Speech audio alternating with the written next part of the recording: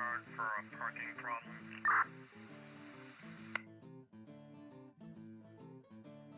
For in your 23. Yeah, we're going to 28 one truck when you're ready. Go ahead. One truck, white Lincoln X-ray 985 should come back up and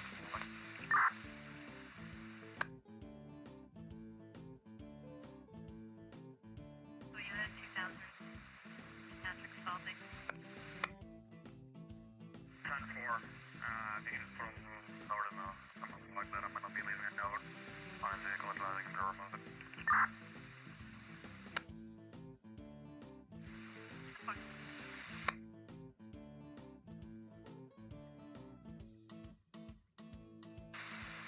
Fine.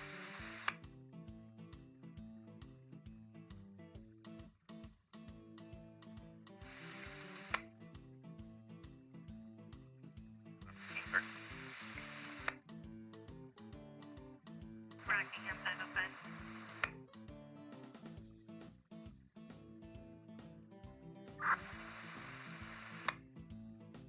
505 and 15 Millicent case for Athens, complainant, soon to be ex, slashed her tires and has made threatening comments to her. She's concerned he might return. Yeah, forgive this at 32. 10-4.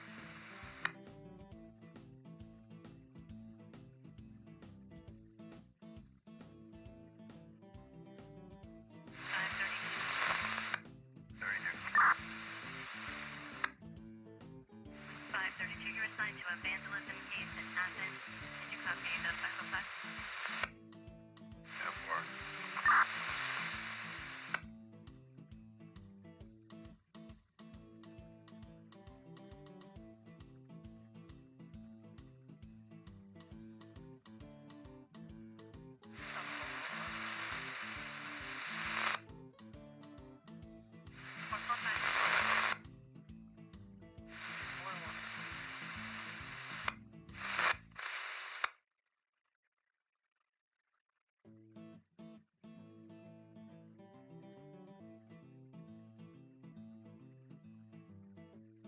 Look at that.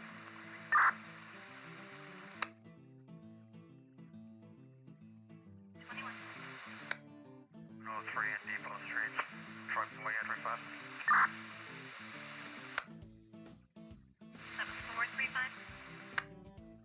10-4. 10-4.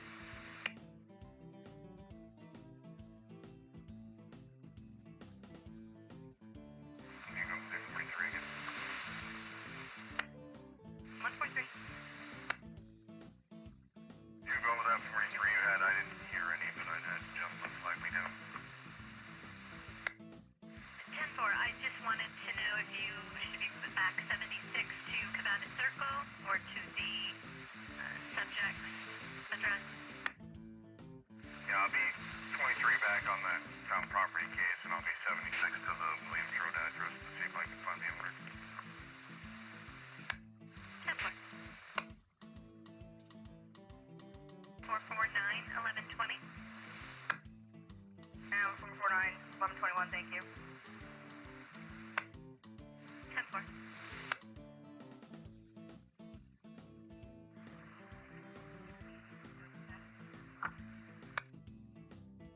Code 4. 4.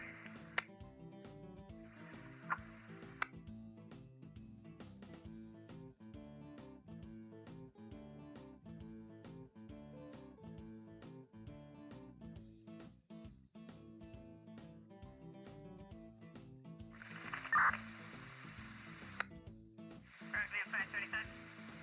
Yeah, that was a great college. 535. Should be. Got no for a woman who fucked into a house. I'll slide up that way. Caller is now been able to close the front door. She's now pounding on the door, trying to get in still. No flight floor on her here, got tie-dye shirt on, and number 21 is open. We have separation. Inboard now. Excuse me.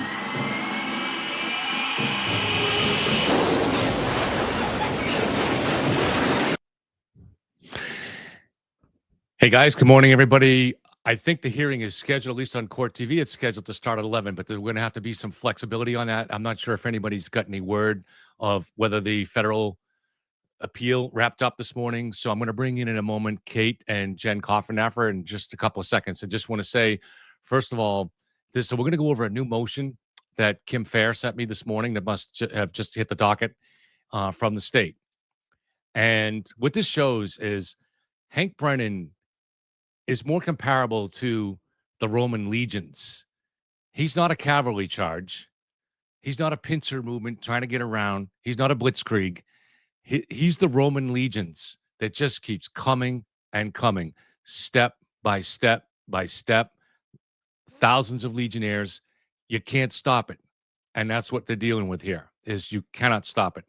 So let me bring these. I see two versions of Jen in here, so I'll bring them both in. And now we're down to one. So we'll bring in Kate and Jen. Good morning, ladies. Good morning. Jen, are you here? Her mic is not set up. Okay, so she's probably just getting set up. Good morning, Kate. Thank you for being here. Everybody can give us feedback if the audio sounds all right. So did you see this new motion, Kate? I'm going to pull it up on the screen. I did. And, yet again, just.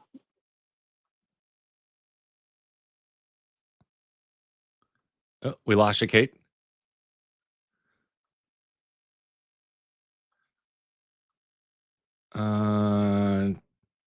She's Sorry. back. Sorry, I'm a little bit spotty. I had to work today. I couldn't get around it, so I'm on the road. But anyway, so I here's the motion here, which maybe it's really short. I'll read it and then you can respond to it. And there's some interesting things in here that we've been talking about for a while, and now they're public. I was going to say, this is just another confirmation that my information is good. Yeah. The Commonwealth moves to amend this court's November 5th order restricting the dissemination of all audio recordings produced by Gretchen Voss. On February 11th, the Commonwealth moved without objection by the defense to amend the order to allow the audio recordings to be shared with members of the prosecution team to prepare for trial. The Commonwealth obtained certified official transcripts of the interview between reporter Gretchen Voss and the defendant, also Attorney Inetti, Jackson, and Little. So all three were there for these interviews with Gretchen Voss. And a certified official transcript from July 13th, from the July 13th, 2023, so going back all the way to the summer of 2023, the interview between Karen and Gretchen Voss. In anticipation of trial, the Commonwealth moves to unseal the entirety of both the audio recording and the transcripts for use in the Commonwealth's case against Karen Reed. One more quick paragraph on that, but so July 13th, 2023, this is amazing because this is 3 months after the defense has launched their third-party culprit theory officially in court, and almost 3 months after they launched their media campaign through Turtleboy. And how she describes her taillight here is it's just amazing to me that they never figured out, because it's very different than what Alan Jackson said in closing and in the trial. All right, so the last paragraph. Alternatively, the Commonwealth moves for a partial unsealing of the transcripts to allow the Commonwealth to reference statements made by Karen about the damage to her taillight in order to effectively rebut the defense's allegations of egregious governmental misconduct at a hearing scheduled for March 5th. That's today. So we're going to hear about this. Yep. All right, go ahead, Kate. Well, hopefully we're going to hear about this. Hopefully she grants it, right? Right. It's hard to think of any reason why she wouldn't, but I don't know. I can't think of any legal reason why she wouldn't, but the only bar I know about is the one I served at. So right. So, but this is fascinating, though. So just for people that maybe aren't fully aware of this, and as Kate first reported, and I have reported, and let's just say I learned it.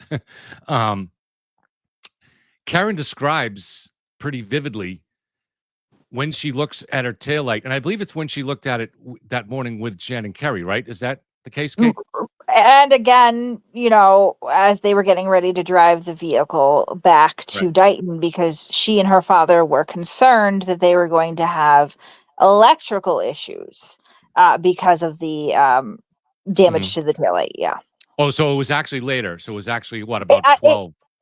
Yeah, I would say that, you know, these observations were made at both times.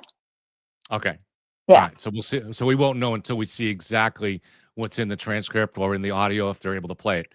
But what it shows is that Karen, in her own words, describes that taillight as missing pieces, severely damaged. And I think she even talks about plucking a piece out. And that's the point of her telling the story, is she's trying to say the state police must have lied when they said they found no evidence in the driveway, John's driveway, because she left a piece there herself, right?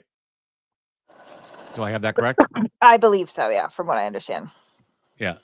So at the very least, Karen examined that taillight and found it to be missing pieces in the driveway around noon before she left for Dighton, and possibly her description applies to 5:30 when she examined it with Kerry and Jen, and it's corroborated by Kerry and Jen's statements too. And the defense chose not to cross-examine Kerry Roberts, who is a close friend of the O'Keefe family. Right, who describes a piece of metal sticking out. And I mean, like, you know, this entire the semantics game on how damaged the damaged taillight was is ridiculous to me. Because what are the odds that the, you know, exact time that she's accused of hitting someone with her car also turns up with damage? And it's like she can only go so far with the lie because of, you know, observing it with Jen and Carrie and some of her statements. So she has to admit that she, you know, damaged the taillight in the course of all this. And I mean, the odds are that it wasn't unrelated to what happened, right? Like, you know, otherwise you've got the luckiest conspirators in the world, right? You know, they're going to frame her for vehicular homicide, and she's just going to, you know, by chance have damage to her taillight at the same time. It's silly. Yeah. And this goes to the point of they're trying to dismiss this. See, the defense has opened this up and they're opening up the ability for the prosecution to make this public in a hearing now, so the public will hear it, because they're trying to dismiss this based on the idea that the prosecution hid evidence of the Sally report that potentially was exculpatory because it could have showed when the taillight could have been tampered by the police. But so now the prosecution is going to say, well, no, the taillight was already damaged exactly that way, and we have a lot of video evidence to corroborate that, but we also have the defendant's own words. Let's see. Exactly. Let me pull this down, remove. For some reason, it didn't. Trying to just pull up the screen and it didn't. Oh, I'm not signed in on that computer. All right. That's the problem.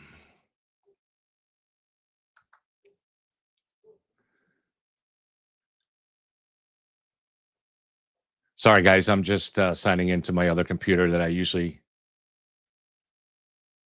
I think I am signed in now. All right. And Kevin, did you hear about the mailers that are being sent out in Canton? Yeah. So were they actually sent by post office? How widely sent were they? That is unclear right now. That is unclear, but I mean, that is outrageous. I mean, we know they talked about in the last month that they were going to do something similar to that. Yeah, it should be against the law. Right. And Nick Rocco really just kind of spilled the beans, not on the mailer, but said the same thing. You know, we feel like we have a better chance in this trial, even though the federal investigation is over, because of the public further publication of the case to their crowd.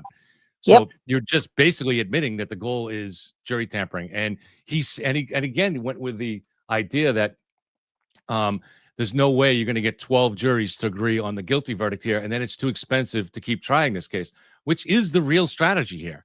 There is no chance to get 12 jurors to acquit. There's no chance of that.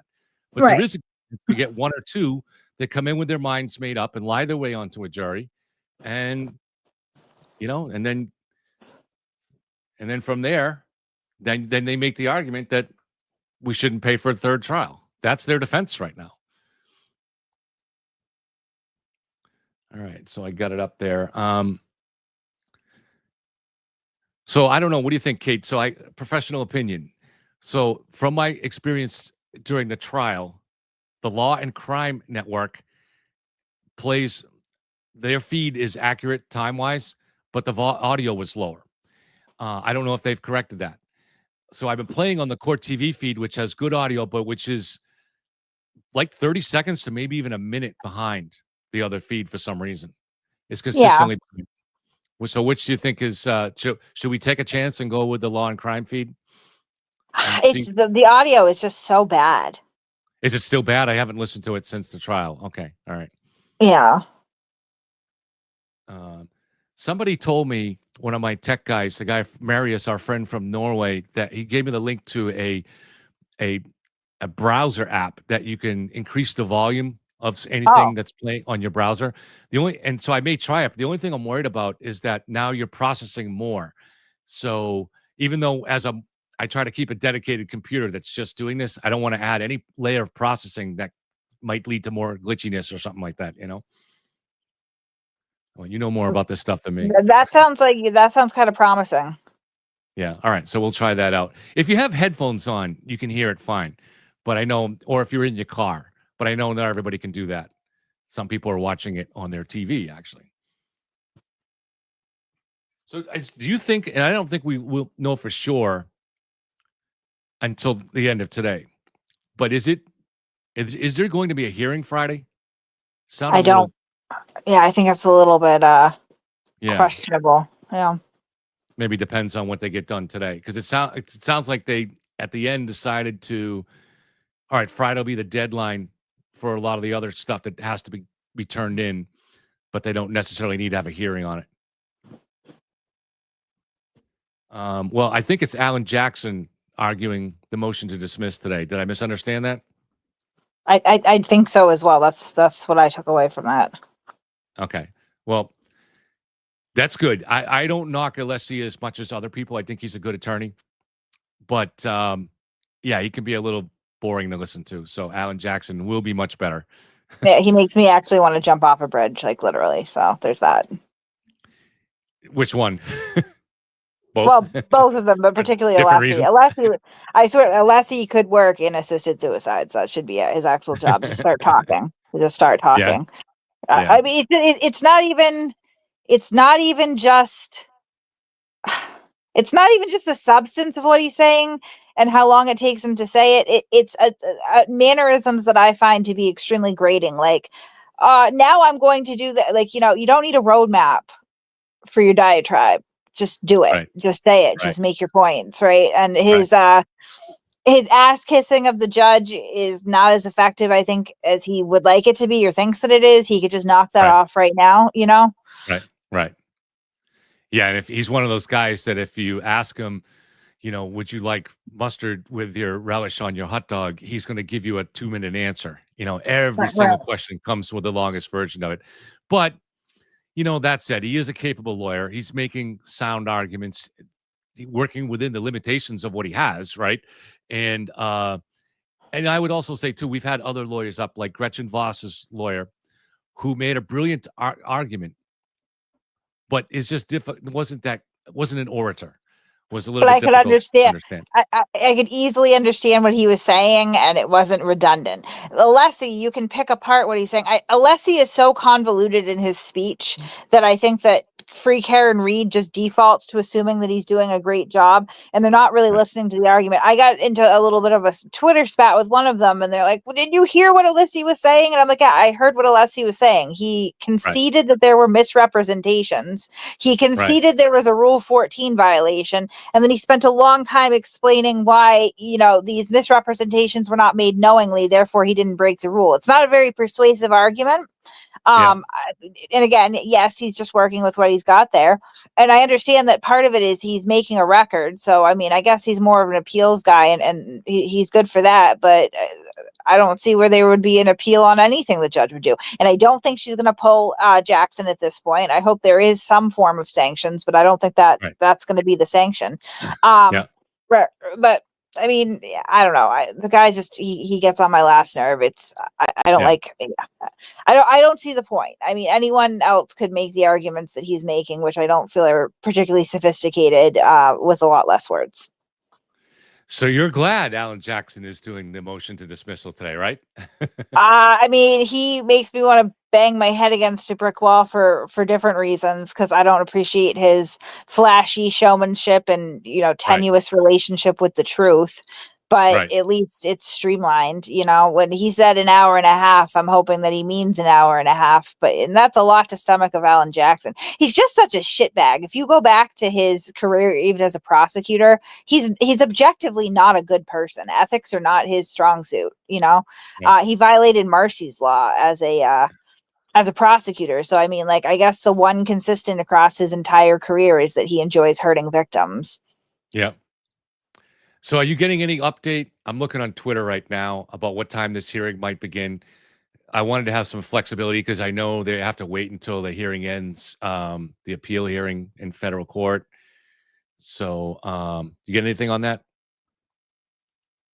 No, honestly, I am so disinterested in their federal case. I can't even put it into words. It's going to be denied. That's Yeah, just like, and we already saw it. It's the same argument they made, but yeah. I'm just wondering what time are we getting any indication what time this hearing is going to start? I think it's at 2, honestly. Yeah, so what I prepared to do today is come on and spend some time talking with Kate. Jen, I think, is just here for our audience, but if she logs on, we'll talk a bit. But we're not going to talk from now until 2. So, Right. But we'll leave the program going because the other day last week I left it on accident. I didn't hit the fully end the stream, and I was probably on for another couple hours with nobody here, but people still enjoyed the chat. So I might, so I'm just going to do that today. So I'm going to leave this stream running all day until after but if the hearing doesn't start till 2, I'm not going to sit here until 2. No, it doesn't make any sense. You can just let people chat and it'll, come up when it comes up, right? Yeah. So Jen said she'll be on at 11. So sometime she will come on to talk. But for now she's plugged in her audience, so they're here. So welcome anybody from Breaking the Case with Jennifer Coffindaffer. For anybody not at that channel, please go over there and hit a subscribe to it. Thank you very much for her to support her. So man, you guys were talking on your channel the other day about the copium. Yeah. But wow, it's just unbelievable to watch. They're now thinking that all of them insisting that Hank just made this up yesterday about the feds. It can't be true because he's a liar. And he made it up, or the other thing that I see kind of prevalently is, oh, good, now that it's over, they're going to indict people. They just have indictments under seal. Like, it's delusional. Yeah, it's crazy. Are you here, Jen? Yes, good morning. Hi, Jen. Good morning. I've been listening. Oh, okay, good. So anything you'd like to add to what we were saying? When it comes to this Fed investigation, it's perplexing at best. And I really think it just comes down to when people are told something over and over and over again, and particularly by the blogger, by the ex-DEA agent, by several other people who have absolutely no background in federal investigations, public corruption investigations, which the DEA agent did not have, and certainly the blogger doesn't have. They just make this up and repeat it so many times and make it salacious and interesting that people really believe it. And I think that they just cannot fathom it's not true. Mm-hmm. So one of the interesting things, you guys can both respond to this. We'll go to Kate first. So yesterday we learned that on January 30th, which was a little more than a week after Josh Levy left office and the new U.S. attorney was in, I'm not sure if she was in yet. They may have been an interim person at that point. So you can correct me if I'm wrong. And actually, now that I think about it, she may not have been in yet. There may have been an interim person. But on January 30th, that office told both parties that the federal investigation was ongoing. And then when Attorney Little said this in court on February 18th, the U.S. Attorney's Office either reached out on their own or perhaps there was a phone call from Brennan. I don't know. But on the very next day, they reached out to the Mass State Police the Norfolk County DA's office and the Canton police to say that their investigation was ended in all aspects and that there were going to be no charges. So what happened? Did that federal investigation actually end in those few weeks? This is my suspicion, and this is, again, I'm not a federal agent, nor have I have ever been, but I have some experience trying to pull records from the federal government, right? And it's a very daunting task that usually ends in darkness, right? Because they have a lot of reasons not to hand over information. Their strongest reason not to hand over any information at all is an open and ongoing investigation. So foreseeably, they could cease actually actively investigating anything, but still consider it open. And that really, it's like it doesn't exist, right? Can't confirm or deny. If they close it, they can still deny public records requests, and that's happened to me. It was the DEA actually was one of the best examples where it was a 20-year-old drug bust case. I had the case number from the courts in California. I had all the information on the defendant. I definitively knew that this investigation, arrest, and subsequent charges had happened. The case went through its course. It was disposed of, with a plea deal. Like, absolutely non-negotiable. This happened, and I put in records to try to get information from the DEA, and I am told that they cannot release them because it would reveal investigative techniques and details, right? So I mean, no matter what, it's a really, really difficult task to get a lot of this information. The government's kind of a black hole for a lot of information, particularly if it's something that would compromise or embarrass them. But keeping it open really, really ensures that, right? They don't have to touch it at all. Sorry, no, can't confirm or deny, right? So I would assume that what happened was under Levy's leadership, they probably stopped investigating this in that summer where the last round, or I think it was February when they brought law enforcement in. After that, there's no evidence whatsoever of any sort of movement as far as investigation goes, right? That's probably when it was over. Let's just leave it open, just leave it open. And that way nobody can really sniff around. And then I think what happened was it kind of pushed, especially under the new leadership, pushed for some closure because the defense keeps invoking it in the media and court. And that's the opposite of what the government is trying to accomplish here, which is just sweeping everything under the rug. Right. Jen? Well, I've explained this, but I don't know that it necessarily is sinking in, and I would love to get, responses from you all. But because a case goes to the grand jury does not mean it's a viable case. This happens all the time. This happens more times than not, that an investigation can be conducted and the prosecutor never asks the grand jury whether there's a true bill or a no bill. In other words, they never ask for that, a vote.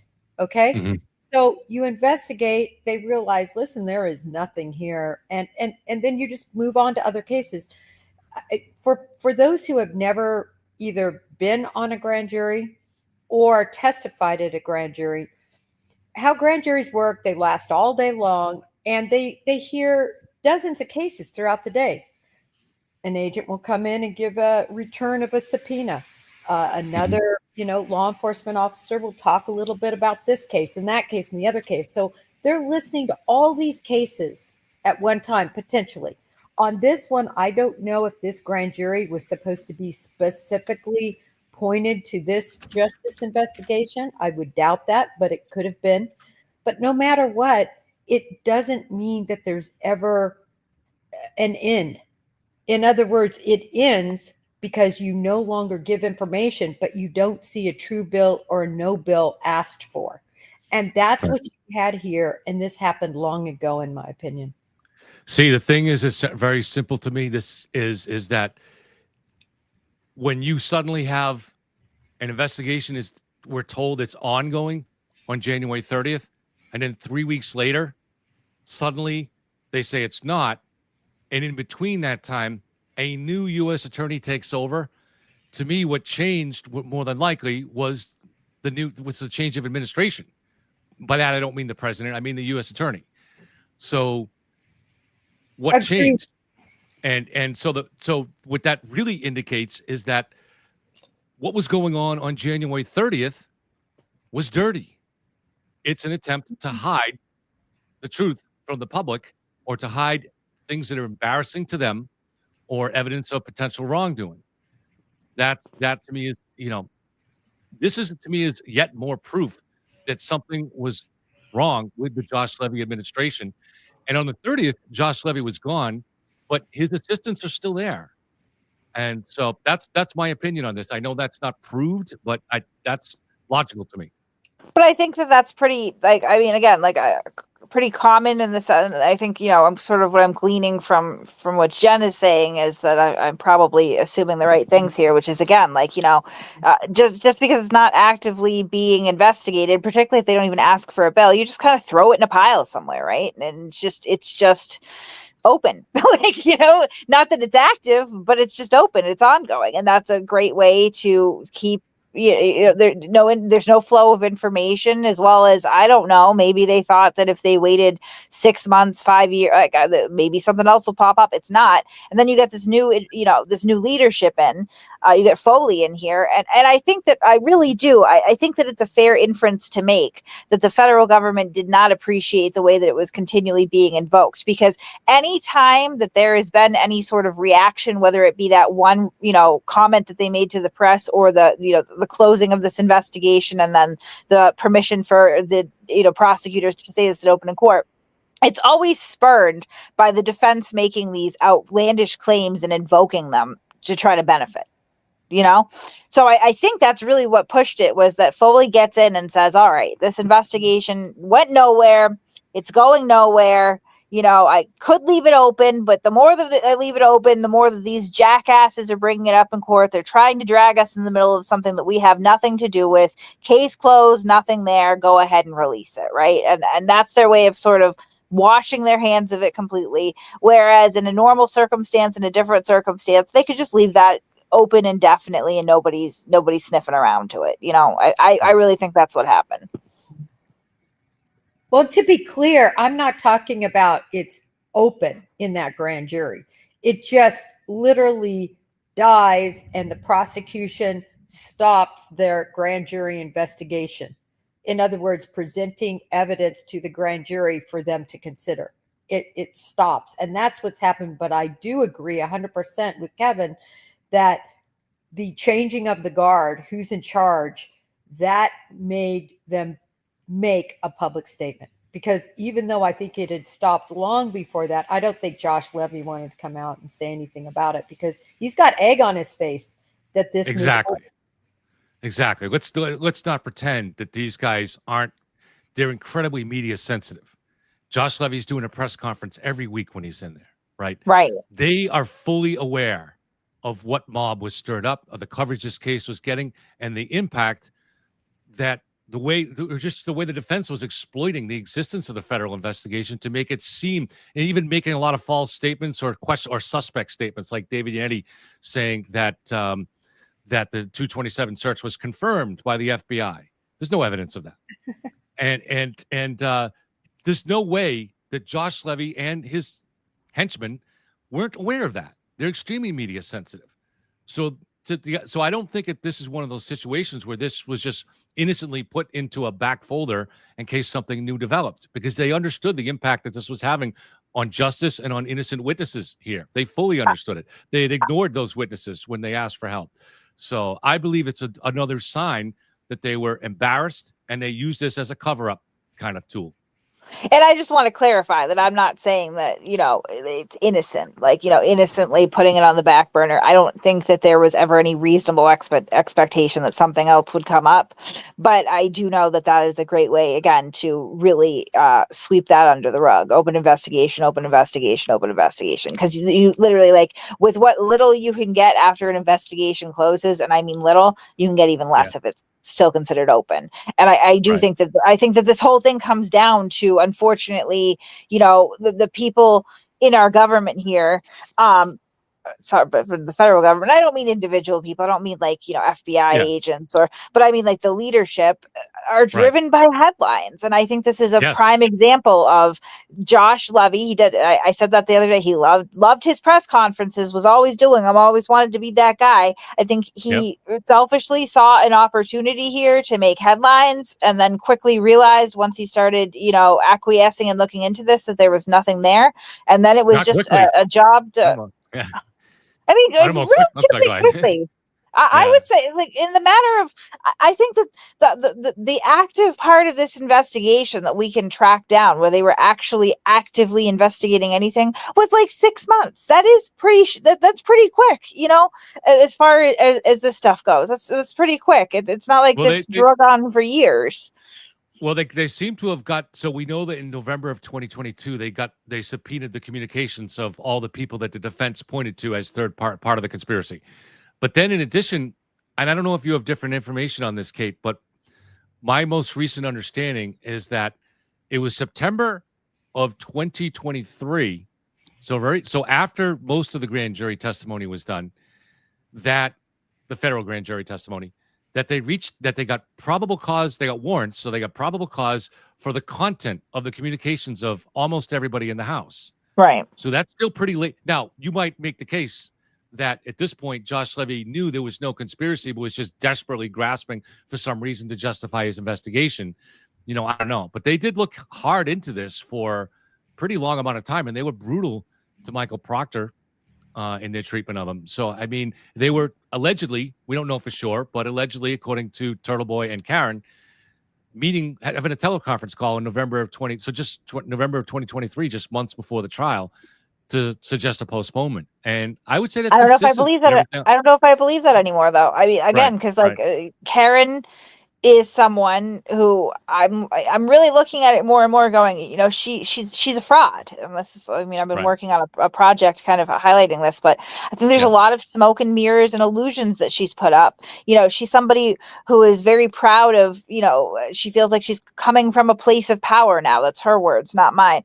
And I think, the more that you look at it, the more that you realize that this power that she has is completely manufactured. It's not organic. It's not real. Yeah. And I could see her absolutely lying about this supposed weekend conference call asking for a postponement because she knew the media was going to be covering this. And how did she know the media was going to be covering this? Presumably because they were the ones sending out these letters that they got in Discovery, right? Because nothing else ever came out indicating that there was a source within the federal government or anything like that at all. I mean, I think it's pretty clear that this all came from the defense. So, I mean, what she used as proof of this conversation was the fact that the media was going to be covering this, but she knew that independent of the federal government. So I don't know. I just she's a liar. That's one thing that is non-negotiable. Yeah. Let me just push back very, very briefly on that, and then then we'll go to Jen. But notice that neither Karen's attorneys or the U.S. Attorney's Office has denied that conversation. So, I don't know. Just something to factor in. Either. What's that? They've never been confronted with it either. Like, I mean, the U.S. Attorney's often going to confirm or deny anything. So like, that their silence means nothing on either end, right? Like you're left to piece it together on your own. But as far as Karen's attorneys, they've never been in a position to confirm or deny it. So I don't think, and again, like her attorneys are obviously liars as well. Like that's been established. And, are they going to go out and correct every single time that Karen lies to the media or lies to her little friends and henchmen? No. I mean, historically, they have not. This is the same woman that said, 2 years ago, this coming June, indictments are coming down. Michael Morrissey's the target, this, that, all lies. All lies. And just, Jen, before I just have to address a chat issue. So Turtleboy's been in chat, and I've been putting him in timeout. I don't know if you guys do on your channel, and he's getting upset about it. But it's because he's talking about blowjobs and dicks and stuff like that. We don't want that here, all right, Turtleboy? And at one point, he said, no one puts Turtleboy in timeout. What are you, the Roman Emperor? That's probably it's a fake Turtleboy, I think. It could be, but is your level of narcissism that deep? I don't know. But he does come in too, so I don't know. So who knows? Anyways, Jen, I'm sorry. We've had you quiet for too long. react to anything we're saying. No, that's fine. I mean, what I really like about this case is so many locals, like not only yourselves, but of course Tuesday, Gazette, Carrie Lama, Julie Carpenter. So many people have really not only taken an interest in the case, but dug deep, because it's your community, it's your Commonwealth, and for you all to sit and watch what's happening with the blogger, with these notices that are being mailed out, with the obvious trying to taint the jury pool. And I don't say that lightly. I'm really just quoting the blogger. I posted it within the last couple of days. He himself saying, Michael Morrissey, do you see what we're doing? We are going to taint your jury pool. It's not like, as an example, to me on YouTube, it's such a big audience all over the country, all over the world, right? Not that we have huge audiences, but YouTube generally, right? You're reaching lots of different people. They are focusing in on where the jurors will be selected from. And, and just be driving down the street and hear them on their megaphones. It's so wrong what's happening. They need to choose the jury from Boston. I don't think it's going to happen, but it's wrong. It'll be a travesty of justice if it's not done. I'll just bring up real quick, Kate. Here's the flyer here. We don't know if they're mailing these out, stuffing them in, but they're trying to directly influence the jury pool here. And these are lies printed. Like, that's the thing that's most egregious to me, is like these are patently false statements that are being printed and sent and allegedly sent around. I know that it's been posted. One person claims to have gotten in the mail. Again, I don't know how widespread it is. I would hope that the prosecutor sees this, like, just in case. But it should be mail fraud. So Court TV's thing is saying that the hearing is expected to begin around noon, so about a half hour from now.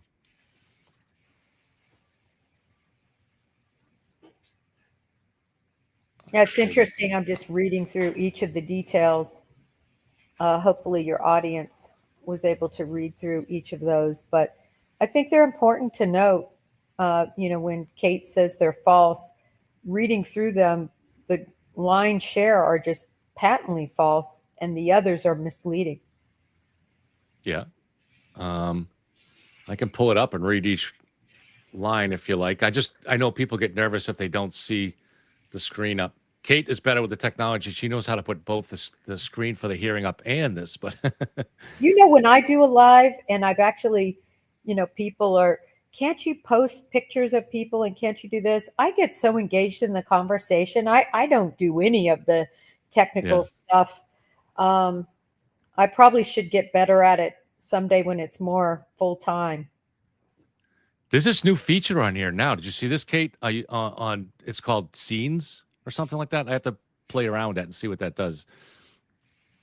I'm still against StreamYard. They wanted to charge me $88 a month, and I was like, yeah, I'm gonna stay with Streamlab OBS. Actually, like, I know the ease of having guests on is a major plus. Like, it's a little bit of a pain to kind of work around it in Streamlabs, but otherwise Streamlabs is superior in every single way. The one I pay for is $47 a month, and it allows, I don't know, 3 or 4 different channels to go on. That's still outrageous to me. Outrageous, I tell you. It is, and the donations and the memberships goes towards that. That's so it makes it easier for me to do other things. But I'm curious. So there's this new thing where you can add scenes. It shows up on the left-hand side, but I haven't had a chance to play around with it because it's just I'm not sure what it really does. But at least they're finally adding, for all that money you pay, they're adding a few new features. They now have a thing too where it uses AI to create clips of your show as long as it's under 2 hours. I saw that, and they said they wanted to create clips. I clicked yes, and I don't know what happened. I never got any clips. So if there'll be, I tried it. Yeah, as long as the show is 2 hours or under, and I did it, and the AI selects like 10 different clips to make. And not all of them are useless, but it's a nice new feature. So anyways, on this flyer says a friendly reminder. Item 1. All right, so it's the title of it is Reasons Smart Citizens Know Karen Reed is Innocent.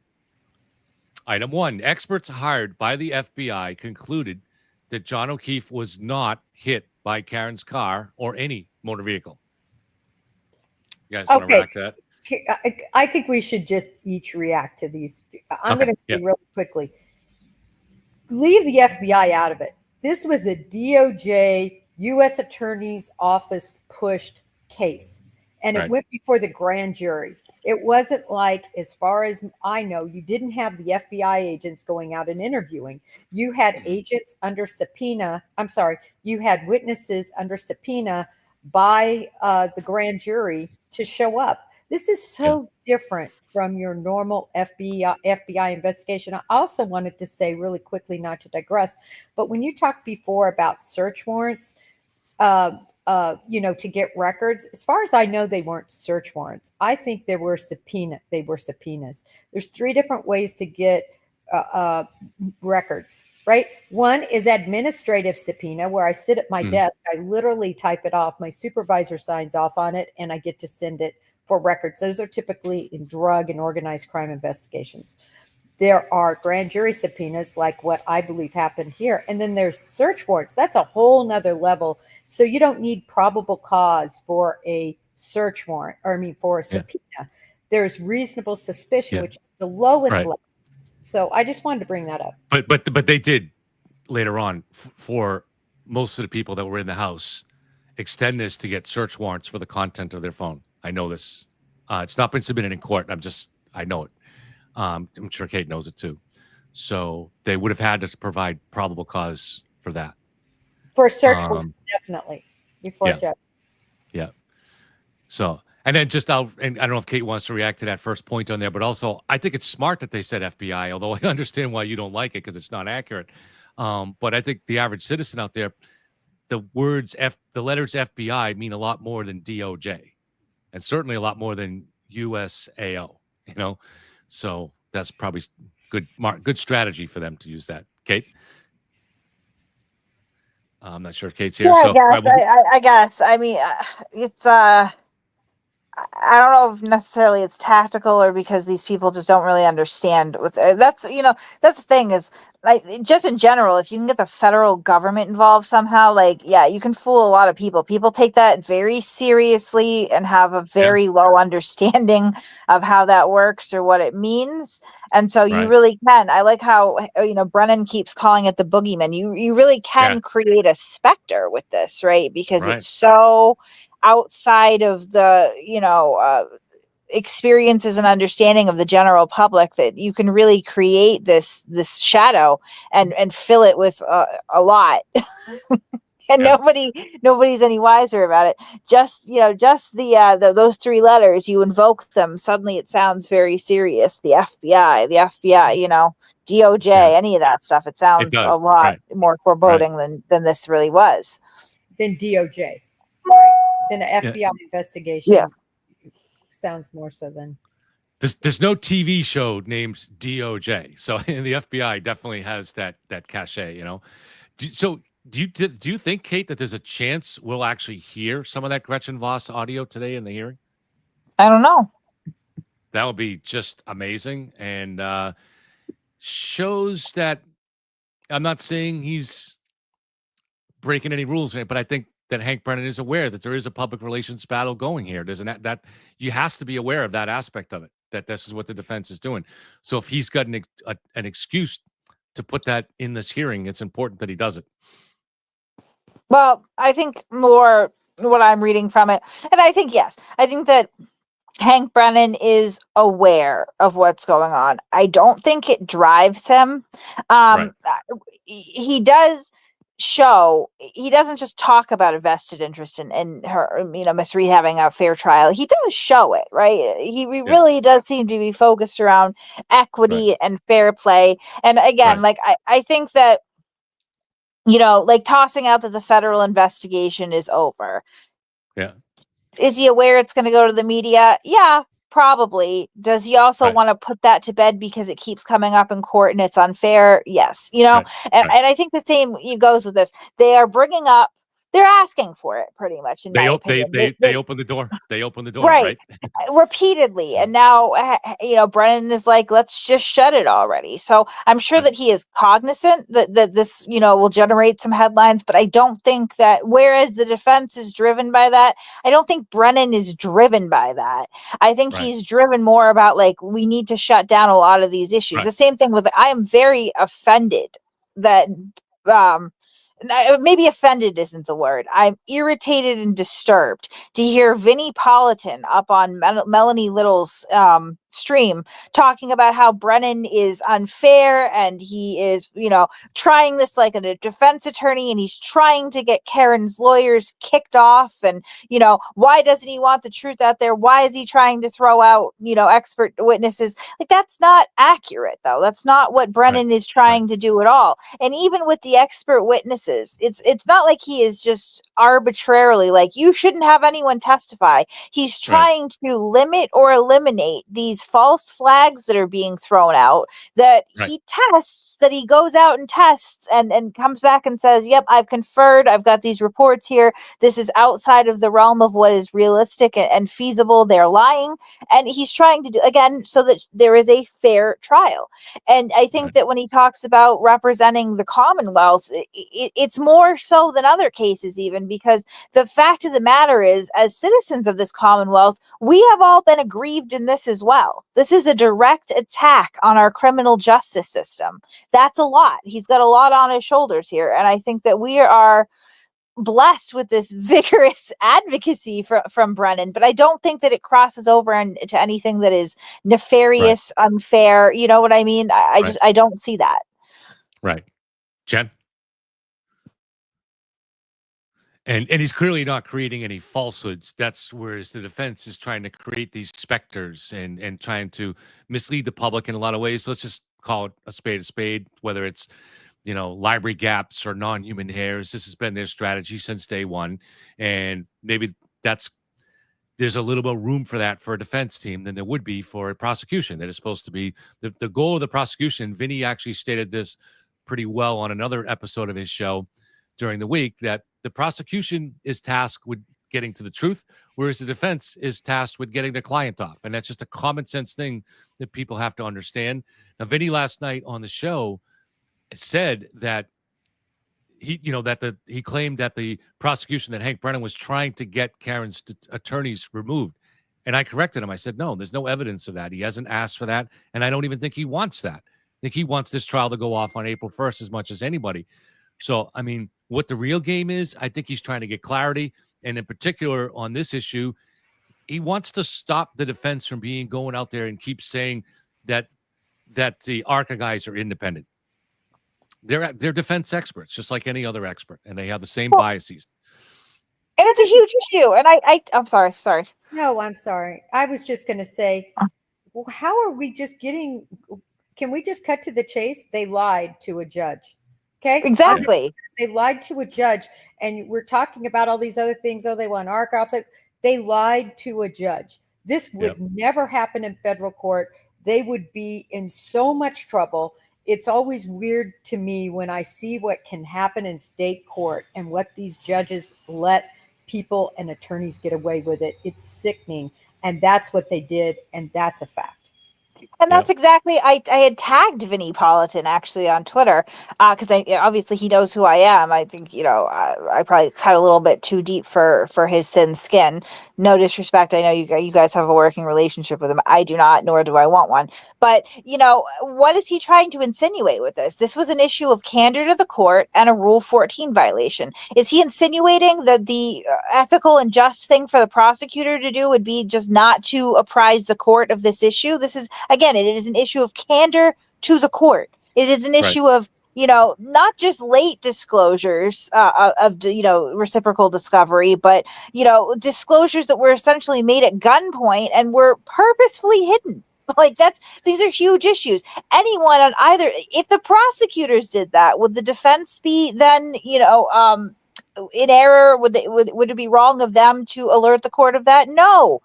They're doing things, and as much as Free Karen Reed crows about the prosecutor being, dishonest and dirty and all this stuff, there's only one side of this that's ever, actually gotten dragged into court over candor issues. There's only one side of this that's ever been reprimanded by the judge for, issues of candor.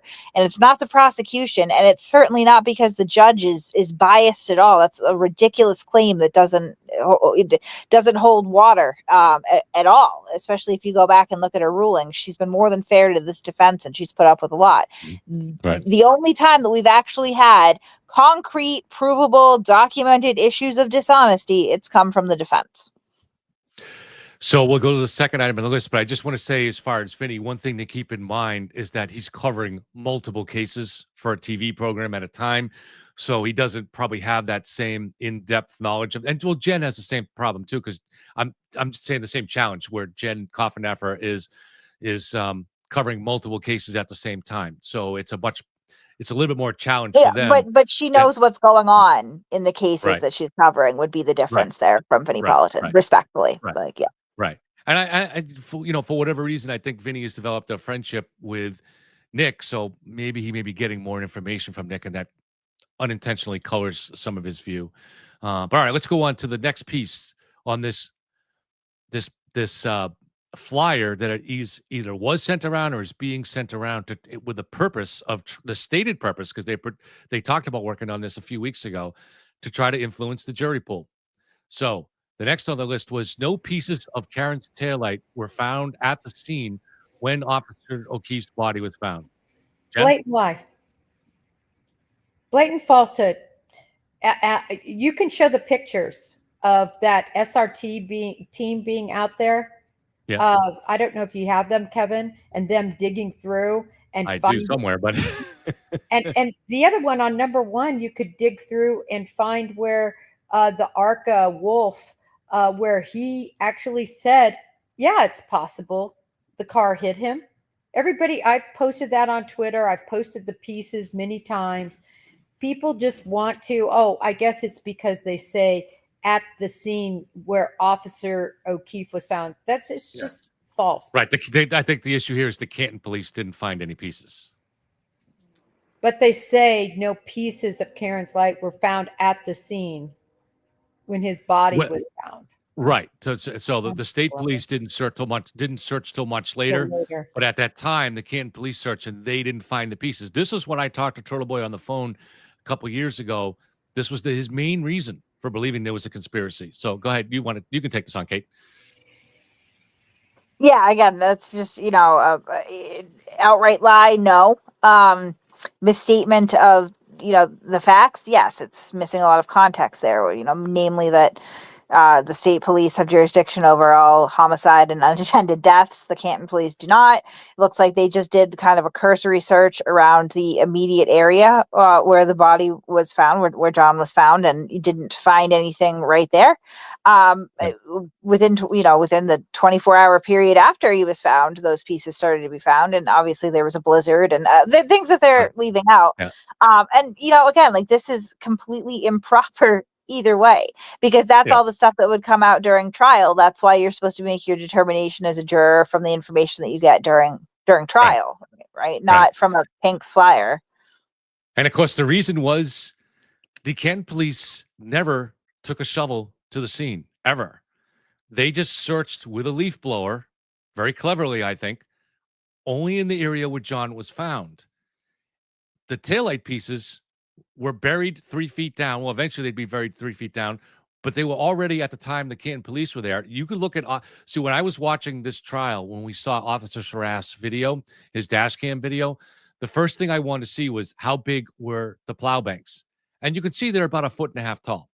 So that's where those pieces were found, buried within those plow banks. And the Canton police were never going to find them unless they took a shovel to the scene. And they never were going to take a shovel to the scene because they knew it was going to be a state police investigation. So it's not really a mystery. But I can see where it seems like a mystery until you know the explanation. All right. The next one is the lead investigator said the owner of the home where John's body was found on the lawn would not get in trouble because he was a Boston cop too. So this is Michael Proctor saying this. False. It's not. They're missing. They take nope. Guy was a Boston cop too. By all accounts, he did nothing wrong. That's the text that they constantly strip from that, right? So that's patently false, right? Like it's not true. At no point did Michael Proctor say he's not going to get in any trouble because he's a cop. He's a cop who did nothing wrong. Like that, the he did nothing wrong part is the part that's pertinent there. Mm-hmm. Jen, you have any thoughts on that? All right, so I'll move on to the next one. The lead investigator, a family friend of the homeowner, was offered a gift when Karen was arrested. So that's again Proctor. It's just so out of context. Yeah. Out of context. Yes, was there a mention of something to the degree of, oh, I really appreciate all the hard work you did. And I can't remember the exact quote, but I'd love to get you a little. I can't remember the exact quote, but it was so innocuous. And to me, it was just a sign of gratefulness. Right. Exactly. And, in another context, you could look at this and say, all right, hey, that speeding ticket got fixed. What happened there? But you have to look at the fundamental evidence here. And as I've always said, and Kate knows when we first talked back in September of 2023, I wanted to know the timeline.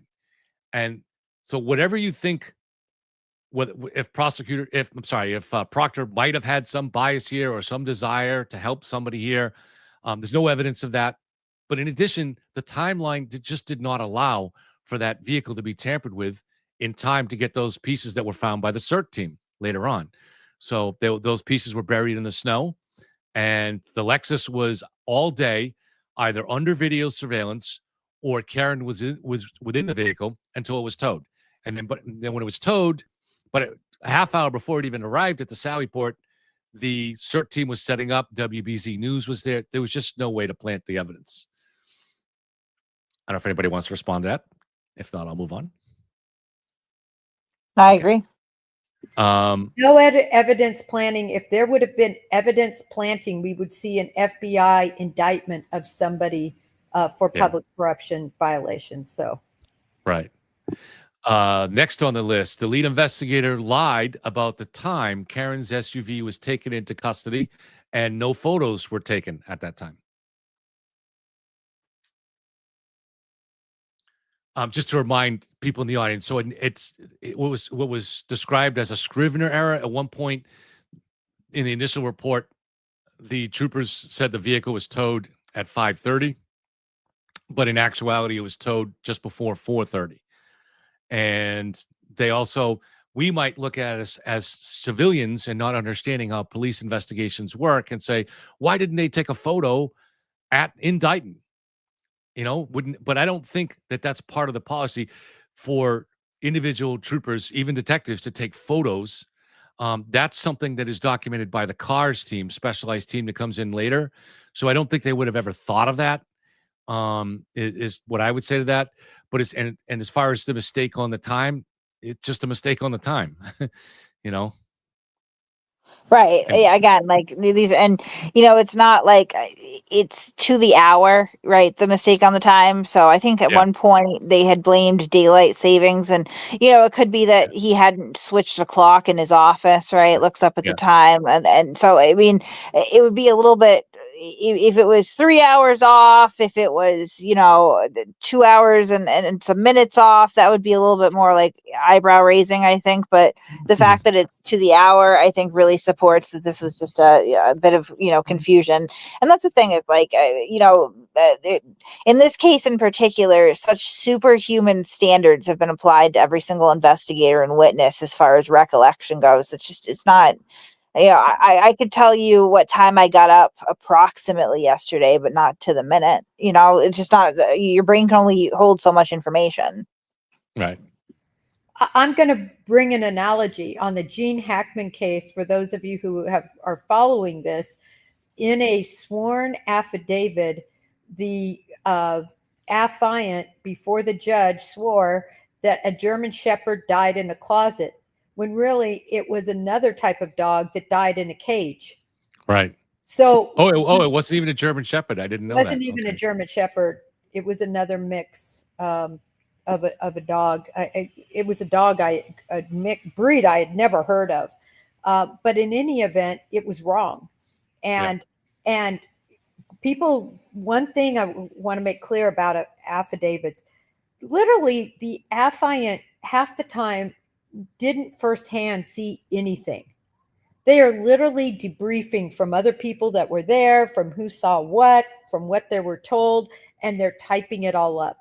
Right. Koberger is another. He didn't do any of that work. Everybody else did it, and they're just putting it on paper. And so mistakes are made because no police officers they're all human and they make errors. And a 1 hour error that I would argue benefits it benefited the defense being an hour later. Mm-hmm.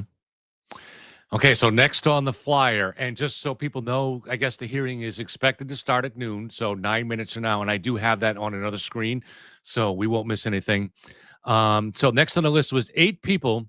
8 people did not see Officer O'Keefe next to the road when they left the party, nor did the plow driver. That's the point. That's, to me, is a perfect point.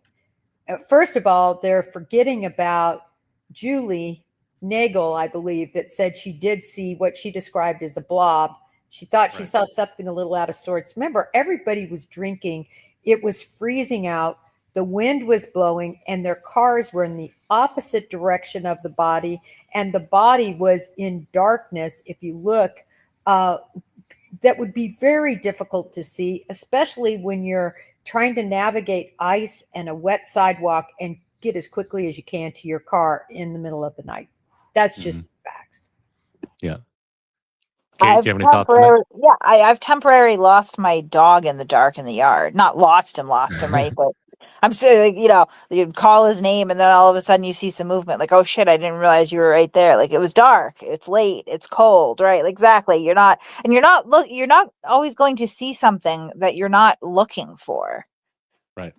Look at the Where's Waldo games. That's another example of, right? They put all these images in there, and then it's an exercise in your concentration to be able to look through the noise and zero in on individual objects. It's not something that your brain just default does, right? Like, takes some concentration a lot of the time, and there was no reason for anyone to believe that anything was amiss, so they're not looking for it. Right. I try to use the example that the way peripheral vision works is you drive to the store a couple miles away and you're going through a residential area, whether it's a day or at night, but your brain is, so let's say it's during the day, your brain is processing in a behind the scenes kind of way, tens of thousands of objects in every yard and bushes and trees and all the stuff there. And it doesn't flag it to your conscious mind because you'd be overwhelmed by that. It only wants to flag something that, hey, this is important here, check this out. So that would be generally something that's moving. Unmoving objects generally are not flagged to our conscious mind. There's nothing unusual about them. So you're driving at night and you're just seeing a bunch of shadows in yards and stuff like that. You're not going to turn towards every one. There's countless of them. So, but if something is moving, then all of a sudden your brain is going to say, hey, there's something moving on the lawn there. So I just don't think, and it's important. I think Jen just kind of pointed this out too, that Lucky also plowed, according to his testimony. I mean, he seems to be confused on time sometimes, but at 5:30, and he didn't see John then. Right, exactly. All right, so next on the list was someone that was inside the home Googled how long to die in the cold before John was found outside. I guess there's no point addressing that one, but False. Right. Video evidence is missing from the Canton police. So let's discuss that. It is a little bit unusual here. No, it's more than it. In other contexts, we might find it suspicious that this video clips all come out right before the trial, and then some come out after the trial, and then some come out as recently as the end of this January, and that it was, supposedly there was in a prosecution's paper file that was, that they weren't aware of. So let's talk about that. I actually think it's a completely feasible explanation. I think, that's a Rule 14 violation. So, they'll have to do it. But again, I don't see it as being dishonest or nefarious as much as I think that it was an overwhelmed prosecution. I think that some of that is by design as far as the defense goes. I think that sometimes they do like to bury them with bullshit, because they have a hard time keeping track of it all. The videos don't sound like they're particularly exculpatory or inculpatory, right? And I mean, I don't think that when you're looking for trial prep, that the video of the car being secured in the Sally port is going to, be what's not at the forefront, right? Because I don't think that that's something that either side would really be able to use for, and so it looks like it's just like a, innocent, but it's an innocent oversight that's definitely a discovery violation. I don't think it's. I mean, I would bet the farm that it's not a case-ending violation, and that it's probably remedied just by virtue of the fact that they have it now. And I think Hank really did lay out why it's not. He minimized it. I read the response, and I saw that he did kind of fall on the sword, so to speak, right? Like, yep, we made a mistake. This is a violation. There's no getting around that. But he did a decent job of minimizing the importance. It's not a Brady violation, I'll tell you that much. As much as they like to scream about it, there's no evidence to suggest that it was done knowingly. There's no benefit that you can glean from them, hiding this footage or refusing to turn it over, and it was turned over. So, yeah. Jen, what do you think? Have you seen anything similar to this before? Not sure if Jen is still here. So yeah, I mean, I think Hank did a very good job in that this evidence is not material, definitely not exculpatory, and probably might be inculpatory if they can. So we know that the state has now worked with some experts to clean up the video. So hopefully it's going to be a little bit more clear. We'll see if that turns out to be the case. But it is, if you just looked at a case from that 3,000 to flyover view and you say this evidence is still coming out piecemeal and stuff like that, you say that looks like a problem. But you can also say, if there was a conspiracy, why would it come out at all? Why wouldn't you just destroy that evidence? Like, if Hank finds a thumbnail in a paper folder in January, why not just throw it out if you're doing some kind of corruption? But he's doing the right thing. Oh shit, sucks. Here it is. We got to turn it over. There's nothing exculpatory in it, but now they're going to make a big beef about it. But he did the right thing. He turned it over. He did the ethical, honorable thing. There's nothing corrupt there. And I think that's where, it ties into the Gretchen Voss interview and Karen's own a description of because I mean, they're really, again, throwing out a red herring and going, no, look over here. The video means absolutely nothing. There's video at 8:23 that it's broken. There's the ring cam photo, video from Meadows that shows that it's broken.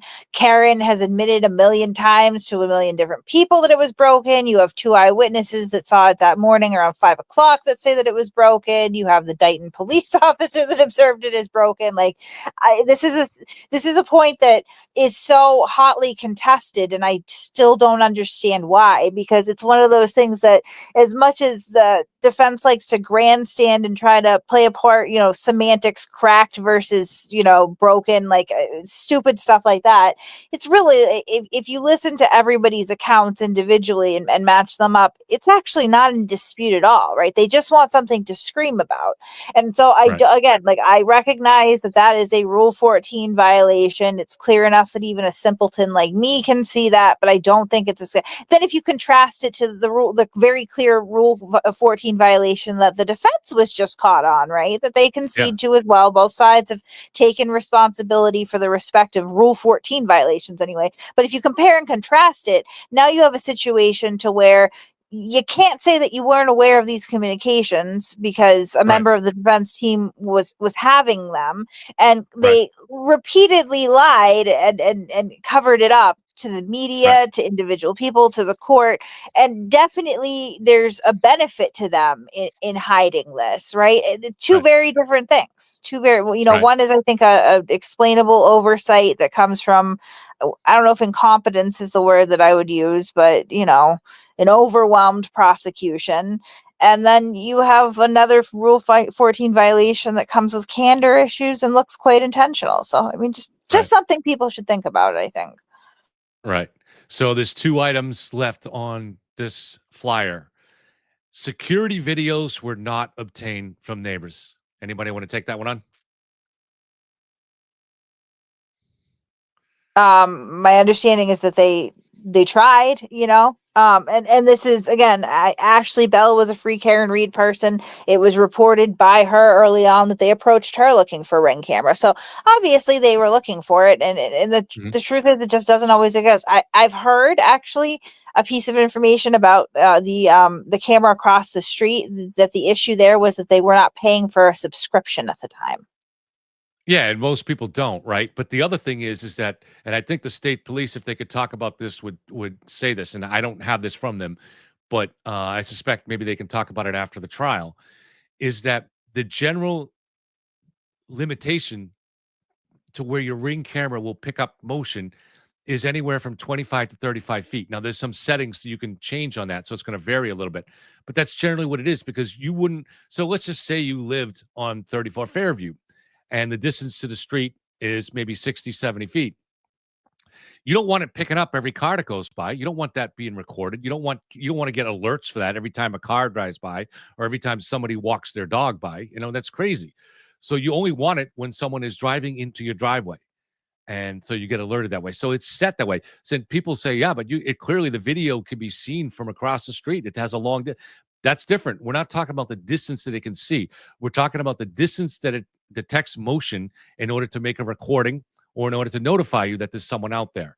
So the state police know this, so they can drive up the streets and look at the houses. So I'm going to guess that Ashley Bell's house, and it looks like it from the video that we've seen, her door, her Ring system is probably set closer to the street than most of the houses are. So they gave it a shot. I don't know if that explanation makes sense. Right, exactly. And if they gave it a shot with her, then it's reasonable to infer that they gave it a shot with other people as well. And again, Right. this is not an episode of CSI, right? Yeah. Like you get the evidence that you get. I'm sure they would have loved to have video footage. I'm sure Right. they would have Right. loved that, right? Right.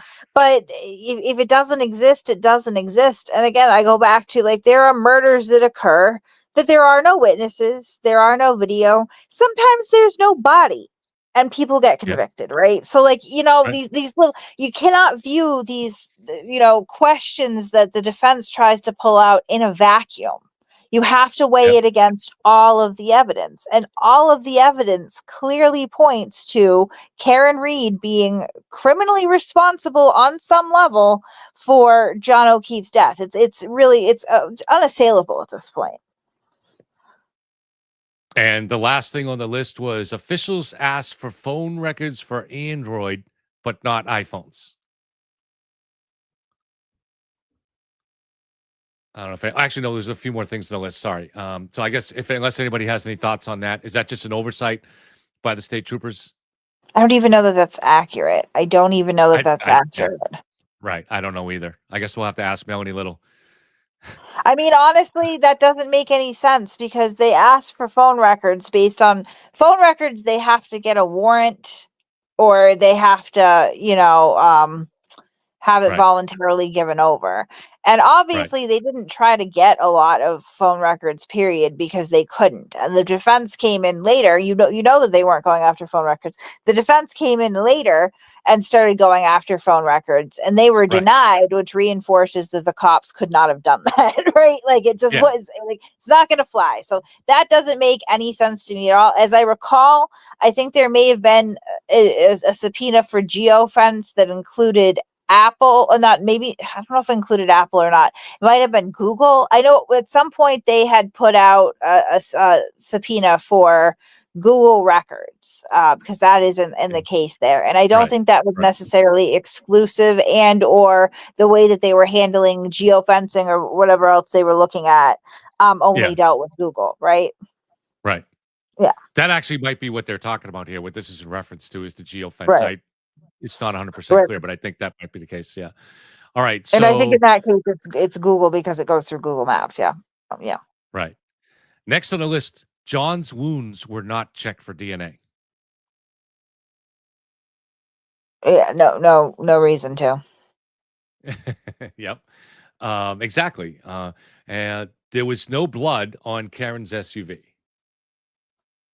I mean, it was towed through a snowstorm, and there was still DNA on the taillight housing that matched John's to a 99.9% certainty. So there's that. Yeah. Let's see. We're almost at the end. I think. Yeah, one more on the list. Oh no, this is and many more convenient coincidences. And then Yeah, so it this is says just go yeah. go to 34fairviewroad.com or Facebook at Justice for Officer O'Keefe and Karen Reed, the Turtleboy official website. Yeah, So that just means that simpleton ran out of shit to twist and was like, "Go talk to my simpleton friends, and they'll surely be able to fabricate some more for you." That's what that is right there. and this is the thing that the public has to understand is that the majority of these things were completely debunked at trial and explained. And then other things, like butt dials and stuff, you're never going to get a fully satisfying explanation because it's a mystery to the people that it happened to. That's how a butt dial is. You late at night, you call someone, you're not going to really remember exactly what it is. But so in any case, there's always going to be a certain amount of things that are not fully explained. But that's as you and I both always like to say, that's why you have to look to the totality of all the evidence and see what could be truly questioned and what can't be. What is the fundamental evidence? So are you getting any indications if they're anywhere close to starting? Are there any, like, has there any of have they walked into the I'm at courthouse a yet? Or? disadvantage though. I'm handicapped today. I'm on the phone, not my computer, so I can't be searching around while I'm on here. Yeah, I get it. One of my computers is not getting internet. Not sure what's going on. I'm trying to fix it while I'm doing this, but I do have two going, so not to worry. We'll have no problem making sure the stream is. These things are always dicey, Kate. Yesterday my mic cut out, and then like 20 seconds after it did, the video would cut out. And it happened like 3 times, but fortunately, I was able to add Matt to the stage, but I couldn't tell him. And he's like, "Can you guys hear me?" And then someone in chat said, "Yeah, we can hear you." So he just picked it up on his own and did it. Fortunately, it took me about. Okay. When I say I resolved it, I don't know what I did to resolve it. I reset it a few times, not the whole computer because I reset that. It just had to reset the browser. But I don't know, technology. It doesn't like me. I do want to. I want to respond to Rainey in the comments and say it looks intentional to Kate because she wants it to be intentional, not because it actually looks that way. I'm assuming you're talking about the misrepresentations to the court. And I mean, like, again, you have to take yourself out of it and just objectively look at it. Like, that would be like if I called Kevin Rainey and then denied it to you, right? Like, am I intentionally lying about talking to Kevin? Yeah, because I was part of that conversation, right? And then you can draw your inferences as to why I'm lying about it from there. But like, I mean, it's again, like, just be objective about it. I understand that not everything is going to happen the way that I want it to be, or it always, I'm not always right. I'm right more often than most of Free Karen Reed at this point, if you go back and look at my track record, but I'm not always right. Even the broken clocks are more right than them. Because yeah. Well, I'm just saying, like, as much as I get called, like, shoddy or I'm a liar or this and that, like, I mean, name one thing that I've said that hasn't been rooted in reality. The only thing they can pull up is that I projected that Karen would be reindicted and she hasn't been. But I was correct in the sense that they did convene a grand jury, right? So, like, I knew that was happening. And I would, again, on that same vein, say that, like, I am still, anticipating that at some point she'd be indicted. So, like, but no matter what, like, I've never been like just straight out wrong in any of this. Going back to, when I talked about Karen Reed and Aiden having communication and everybody was like, "You're lying." No, they're not. Well, look who ended up being right. They admitted it. When I said that they were communicating specifically on the Signal app, again, like, look who was right. Like, I don't have a bad track record at all here. It's not like I said, that people were getting indicted by the FBI for 2 years just to find out they were never even targeted. That would be embarrassing. All right, so I found that comment that you were talking about from Rainey. So it looks intentional to Kate because she wants it to be intentional, not because it actually looks that way. Just because you see it that way, it doesn't make it so. All right, so I can address it a little bit though, Rainey. Now, let's compare this to the accusation that Hank Brennan lied when he said the feds had given him those emails and then corrected it 5 minutes later in the hearing. Why would you lie if you know it's going to be corrected a short time later, which is just going to be embarrassing to you? So we know that Hank didn't lie. That was just a mistake. Now let's compare that. Does that apply here? Well, these misrepresentations by Karen's defense to the court had a huge benefit for them because they were able to hide from the jury the fact that they were paying the ARCA guys and the fact that they had some level of prep with them. So that doesn't prove that they deliberately misrepresented these things, or whether you want to go to the fact that Attorney Little said the investigation was ongoing, or many of the other aspects of this. Not every one of these is necessarily an intentional lie, but most of them, if not all of them, on the defense, you can look at and say, well, if they did lie, we know why, because they thought A, they were going to get away with it, and B, it benefited from them. Right? Does that make sense? Exactly. So just something to consider, Rainey. Hey, Kevin, I'm sorry Yeah, to do this to you, and I'll try that's to okay. come back. I gotta jump because I'll tell you, there might be something else kind of explosive happening today related to this case. I can't say Okay. anything other than that right now, but I'm gonna go try to figure out exactly what's happening. So, Okay. I Well, will try to come back. keep me up to date by text if you can. You got it. All right. Right. Thank you. See you.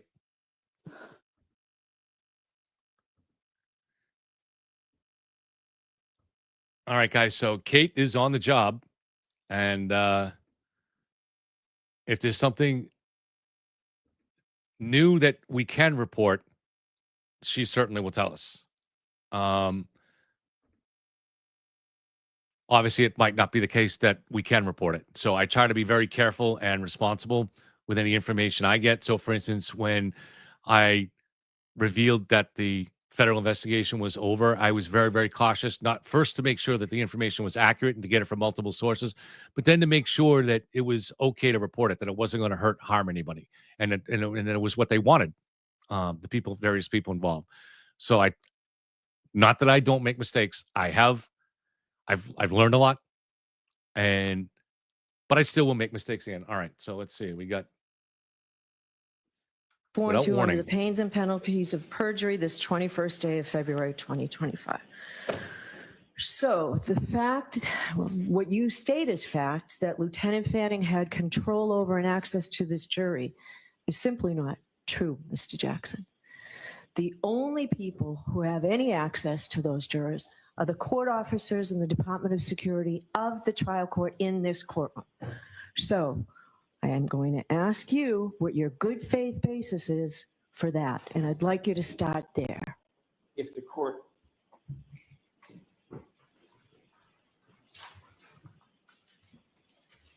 recalls the discussion at sidebar, we were told for the very first time, Your Honor, about this issue concerning the juror and concerning the individual who reported information suggesting that there was some sort of misconduct at sidebar by the court with no additional information. No, I didn't tell you about the role. I didn't know who it was. I'm getting to that because that was the next conversation that we had.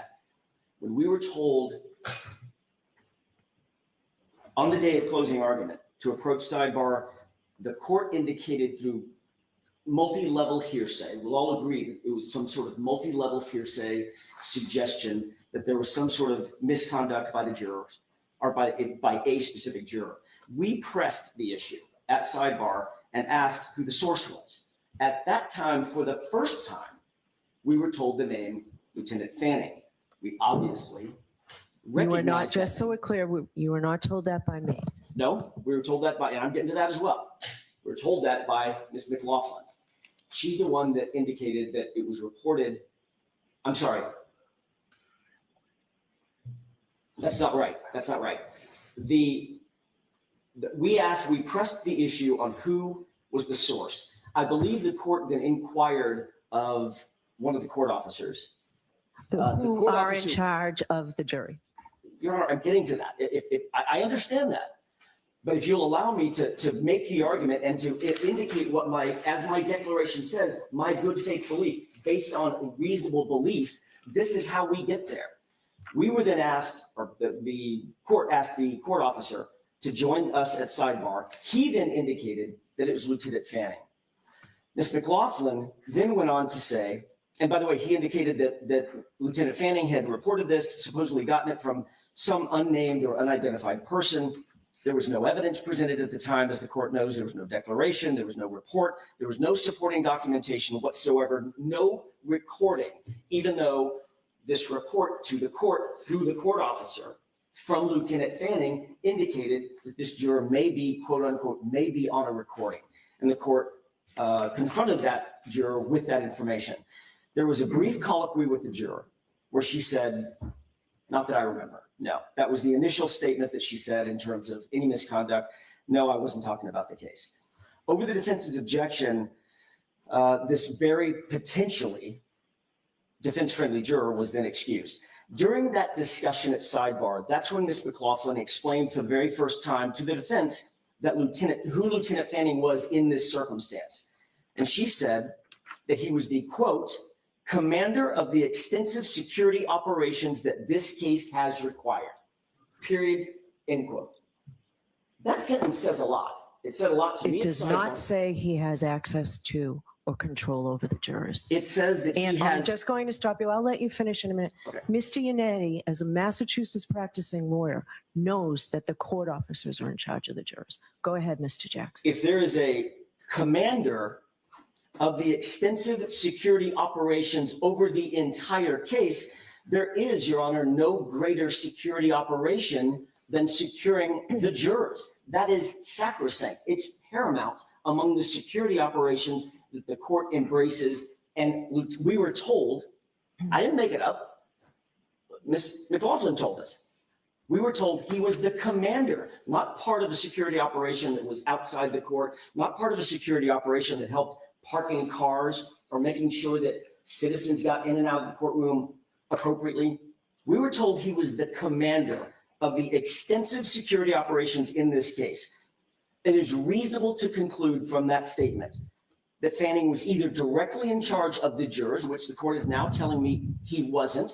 Again, you were told that at sidebar that day by Ms. McLaughlin. No, we were not. We were told. I have the transcript. Well, Your Honor, what we were told is what his title was. Commander of the extensive security operations of the court. So we reasonably concluded that he was either directly in charge of the jurors or in charge of the people who were in charge of security of the jurors.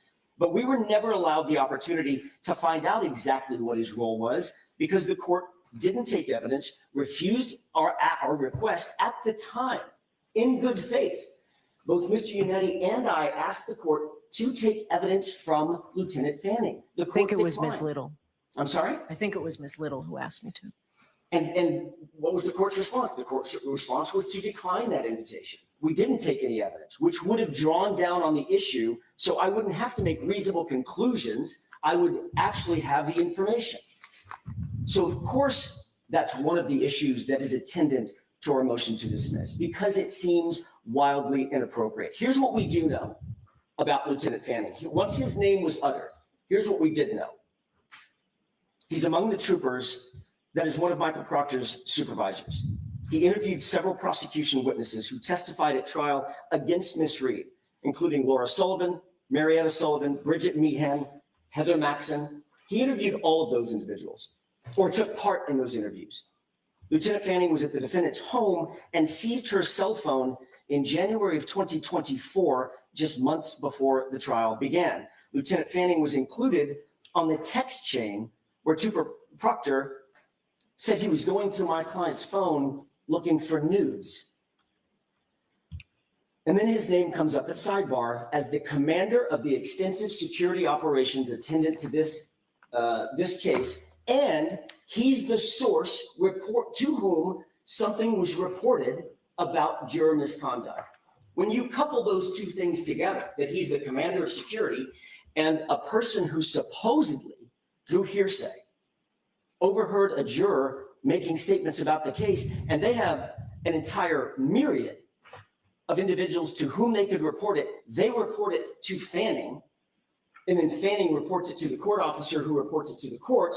It is not unreasonable to conclude that he was at least within the orbit of the security operations governing the jurors, which is exactly why we put it in our papers. And without additional information clarifying that, we have no way of knowing that he wasn't involved or didn't have any direct access to the jurors. If he didn't, he didn't. And that's a fact that everybody can agree on.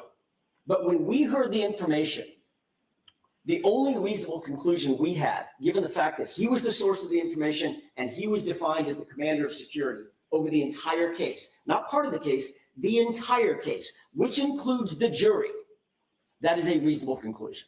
So you signed your affidavit 2 weeks ago when you already knew that he did not have any access to the jurors. No, I didn't. I absolutely did Signed not. and sworn under the pains and penalties of perjury this 21st day of February 2025. Correct. On February 21st, 2025, we were still at the first time that it was mentioned that he had absolutely no access to the jurors. He never had any contact with the jurors is when we received our responsive documents from the opposition from the Commonwealth. In that document, they mentioned he never had any direct access. He didn't have indirect access. They make these claims with no verification, by the way, no declaration, no supporting evidence, no declaration from the attorneys who filed the opposition. That's the first time someone actually took the position that he had absolutely no access to any of the jurors, direct or indirect. So when we filed our papers, the information that I just told the court is the information we were working from.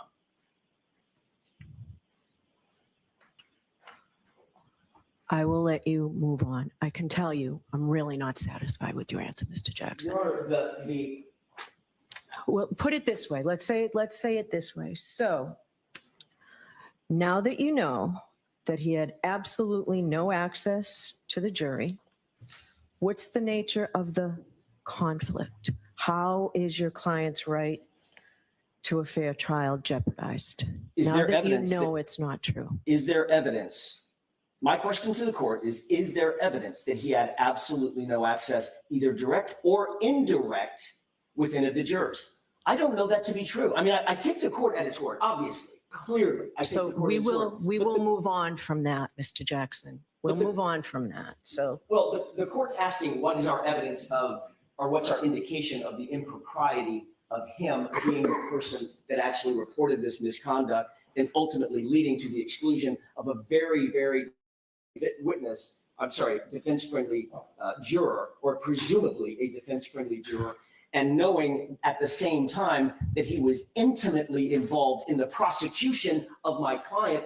That's the reason, because he was at least within the orbit of commanding, according to Ms. McLaughlin, commanding the extensive security services over this case. And he ends up, just ironically, who knew? He ends up being the source of the information that got that juror removed. That's awfully coincidental, Your Honor. And yes, that's the foundation on which we built our argument that shouldn't have happened. He certainly never, ever should have had any access, even in the orbit of the jurors, directly or indirectly. And the court never even inquired as to why he was the one receiving the report. Why Lieutenant Fanning, of all people, who then reports it to the court officer, who then reports it to the court, who then removes the juror. That's an awfully straight line between Lieutenant Fanning, who has an interest in this case, and the removal of a juror. That's improper in our view. And that's why we put it in the papers, and that's why we argued it the way we did. Because we were working off of extremely reasonable beliefs based on information that was provided to us at sidebar in the court's presence. all right, so that's your answer to my question. That's my answer. May I have a moment to confer with counsel? Yes.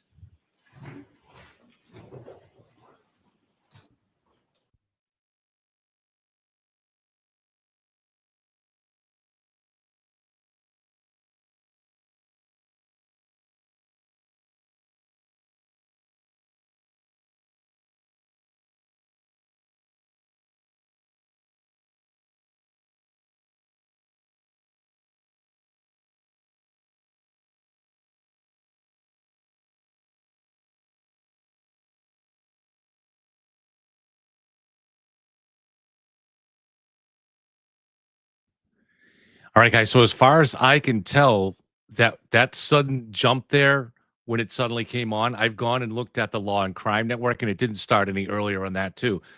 So for whatever reason, the court Thank you didn't for that. activate the The cameras court right away. invoked Mr. Unetti and said, as local counsel, he knows this not to be true. Mr. Unetti just indicated to me that that's not quite the fact. And so Mr. Unetti, I think, should be able to at least address the court. As the court said yesterday, when we file something, we file it on behalf of everyone, including Mr. Unetti. So if the court would allow Mr. Unetti to explain what his experience is, that may elucidate on this issue. If we have time later, go on with your argument. I'm happy to, Your Honor, and thank you for giving me the opportunity. The cumulative discovery misconduct by the Commonwealth, as laid out in our moving papers through their agents, has been both egregious and pervasive. We've outlined most of these issues in our moving papers, all of these issues in our moving papers, but I want to concentrate my argument for the court this afternoon on the exculpatory Sallyport videos.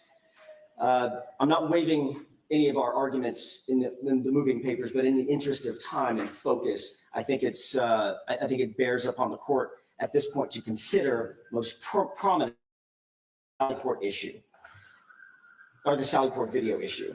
The Commonwealth, to start off with, two facts that are true. The Commonwealth cannot deny the untimely disclosure of critical exculpatory evidence. They cannot and they will not deny that untimely disclosure.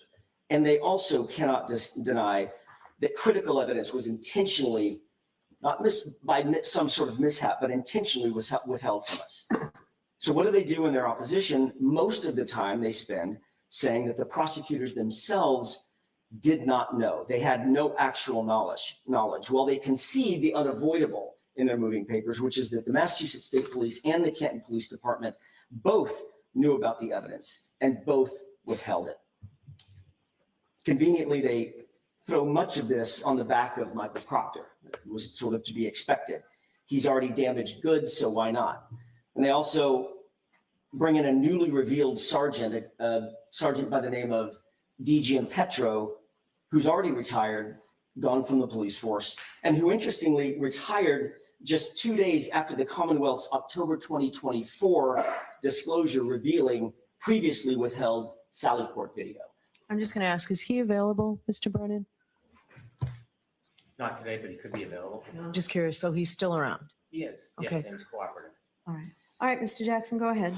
Our motion illustrates that, and by the way, I'll walk through the videos that we did get and when we received them. Our motion illustrates that dismissal in this case is required because of the cumulative impact of clear-cut discovery violations, clear-cut, inexcusable Brady violations. And from a legal standpoint, the conduct in this case is so egregious, it's so pervasive, and it's so deliberate that prejudice must be presumed. We don't have to prove prejudice, it should be presumed. To begin, I want to start the issue by talking about the condition of Miss Reed's passenger taillight. The condition of that SUV passenger taillight at the time it was brought into the Sallyport at Canton PD is of critical importance. And that may be one of the most important facts in this entire case. It's important because we know as a fact now that not a single piece of taillight was ever recovered at 34 Fairview until after that vehicle was in the possession of Michael Proctor and the Massachusetts State Police. That is the foundation on which this entire argument is built. And it is an undisputed fact, although it wasn't undisputed for years. Other material facts that are not in dispute. The Sallyport video has been in the possession and custody and control of the Commonwealth since January 29th, 2022. That is a fact. It's also a fact that none of it, not one bit of it, was ever disclosed to the defense until April 4th, 2024. On April 4th, and I want to walk through what videos we did get and when. On April 4th, we got two videos. One was the Sallyport interior front wall. That was the video that was missing 42 minutes, which was the 42 minutes where the it would have shown the car being pulled into the Sally Port. And we also received a Canton Police Department driveway video with the SUV on the flatbed, which did not show the rear end of the car. On April 23rd, 2024, and by the way, April 4th, the court will recall, was just in the shadow of the beginning of the trial. On April 23rd, in the middle of the trial, we received another Sally Port interior back wall video. That was the video that is now sort of famously inverted. On October 10th, 2024, 2 days before Sergeant D.G. Petro retired, we received 4 videos. The Canton PD interior hallway, the Canton PD rear lot main side, the Canton PD rear lot cruiser side, and the Canton PD church side exterior Sally Port. And I highlight the word exterior because it becomes extremely important in just a moment. These are 4 videos, all of which show Brian Higgins in some way, shape, form, or fashion at the Canton Police Department on January 29th, 2022. Then on January 28th, 2025, the Canton Police Department main driveway side exterior Sally Port was given to us. It's a grainy and very wobbly video that nobody can sort of make heads or tails out of. You can see the general outline of a vehicle, but the condition or the quality is so bad that you can't tell what the condition of the taillight is, which is what we're interested in. And I bring this to the court's attention, or I highlight this, because this is the second exterior Sally Port video that we ever received. One on October 10th, one on January 28th, 2025. Then on Friday, this past Friday, something pretty remarkable happened. We just received a report from Sergeant Buchnick dated February 28th, which is 5 days ago now. And he makes an important admission in that report for the very first time during all of this. He indicates that in May of 2024, during trial, he was, quote, provided with a thumb drive and the CD labeled with a Post-it note on my desk to review prior to testimony. He goes on to say, quote, at this time, I reviewed the video and I reviewed video made available to me, which included video footage of the Canton PD exterior Sally Port. Exterior Sally Port. That means that the Massachusetts State Police not only had in their possession exterior Sally Port video, but they knew about it and were reviewing it during trial. But we didn't get any of it until, as I just said, October 10th, we got one. January 28th of this year, we got the other. So that was withheld from us for the entirety of the first trial and all the way until at least October 10th, possibly as late as January 2025. And they've now admitted that. But who else knew about this withheld video in May of 2024 during trial? On cross-examination. So can I just ask, was this of better quality than anything you had had, or was it the same wobbly? Same. Okay. Same. Wobbly, grainy, can't make heads or tails out of hardly any of it. No. The question is, who else knew about this? Did anybody else know about this being withheld from us in May of 2024 during trial?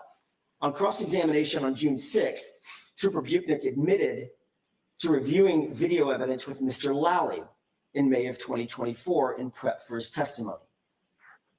Was that the video that they were reviewing together? Was it the exterior Sally Port video? We now know that Buchnick watched some sort of exterior Sally Port video. He admits it in this report that we just got 5 days ago. And we also know that he and Mr. Lally were reviewing video together before his testimony in May of 2024, because he admitted to that on cross-examination during trial. But I didn't have information about what he was reviewing because we didn't have the videos. So either they reviewed together the inverted video that was then played and knowingly presented false evidence to a jury and to this court, or they reviewed exterior Sally Port video and intentionally withheld it from us. This is binary. It can only happen one of two ways. Either it was the inverted video that they prepped on and then presented inverted video to the jury, which is a problem, or they reviewed external or exterior video and did not provide it to us intentionally. Either way, the withholding that evidence admitted to now by Trooper Buchnick was obviously egregious. It was obviously in error. It was obviously calculated. Another important material fact not in dispute: on April 10th, 2024, the DA certified disclosure of, quote, all evidence. Sorry, can I just get back to that, what you were just discussing about May 2023? Yes. How is that exculpatory? Because the videos themselves, as the court will see through the presentation of my oral argument, that the fact that those videos all just happen to either be grainy, wobbly, missing 42 minutes, or from the wrong angle and flipped backward, all tend to show that the Commonwealth doesn't want the condition of the taillight to be seen by anybody when it's pulled into the sally port. That is a reasonable inference. In other words, it's the cumulative effect of the bad videos that helps us. That's why it's exculpatory. All right. And also, could you explain to me the prejudice? I will get to the prejudice as I move through. Now or no? If you can, if you're going to do it later, that's fine. I will do it later. I think the prejudice is cumulative. Obviously, we didn't have the information that we needed to be able to cross-examine the witnesses that we needed to be able to cross-examine at the time that it was provided. Okay. It just very obviously, there were certain videos that were clear from some cameras on other days and other times, but these cameras that were late discovery that was provided to us just so happened to all go out. They all find their way to be defective in one way or another at the exact moment that we would need them. On April 10th, 2024, the DA filed its certification of giving us all evidence that they had in their possession, and that they had done a reasonable inquiry. Both of these, that certification was just flat not true. How could that be true? And we're still getting video evidence that is in their possession, custody, and control in October, in January. How could that possibly be true? It isn't true. And it's illuminating when you look closely at the Commonwealth's opposition to our motion. First and notably, the Commonwealth makes these broad statements couched as fact. They're bold pronouncements, and there's myriad excuses in their opposition paperwork. And it's backed up by next to nothing. Not a single exhibit at the time they filed their opposition. There's some exhibits that have been lately provided, including some exhibits just a few minutes ago that they're now adding to their exhibit list and to their opposition. But at the point of fact, at the time they filed their opposition, there was no factual support for any of its positions.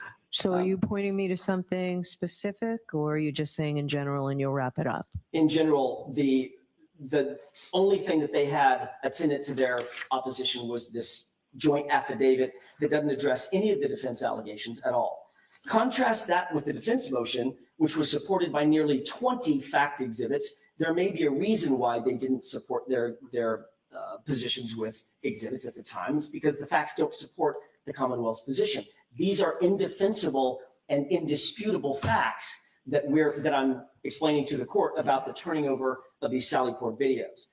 Specifically turning to the Canton PD surveillance video. The opposition says, or reads, the Commonwealth provided the defense with a... I just always like to read along. Where does it say it? I don't have the page number. Okay. It's the point at which the Commonwealth indicates that they provided 90 photographs. Okay. Crime scene photographs in support of the vehicle in the Sally Port. That is a distraction. What they don't mention in their moving papers is that the date of those photos were all February 1st, 2022.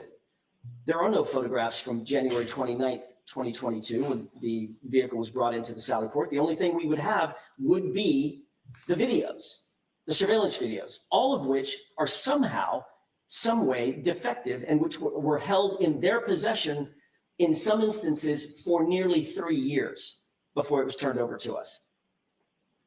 So it's the condition of the car at the time that it was brought into the Sally Port on January 29th at around 5:30 p.m. that matters. That's the only time that it matters. The other evidence referenced by the Commonwealth about a 5 a.m. ring video and Canton police cruiser at 8 a.m. and the independent observations of Dighton police officer Sergeant Barrows, they all corroborate the defendant's contention that the taillight was cracked and not shattered at the time it was brought in to the Sally Port.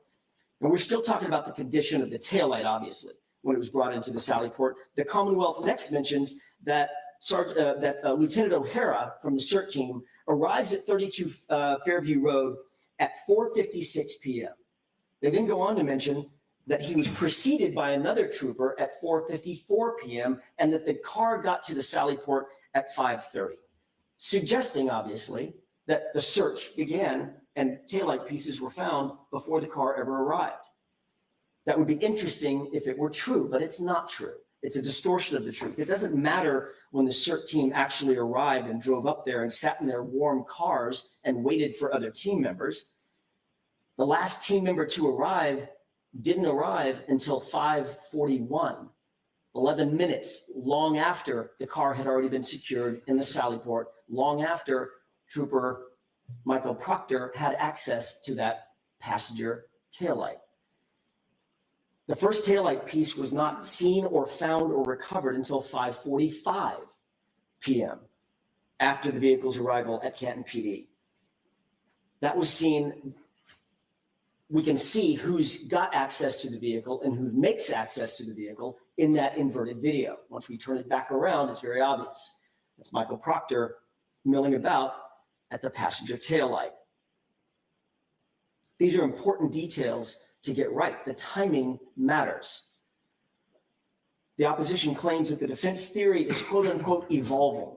They write that the defense quote struggles to establish how the condition of the defendant's broken taillight in Canton, in the Canton PD Sally Port, is in fact exculpatory. How is that exculpatory?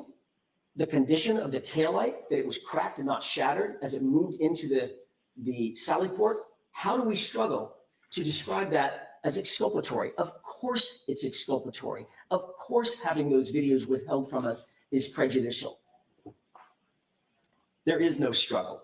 It's on the video, it's on the ring video that establishes that the right rear Lexus hit the back of the Chevy Traverse, cracking its taillight.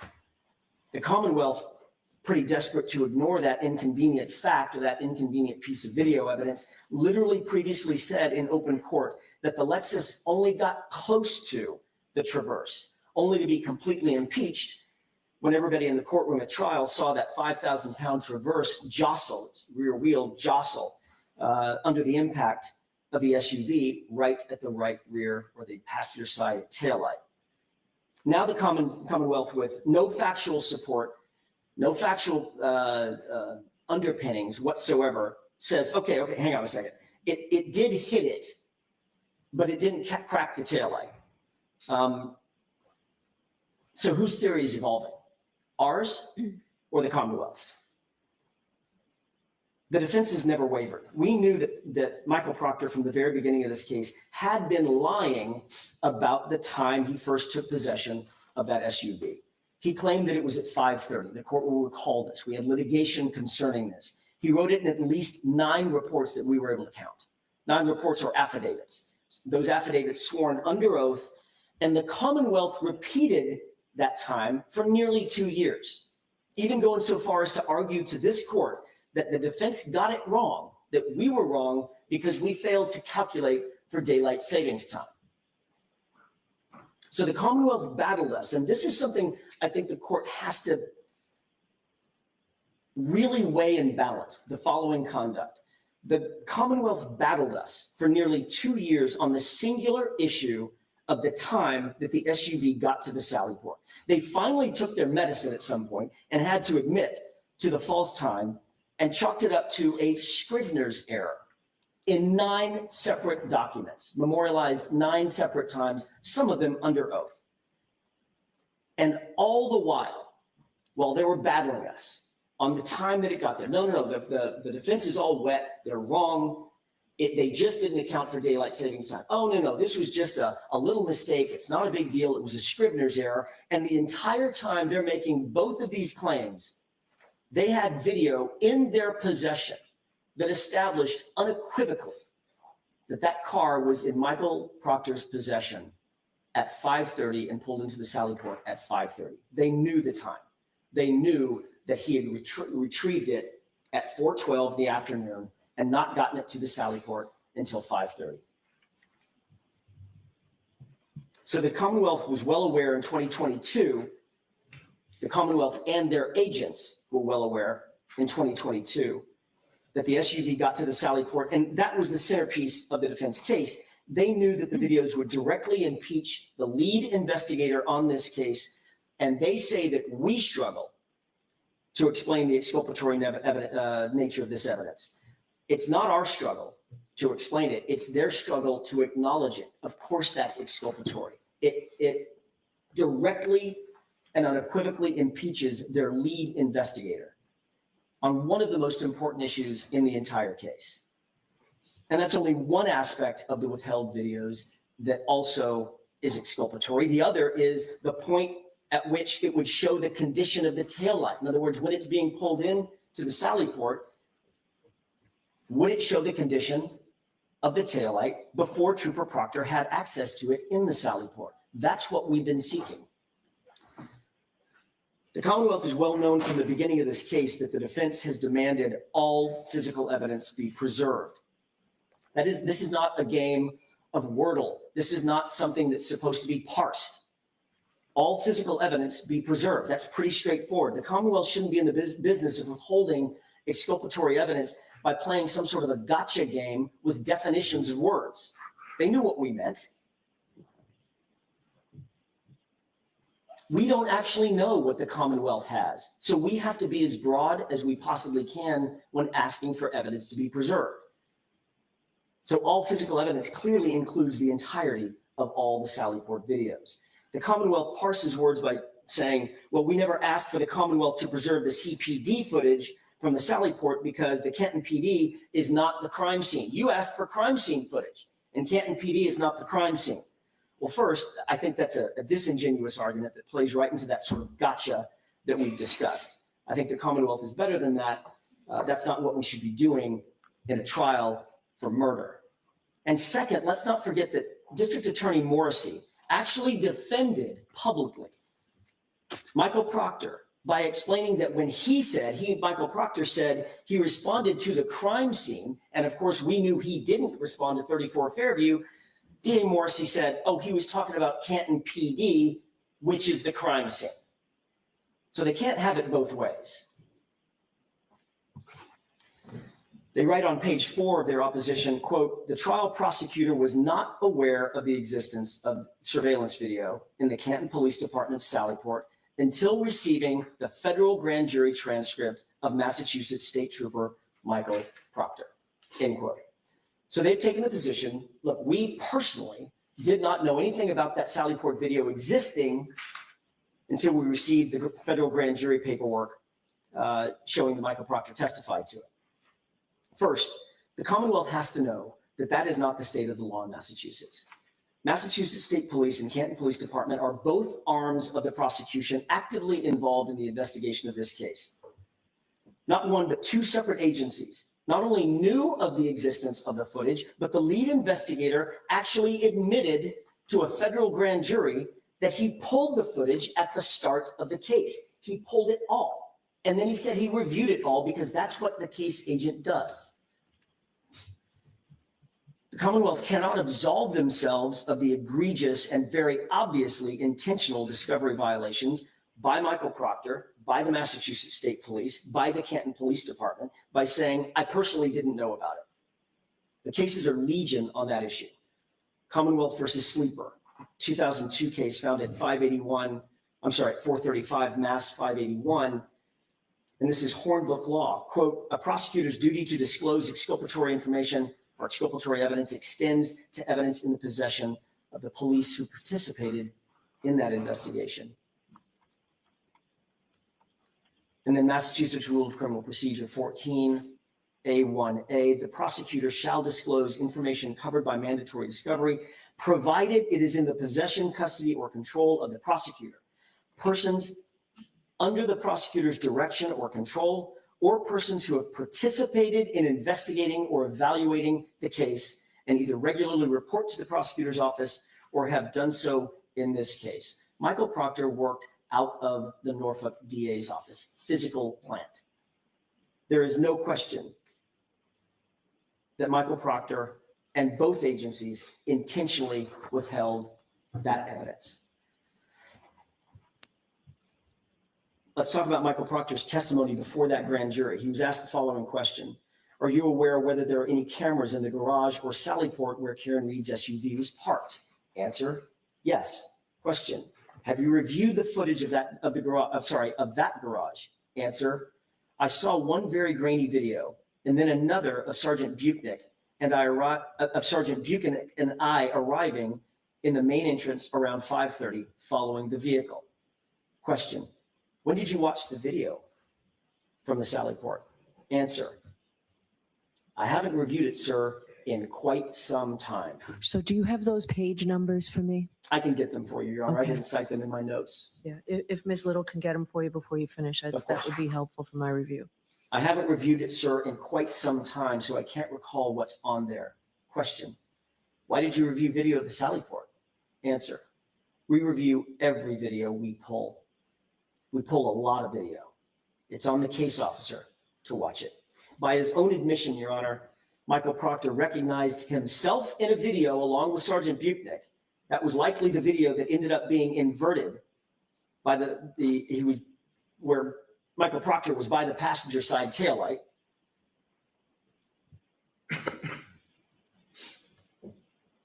And that was before any taillight material was ever recovered at 34 Fairview.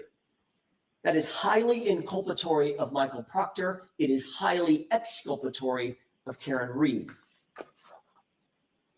Another point of fact, by his statement, Michael Proctor admitted that, quote, we pulled, end quote, the video. That video is on a 30-day overwrite.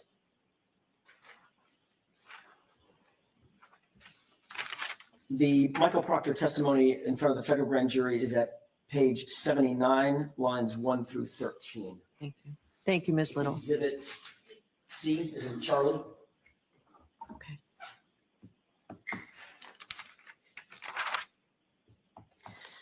The video is on a 30-day overwrite, Your Honor. We all now know that. We didn't know that before just a few weeks ago. I don't expect that the Commonwealth knew that either. This is new to everybody, right? But you have to have pulled the video within the first 30 days to even be able to review it. We've been getting these videos in dribs and drabs for not months, but for years. Actually, it's been months. Hasn't been years. He further admitted that it shows the SUV arriving in the Sallyport at 5:30, which means he wrote those reports and signed those affidavits, the 9 that I was talking about earlier, with full knowledge that there existed a video that he had and had reviewed that proved he was lying. It doesn't get any more exculpatory than that. And that was the video, that was the very video that was withheld from us, from the defense, for 2.5 years until the middle of trial. The Commonwealth says the, quote, trial prosecutor, end quote, was not aware. It's becoming a relatively common refrain in the opposition. That's neither a defense nor a justification for blatant and egregious discovery violations by the Commonwealth and its agents. The fact that the trial prosecutor, whoever that is, it's an interesting use of a name, of a pronoun. I don't know who the trial prosecutor is, but apparently the trial prosecutor, according to the Commonwealth, didn't know anything about this. But that's not a defense. Who is the trial prosecutor? Is it Adam Lally? Is it Laura McLaughlin? Is it both of them? And why are they only referring to one trial prosecutor when there were clearly 2 in the courtroom? They make the statement with no factual support for that anywhere. Again, the only affidavit that was supplied was a type of affidavit I've never seen before, where it's signed under oath by 3 different people. So which sentence goes with which person under oath? The single declaration is odd, to say the least, but it certainly doesn't define who's responsible for what statement in that declaration. We certainly know that it was not Hank Brennan. He was not involved in the first trial, so it can't be him. The Commonwealth writes, quote, the prosecutor had not been alerted to its existence by investigating officers, end quote, but claimed that on April 4th, they promptly presented the defendant with 9 surveillance videos in its possession. The Commonwealth received the federal materials. Were those all from the Canton Police Station? I'm sorry. Were those all from the Canton Police Station, those 9 videos? My understanding is those were from the Canton surveillance. They're talking about the Canton. I didn't go back and audit which 9 they're talking about because I thought we only received 8, but I believe they're all from the Canton. Ms. Little, were they all from the Canton Police Department? Yes, Your Honor. Okay. The prosecutor had not been alerted to its existence by investigating officers, but on April 4th, they promptly presented it to the defense. The Commonwealth actually received the materials that highlighted the fact that these existed in February of 2024, probably around February 21st, 2024, because that's when both sides got all the federal materials. That is not prompt. We presume that Mr. Lally has daily communications or had daily communications with Michael Proctor as the investigator, the lead investigator on the biggest case that the Commonwealth, this office of the Commonwealth has seen in a long time. And it took 2 months to produce an incomplete production of these videos. We didn't even get all of them at the time. The Commonwealth writes, quote, the quality of the video is poor in certain portions. However, this is the condition it was recorded in. Says who? That's a fact question, one that needs to be answered. And it's an important question. Who says that the Commonwealth received these, or I'm sorry, who says that this is the condition that those videos were recorded in? We got no facts to support that whatsoever. And then the Commonwealth goes on and says, and that was the condition in which it was received by the prosecutor. That's also a fact question that needs to be answered. And these questions could be answered with a proper evidentiary hearing. The Commonwealth's representations about Louis Jutras, the technology director for Canton, being subject to cross-examination about the Canton PD video surveillance system is also just not true. They indicate, well, we had access to Louis Jutras and could have cross-examined him on all of these issues. Louis Jutras was called for a very specific reason, the town library video. We had no way of knowing at that time that he had any connection whatsoever with the Canton police video system. We were not told that until well after trial. That was never disclosed to us. And I think Mr. Brennan used this phrase not long ago, that would have been nice to know of Mr. Louis Jutras. The first time Louis Jutras was ever disclosed as the person who installed the cameras at Canton PD was in a report dated October 10th, 2024. According to Colleen Crawford, and the court's heard her name as well, one of the Commonwealth's experts, Jutras indicated that he replaced and disposed of the camera capturing the inverted video at some unidentified point between January 29, 2022, when the inverted video was actually taken, and July of 2024, because it was quote unquote defective. Interestingly, that's the only video that's clear. It's inverted, but at least it was clear. And that's the camera that, according to the Commonwealth, was replaced as defective. A week after filing its certificate of compliance, after the defense brought to the court's attention that 42 minutes was missing from the Sallyport video that we did receive, lo and behold, the Commonwealth produces a new video that also purports to show the passenger side taillight, except, as the court now knows, that's the one that was inverted. In the moving papers, in its opposition papers, the prosecution says, well, the prosecution had not previously received this video or knew of its existence. This is now the third or fourth time the Commonwealth sort of runs to this argument. I didn't know. We did not know about its existence.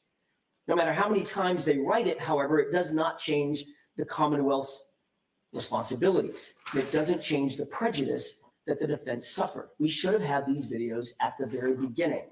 So, Mr. Jackson, I'm just going to ask you how much longer, this is the luncheon recess, but how much longer are you going to be? Probably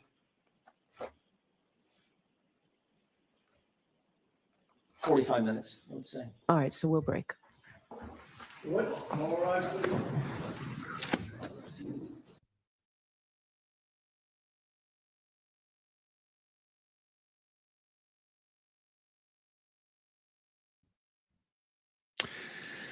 Hey guys, so it's being widely reported on Twitter now that Aiden Kearney, Turtleboy, has picked up a new witness intimidation charge. He will face arraignment later in the week, I think on Friday. He already had a previously scheduled hearing today in the same court that Karen Reed is in for 2 p.m. Not the same courtroom, but the same building.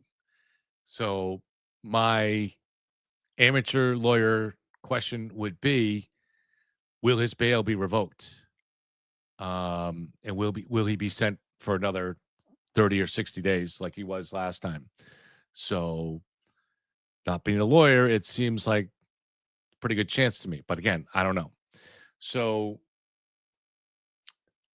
far in the hearing today, and again, it looks like maybe we missed the first few minutes, but that was not on my end. It's just when the feed came on. The early discussion was about the dismissed juror. And the defense's issue on this is that Lieutenant Fanning, who is the rank equivalent of, there were two lieutenants, I believe, that ran the detectives unit at the Norfolk County DA's office. One was Lieutenant Tully, and the other one was Lieutenant Fanning. And Lieutenant Fanning was assigned to, let me see what they called it, actually. This is what. So, as Yannetti certainly knows, the state troopers have no influence at all on security within the courthouse. That is the issue of the judicial branch. The state police come under the executive branch. So it's the court officers that handle all of that. So what he did have, so McLaughlin informed the defense during the trial when they dismissed this juror that, hold on a second. Hit the volume on this.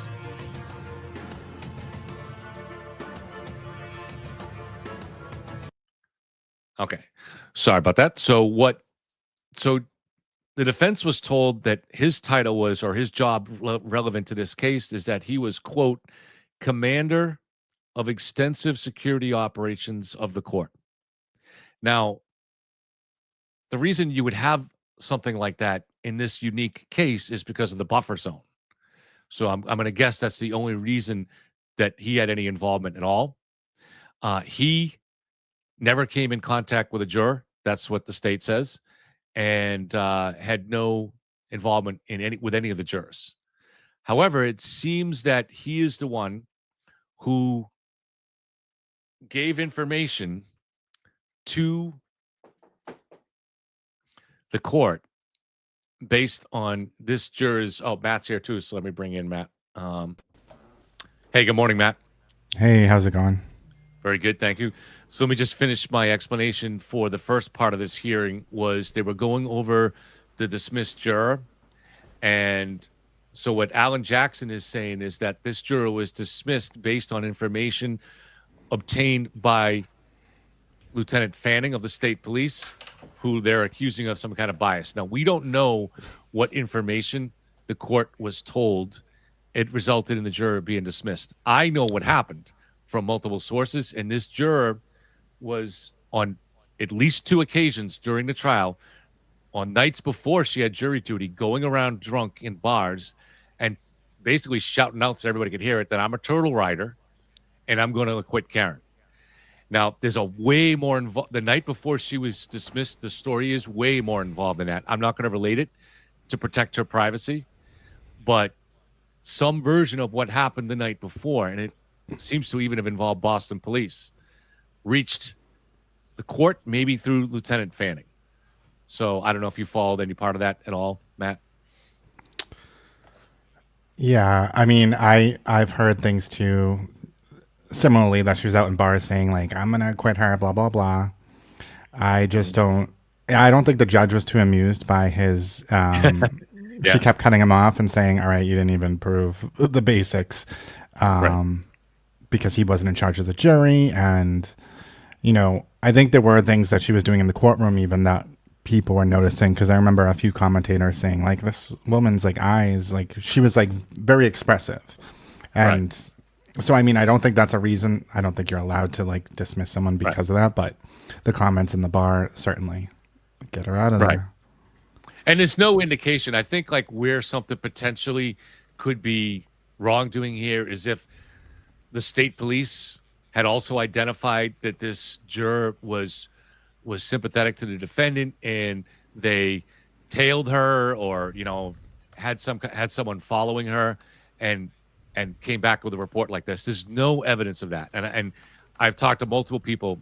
There's no reason to believe that happened. It's just what did happen became somebody caught on because of what she was doing and the public nature of what she was doing, and even involved drinking and driving and a whole bunch of other stuff. So, but we don't know. We'll never know what the judge is going to protect the privacy of that juror. So we'll never know what that account was. Then the other issue was the Sally Port. Do you think the defense has a beef here? Some of the things. Okay, the biggest thing, defense perspective, was that Michael Proctor said that he pulled the videos. Yeah. And watched them a long time ago. I mean, that is a little bit weird because that should have been in his file. It should have been, with everything that was given to Lally, and it wasn't. Right. I do think that's like the best part of his argument, but I think that he failed to really show how it's exculpatory. Like he kind of dismissed, oh, well, there's 8 a.m. video and it shows that it's cracked, not shattered. And the thing is, cracked and shattered is like not something that you can tell. Like if a window is broken, are you going to say it's cracked or shattered? It's just semantics. So like that whole thing where he kept saying that, it just seems so like weak. Because it's not something that somebody can know unless they saw it actually being broken, whether it broke or shattered or cracked. People are going to describe it different ways. So I don't think that part of the argument was really strong. I just think it should have been turned over for sure. But I don't see the prejudice because we already see other videos of her taillight with all the red pieces missing. So I don't know. Right. That's the thing is it to what degree is it material?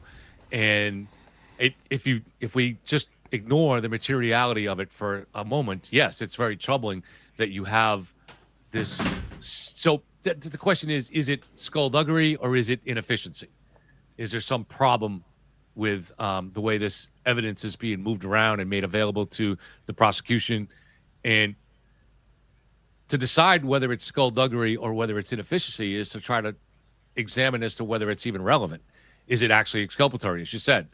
So I think Hank Brennan is going to really put on a powerful argument here that it was not exculpatory. In fact, that it was inculpatory. So, but we'll have to see what he says. Yeah, for sure. I So, mean, I don't know. just don't. Go ahead. I was just gonna say, it sounded like, so I was, not expecting, but I was like thinking that he was gonna, because he reviewed the videos. That's why he didn't make the argument till today. I was expecting that he was gonna say like something, like something was there that they were trying to like hide, and he didn't have anything. So, Right. So everybody, this is Matt from Boundless Millennial. He's one of the OGs on this case that really saw through the charade going all the way back to the summer of 2023 and was one of the first people to see through it. And without any motive. He didn't have some hatred for Turtleboy, or he didn't have a connection to the families or the witnesses or the investigators. He just, looking through the evidence, initially thought maybe it looked suspicious, but on his own just kind of figured out eventually, no, this doesn't make sense. So did you hear what I said about the Turtleboy new charges he's apparently picked up? This is what they're saying all over Twitter. I have heard that. Do we know what witness they're talking about or anything? I know it's like another witness intimidation charge, but I don't know. It must be for a new witness or a different witness than the other ones. It's a new charge, not necessarily a new witness. Okay. But a new charge. I don't know. I mean, I'm just going to go with what's being said on Twitter. So there's both a pro and anti Turtleboy source reporting this.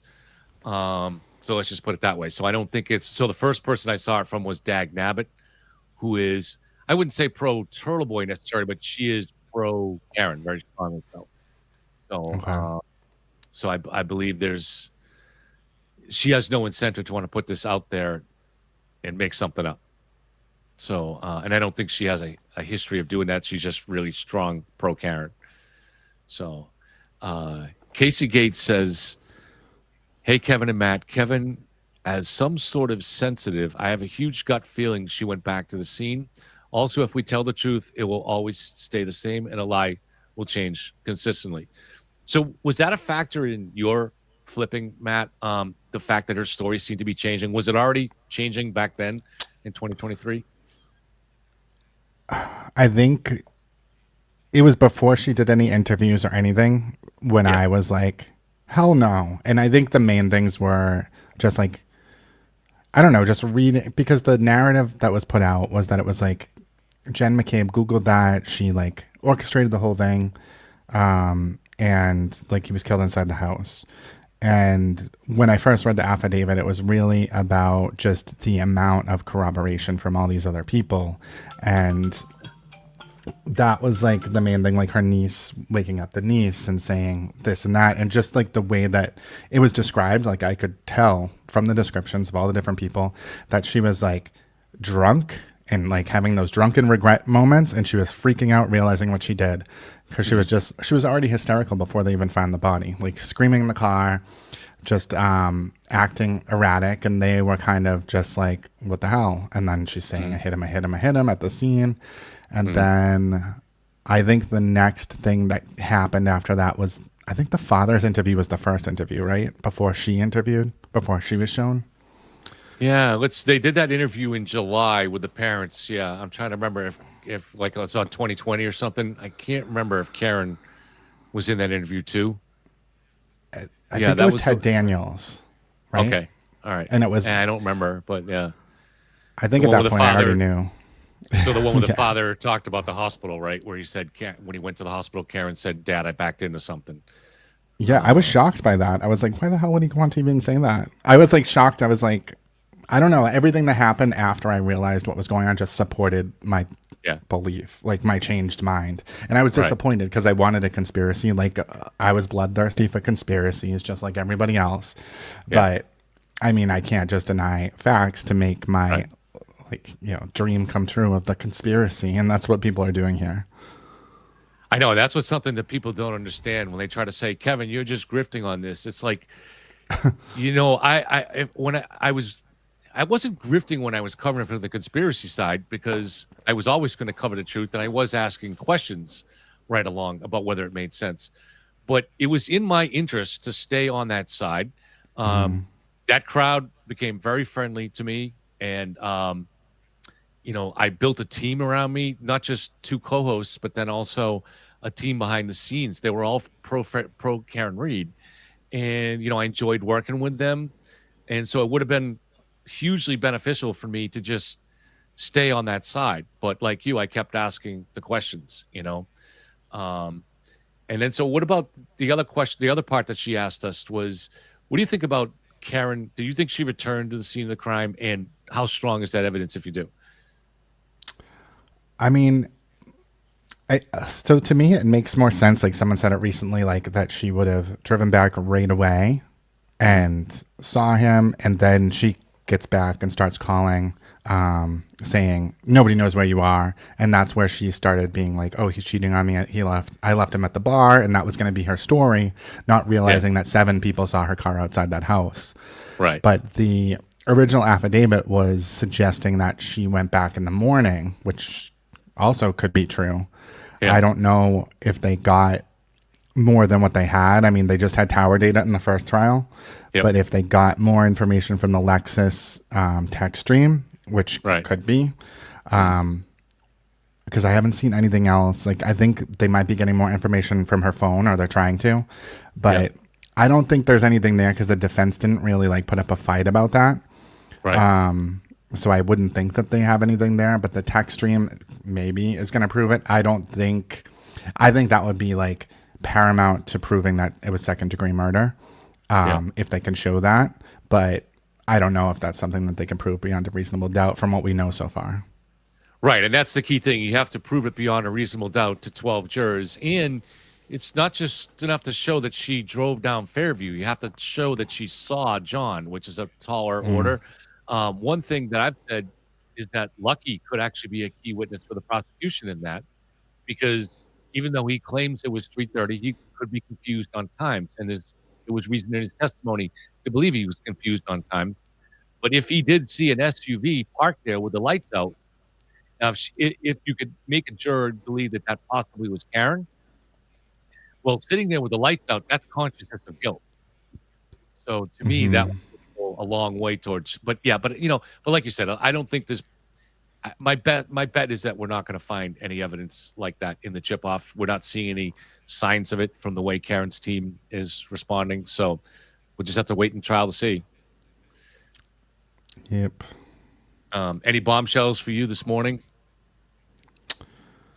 I just feel like the judge was not kind of putting up with his shit as usual. Yeah. So I was like, oh, good. She's actually.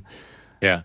I don't think there was anything bombshell. I mean, I guess the biggest thing is probably Proctor said that he pulled the videos in that grand jury, and then that wasn't turned over, and like, I feel like there was discovery delays and everything in the first trial.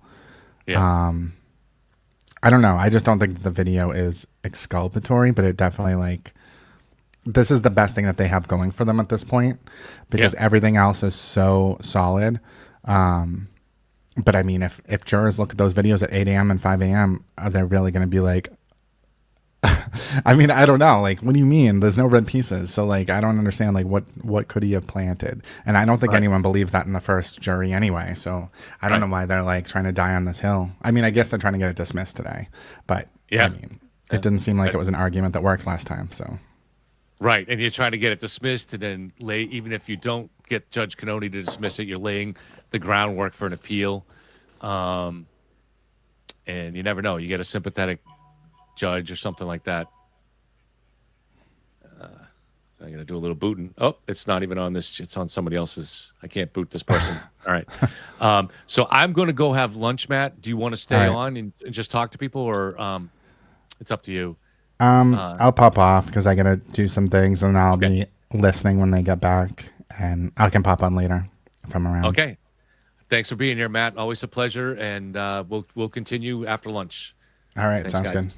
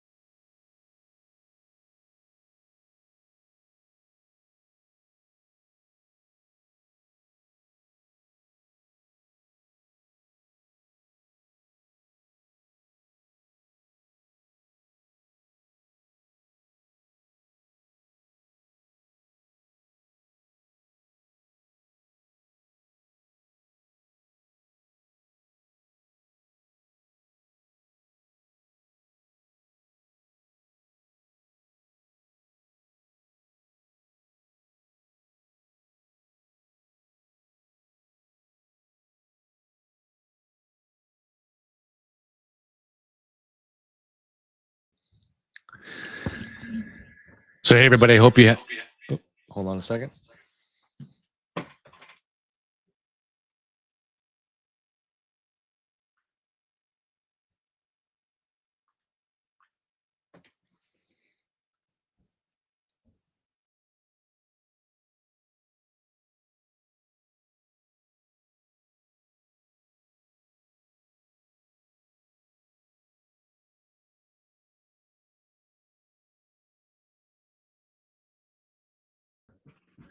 All right, so I have my other. It's still doing it. Hold on a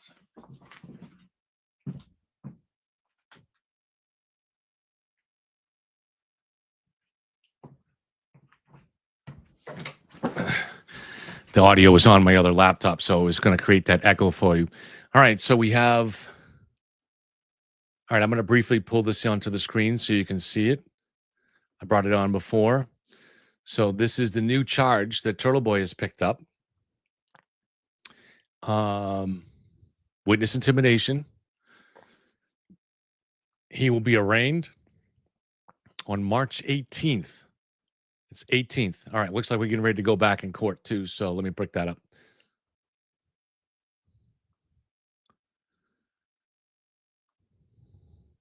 We have fan.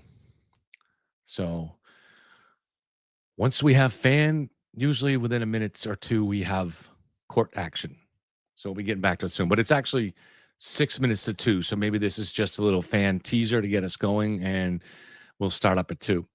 So Turtleboy is picking up another witness intimidation charge. He's due to be arraigned in Stoughton District Court on March 18th. He is appearing in this court in Dedham today at 2. So the question is will he be revoked? And I'm not a lawyer, but it seems to me that he will be revoked, and a very good chance that he will be sent back to jail. And my understanding is that so where last time he was sent to jail for 60 days, this time it'll be for 120 days. So Heather Ann is a lawyer, so thank you, Heather. Hopefully I've got that right. So yes, the new charge should lead to revoking a bond. Heather says not to meet the clients. I figured that, Heather. Although, I don't know, maybe during your MS 16 days or 13 or whatever that gang is. I'm kidding.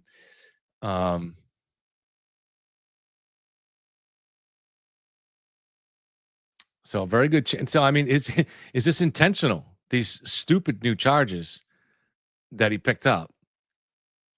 Is this because, so Turtleboy didn't do a show last night. So we got yesterday in court this very important information that was given to the public, that the federal investigation is over, is closed. Turtleboy normally does a Tuesday show. He doesn't do a Tuesday show last night to bring that very important information to his audience. Actually, now that I think about it, I think he did do a show last night. Someone told me he didn't, but I think I saw when I went to my YouTube that he was live, and he had a much smaller audience than normal. But I'm not sure. I'm going on memory. In any case, but is Turtleboy now trying to go? So Frankie Figs, good to see you, man. He said he did. So is Turtleboy trying to avoid being able to talk about this stuff that is embarrassing to him, really, in terms of the Karen Reed thing, like deliberately trying to get back to jail? I mean, it's something to think about, right? Because what is he going to do? More and more, and Karen is being steamrolled here with more and more evidence that comes out that just completely debunks the conspiracy. Just looking to see why the ceiling fan is not moving. Making sure my screen isn't frozen? No, the ceiling fan is actually just off. I don't like to see the ceiling fan lifeless. That bothers me. But it's not freeze.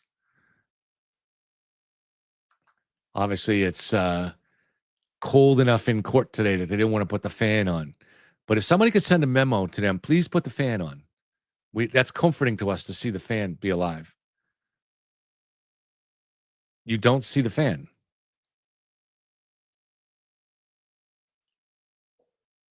How is that possible? You don't see the fan. You're not seeing where it says coming up Karen Reed motions day 2. I'm seeing that on my screen. I don't understand. Let me reset, I guess. We're not missing anything. There's no hearing going right now, so I'm just going to reload.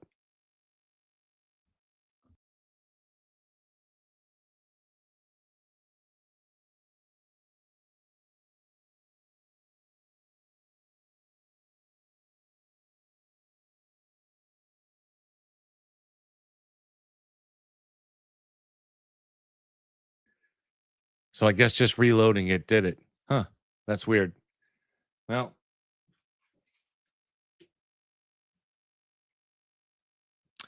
the imperfections of this technology.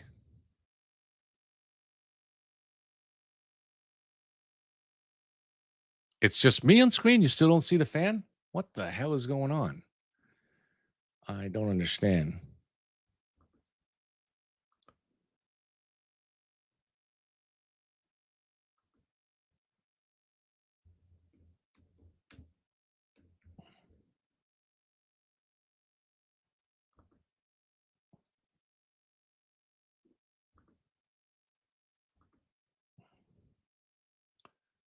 Try a different way.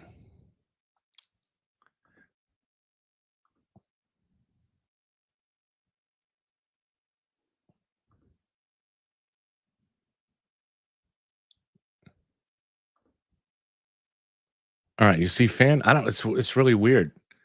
You don't see me now. Can you see me and the fan and the fan? Oh, good. Thank you, Mama. I don't know. It was weird because on my screen it was showing the fan. Thank you, Lisa. All right. So I switched to a different computer. The other computer is showing it fine, so I don't really understand.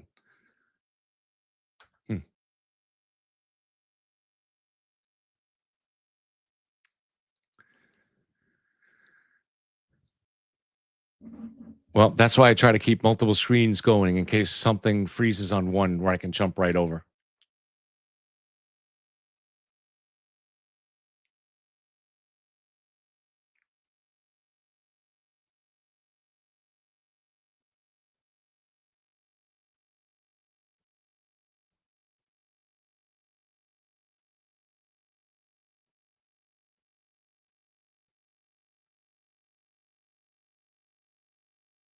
Yes, Turtle was at CF McCarthy's last night. I don't know about the hillside.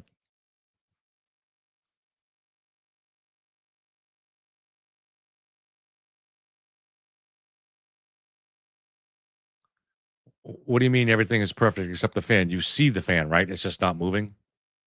Just making sure, Ashley.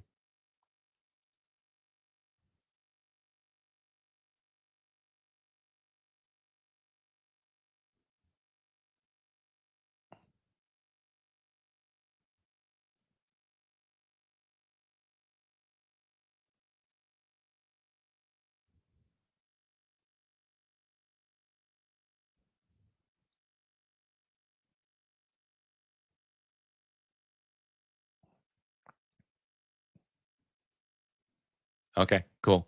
So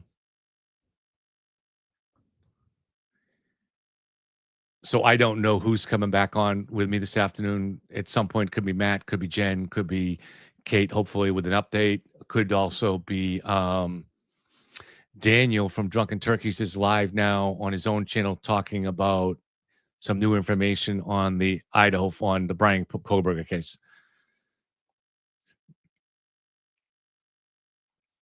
No strays. Ent says, doesn't Turtleboy have to be arraigned first on the new charge before a hearing and bail revocation?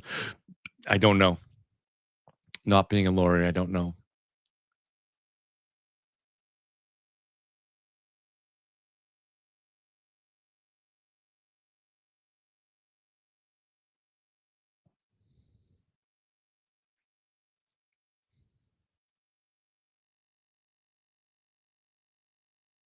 Why is Betterow not with Turtleboy? Well, the Turtleboy hearing doesn't start till 2. So he's probably there now. I would, so that's a good point. I guess when we come back to the Karen Reed hearing, my guess is we won't see Betterow sitting with Karen's family.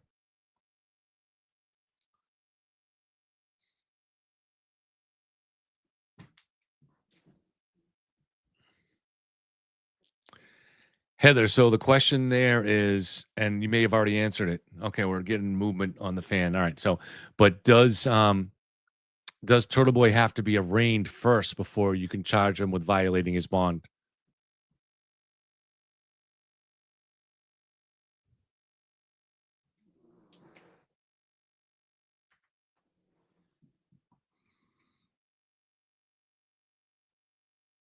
Heather says that an arrest can be used to violate. Well, he wasn't arrested though, to my knowledge. I'm sorry, Big Bird. I didn't see it. Sorry.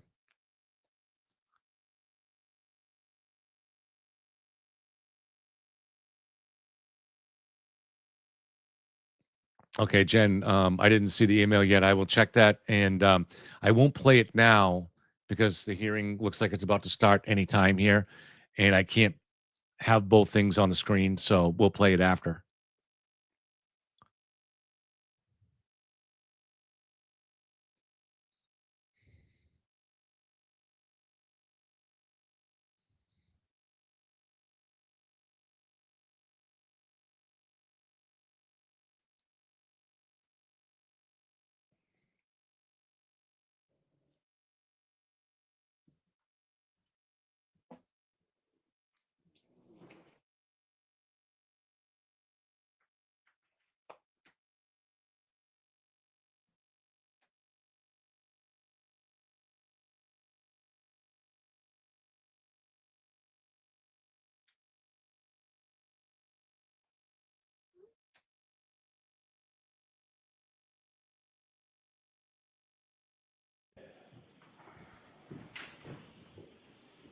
Was back in session. You may be seated. You guys, All right, Mr. Jackson, go ahead and continue. Thank you, Your Honor. When we left off before lunch, we were discussing the inverted video. In the moving papers, the prosecution indicates that, quote, the prosecutor had not previously received this video or knew of its existence. This is I don't know, if it's the third or the fourth time that the Commonwealth sort of runs to this argument about not knowing personally about the existence of a particular video, but that it doesn't matter how many times they argue that point, it still doesn't change the fact that it prejudiced the defense by not having it, and one of their members, whoever that agent is of the Commonwealth, was lying about having it and not disclosing it. Somebody knew, and the question before the court is, who was it? Who did know? Perhaps it wasn't Mr. Lally, perhaps it wasn't Ms. McLaughlin. Was it Chief Rafferty? Certainly Proctor had it. He watched it. Who else knew about it? Members of the prosecution knew of the existence of this and other videos, and they hid them. And that's the galling issue. Then the Commonwealth writes that the defense altered, their word, the defense, quote, altered evidence to correct the image, as if we were altering something to deceive the court. When in point of fact, the Commonwealth well knows that that altered video was altered by them in some way, shape, form, or fashion. When it was played inverted. What we did is recorrect it to the proper orientation to confront Sergeant Buchnick with it. They indicate that they played the entirety of the video, of the corrected video, to somehow suggest that the Commonwealth during this debacle had clean hands. And that's just not true. Over the course of 2 days, the court will recall 2 days worth of testimony. Day one with Sergeant Buchnick under direct examination by Mr. Lally, going into the next day, still under direct examination by Mr. Lally. They played that video completely inverted. They talked about it, they discussed it, they described it. Not once did Sergeant Buchanan or Mr. Lally inform the jurors or the court that the video was actually altered, that the video was actually backward, not one hint to the court or the jury members. When the defense stood up and began questioning Sergeant Buchanan about that video, that was the first time that he admitted that it was inverted. He used the phrase mirror image, and that he knew that it was inverted. Amazingly, that was the same time that Sergeant Buchanan started having trouble with his memory about who was actually depicted in that video. The court will recall before I stood up on cross-examination, under direct examination by Mr. Lally, Sergeant Buchanan was very quick to point out that the individuals on that inverted video were himself and Michael Proctor. And they made the point that Michael Proctor never approached or had any access to or didn't manipulate in some way, shape, form, or fashion. This was the intimation by the Commonwealth, that passenger taillight. The Commonwealth has now conceded that that person was, in fact, Michael Proctor. It's notable that the Commonwealth went to great lengths to state that, quote, Trooper Proctor, and this is in their opposition, Trooper Proctor is standing feet away from the defendant's vehicle and never touched the right rear taillight, end quote. That's a statement made in their moving papers, specifically on a fact that is of great material importance to this case. The three of them signed, the three prosecutors signed an oath and a declaration, and the court just called the defense out on signing a declaration or an oath. And the court's intimation, at least in its initial comments to me, was, you may have said something that you don't have a factual foundation for. I think I have done my best to disabuse the court of that we were drawing from reasonable inferences. I wonder if the Commonwealth is going to get the same treatment for saying that Trooper Proctor was standing feet away from the defendant's vehicle and never touched the right rear taillight. That's a very bold statement for the Commonwealth to make, and it's also completely untrue. It's not supported by a single fact. It's not supported by a fact or evidence before the court. The problem with this unsupported motion, because it's unsupported and the declaration is signed by three different individuals, you can just sort of say whatever you want in the motion, and I guess get away with it.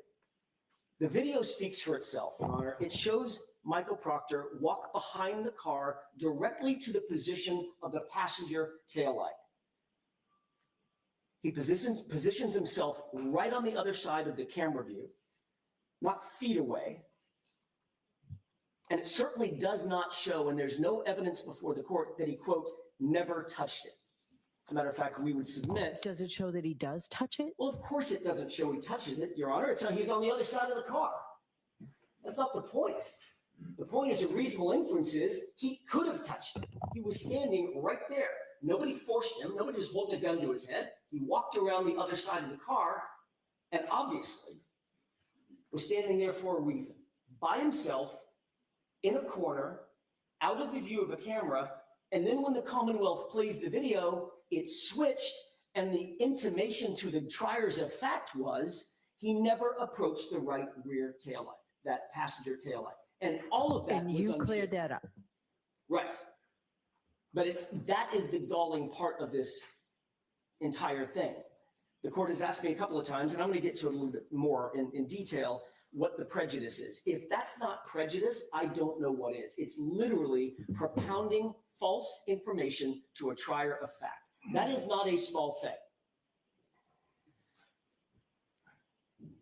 Even after the trial was over, it was concluded, and the mistrial was declared, we're still getting videos that we can't get a straight answer about their source. Where did these videos come from in October? That surveillance feed is on a 30-day deletion loop. That's what we've been told. I said a few minutes ago this morning, I said the Commonwealth may not have known that it was on a 30-day loop. What I meant was actually the prosecutors sitting in this courtroom.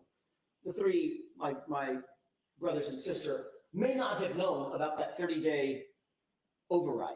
I don't know. I don't know what they knew or didn't know. I'm certainly not going to cast aspersions and put that on them. but someone from the Commonwealth darn sure knew that that was on a 30-day loop or a 30-day overwrite. So who's had those for all this time? How were they stored? Why wasn't that information revealed to our expert when we went all the way to Canton to try to download that DVR? Where's the original? Where are the copies? These are questions for which we need some facts. And the fact that those have been withheld from us is exactly the kind of bad act and bad faith that demands that the court presume prejudice in the case. A few minutes ago, the court asked me before lunch, what is the prejudice? There's plenty of actual prejudice, but I'll get to that in just a second when I speak a little bit about the law at the end of my comments. We don't need to prove actual prejudice because the law presumes prejudice against Ms. Reed because of the bad conduct on behalf of the Commonwealth. And yet again, when it comes to this same issue, the Commonwealth recites this now worn out sentence: the prosecutor was unaware of the existence of these videos, end quote.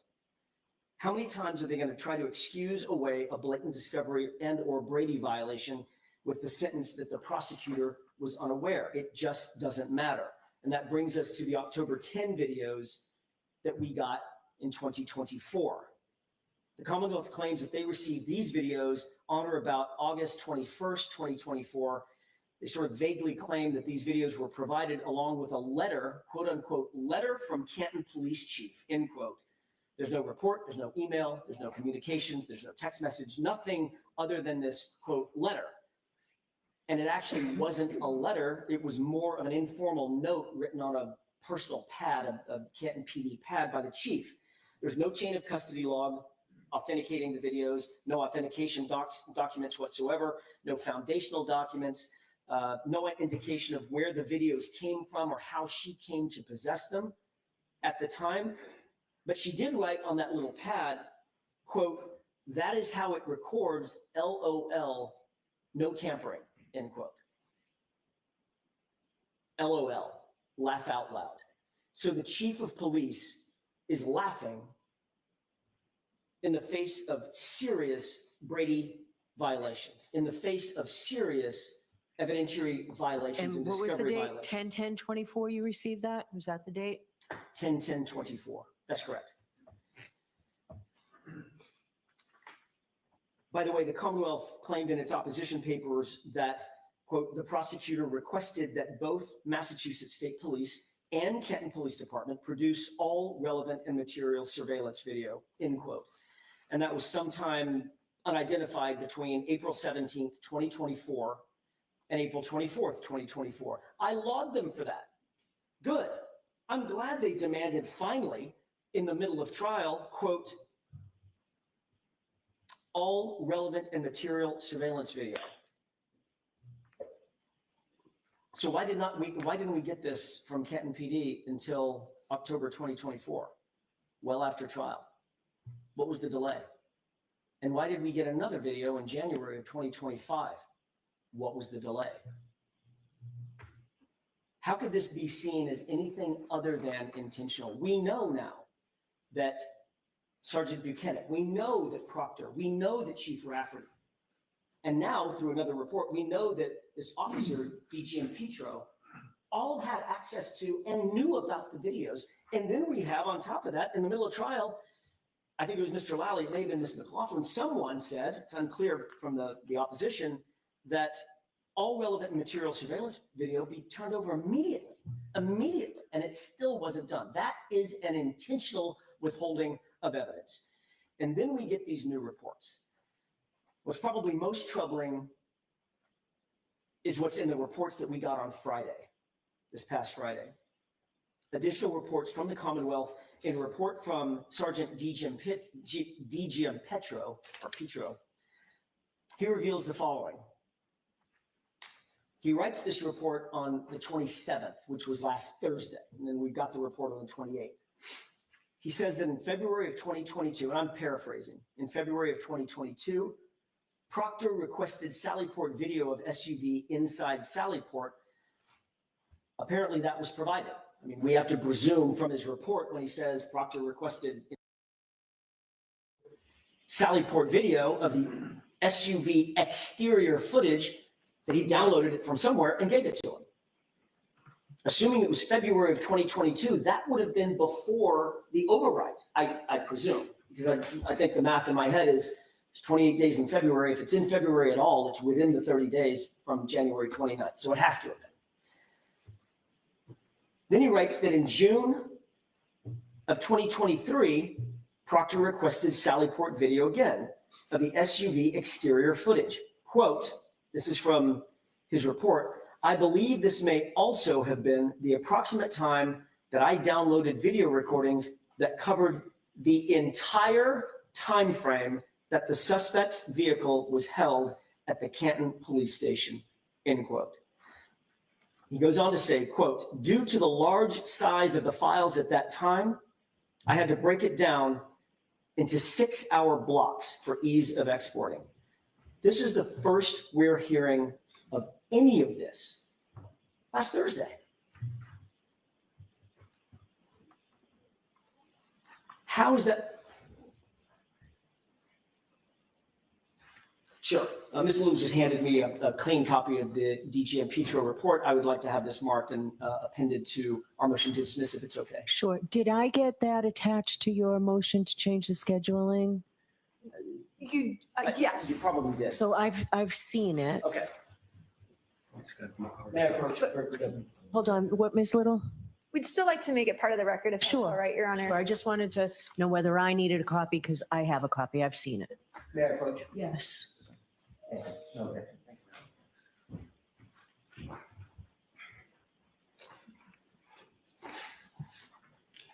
So are we marking it? So we need it if we're marking it. Oh, I'm sorry. My mistake. Exhibit 1 so marked. Okay. Go ahead, Mr. Jackson. Thank you, Your Honor.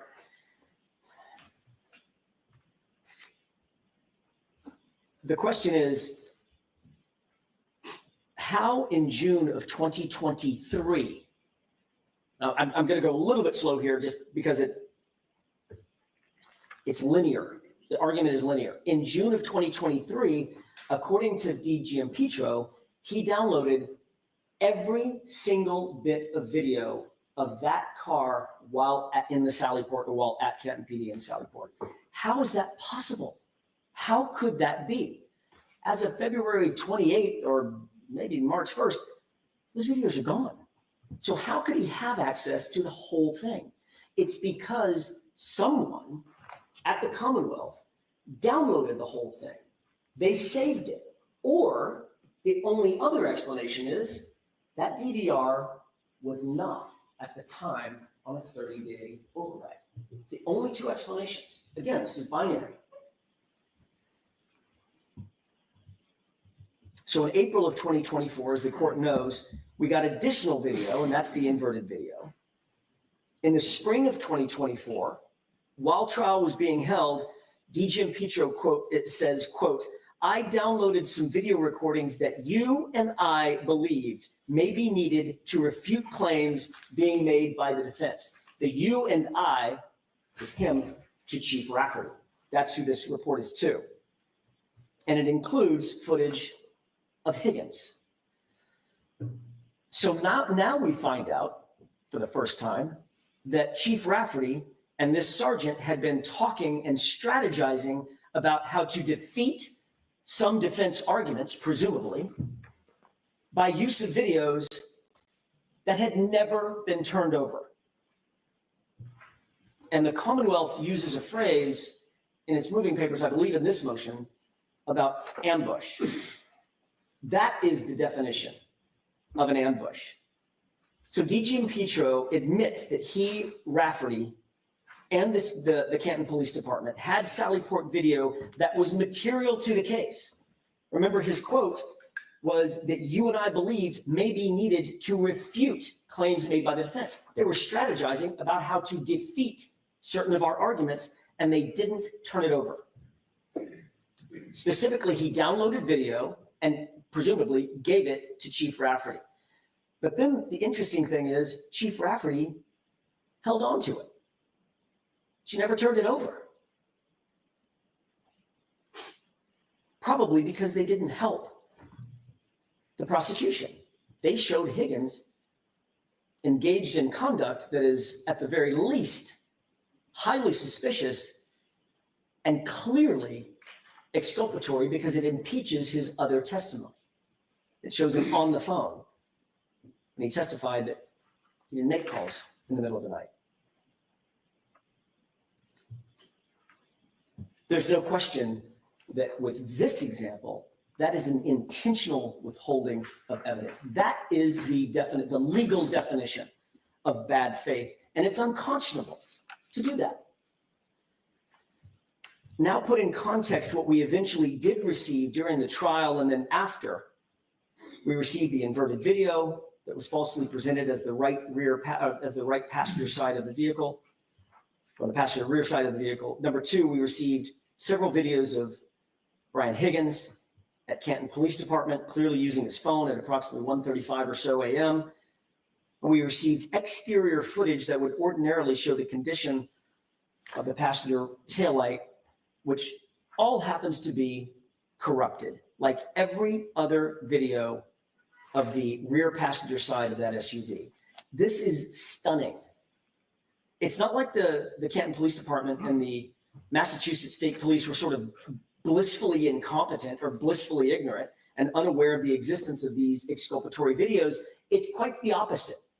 Multiple officers, Proctor, Rafferty, Buchnick, O'Rourke, DG and Petro, these individuals, we believe, O'Rourke may not have known, but we know that the others did, and it had now basically admitted it or been caught trying to hide it. They were all variously actively engaged with these videos. They were searched for, they were discussed, they downloaded them, they saved them, they copied them, they labeled them, they transported them, they reviewed them, and they strategized about them. These videos were top of mind for all of these folks. We know there were hours and hours and hours of footage that was so large it had to be broken down into 6-hour blocks. All of that was pulled. And none of this footage was disclosed to the defense before April of 2024. And most of the files that have been turned over so far have been turned over after the trial was over. We had no idea this footage existed, and to this day, it continues to be, the bulk of it continues to be withheld from the defense. And then we move to Sergeant Buchnick's actual report. As I indicated, he wrote a report last Friday as well, dated the 28th. Quote, in furtherance of the John O'Keefe Canton homicide investigation, sometime in early spring of 2022, I was made aware that a request had been made by Trooper Proctor and then fulfilled by Canton PD for surveillance video as it related to the arrival and storage of the Lexus SUV belonging to Karen Reed. This was the spring of 2022. He knew. At Trooper Proctor's request, I proceeded to Canton Police and picked up the digital media storage containing said video and transported it to the Canton, Norfolk District Attorney's Office and turned it over to Trooper Proctor. I did not review this video at this time. What date did he do that? The same date? He says at this time, but it's the sometime early spring of 2022. That's the best he can do in his report. Paragraph 2, in July of 2023, so this is a little more defined, I was once again made aware by Trooper Proctor that a request had been made to Canton PD for additional video and that it was ready to be picked up. Since the Canton Police Department is conveniently located on my route of travel to work, I stopped by and picked up the CD from the front desk of the police department, which was labeled Trooper Buchanan with a yellow Post-it note. I further added Canton PD 12922, and then the case number, which is, or their case number, 2022-112-33, to note to more accurately identify the item and transported it to our office, subsequently turning it over to Trooper Proctor. So there's a second CD, now in July of 2023. I did not review that video at that time. See the attached copy of the Post-it note. Final paragraph, in my preparation for trial in May of 2024, I was provided with a thumb drive and the CD labeled with a Post-it note on my desk. What's interesting is that the CD with the Post-it note on his desk may or may not have been the same CD that he transported in July of 23 because they seem to be labeled a little different. So I haven't seen this report. Does he say from whom he received that? I'll finish reading it, but I don't believe he does. No, it's pretty vague. It's passive voice and it's pretty vague. I was provided a thumb drive and a CD labeled with a Post-it on my desk to review prior to testimony. So it does not say. At this time, I reviewed video made available to me, which included video footage of the Canton PD exterior sally port. This video was labeled with a Post-it note on a CD, and it contained a video of the interior of the sally port, which was grainy and had a camera vantage point from the front of the sally port. I also reviewed the Canton PD driveway footage. In review, I also viewed video of the back wall sally port camera vantage point. I had not seen this video prior to my May date review. I later learned that this video was provided in an inverted manner. After I reviewed all the provided video, the thumb drive and the CD were returned.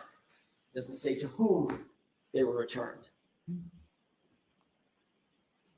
Your Honor, if I could mark this report as well. Sure. Do you have an extra copy for me? I do. It does have one highlight on it. May I show it to Mr. Brennan? Yes.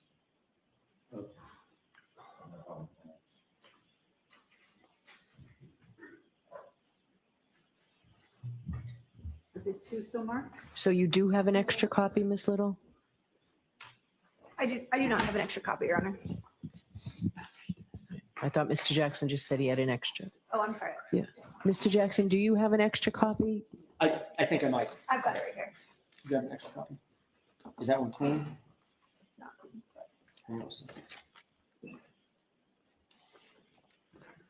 No, that was the only copy that I've got. May I approach, Your Honor? This one has highlights on it. I apologize. It's okay. Thank you. All right, go ahead. Thank you, Your Honor. The court asked probably the most important question about this report, which is who was it that supplied the video or the thumb drives or the CDs to Sergeant Buchanan? Who's at the center of all these Sallyport videos? Who does he say was requesting the Sallyport videos that he was acting as the courier for in other particulars? Every one of those answers is Michael Proctor. So who do we believe most reasonably would have supplied the information to Sergeant Buchanan to review? It stands to reason it could have been Trooper Proctor. Seems to be reasonable, but I don't know because Trooper Buchanan doesn't say, but that would be another question that would be open to answer if we had an evidentiary hearing.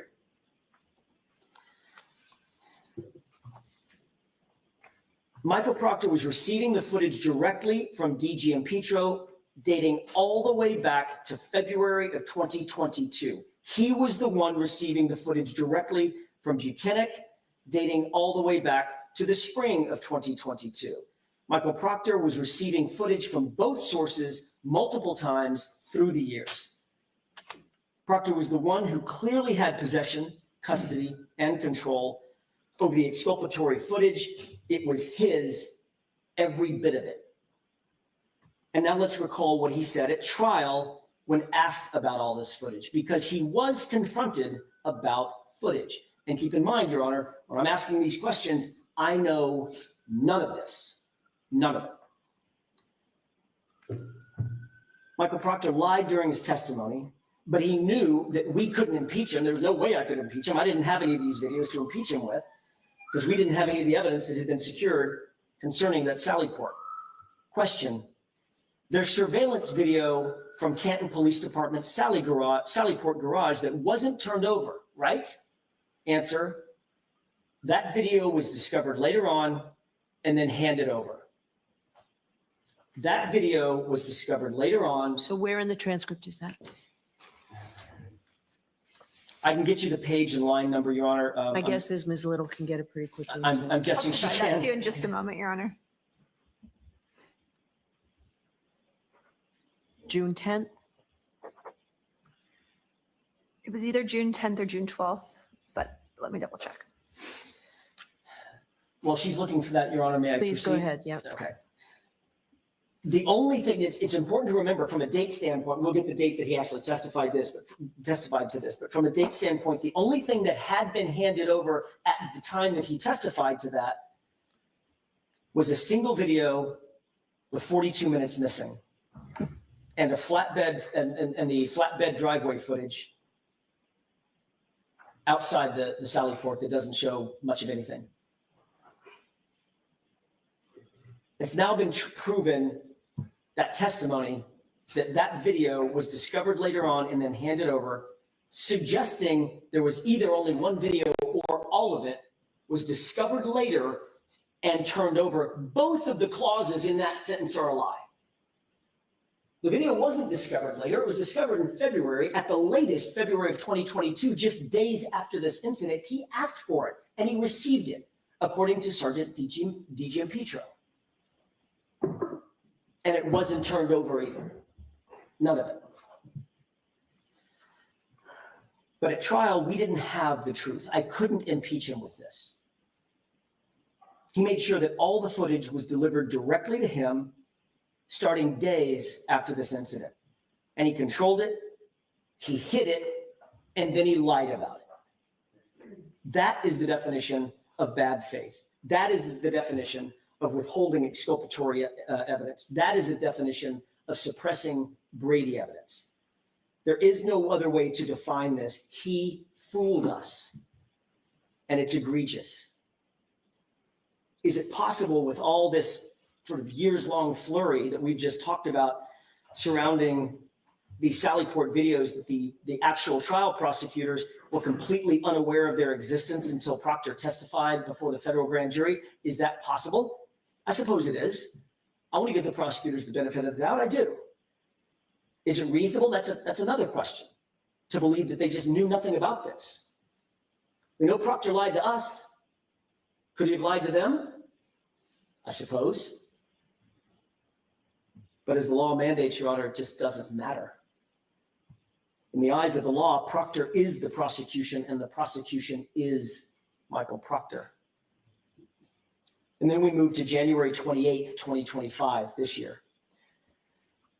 We're still getting additional videos at that time. This new camera angle, which is blurry and grainy and wobbly, it does, however, show the passenger side rear taillight as it's towed into or driven into the Sallyport garage. The footage is so grainy and so blurry, however, it's so corrupted that once again, the true condition of that taillight is completely obscured.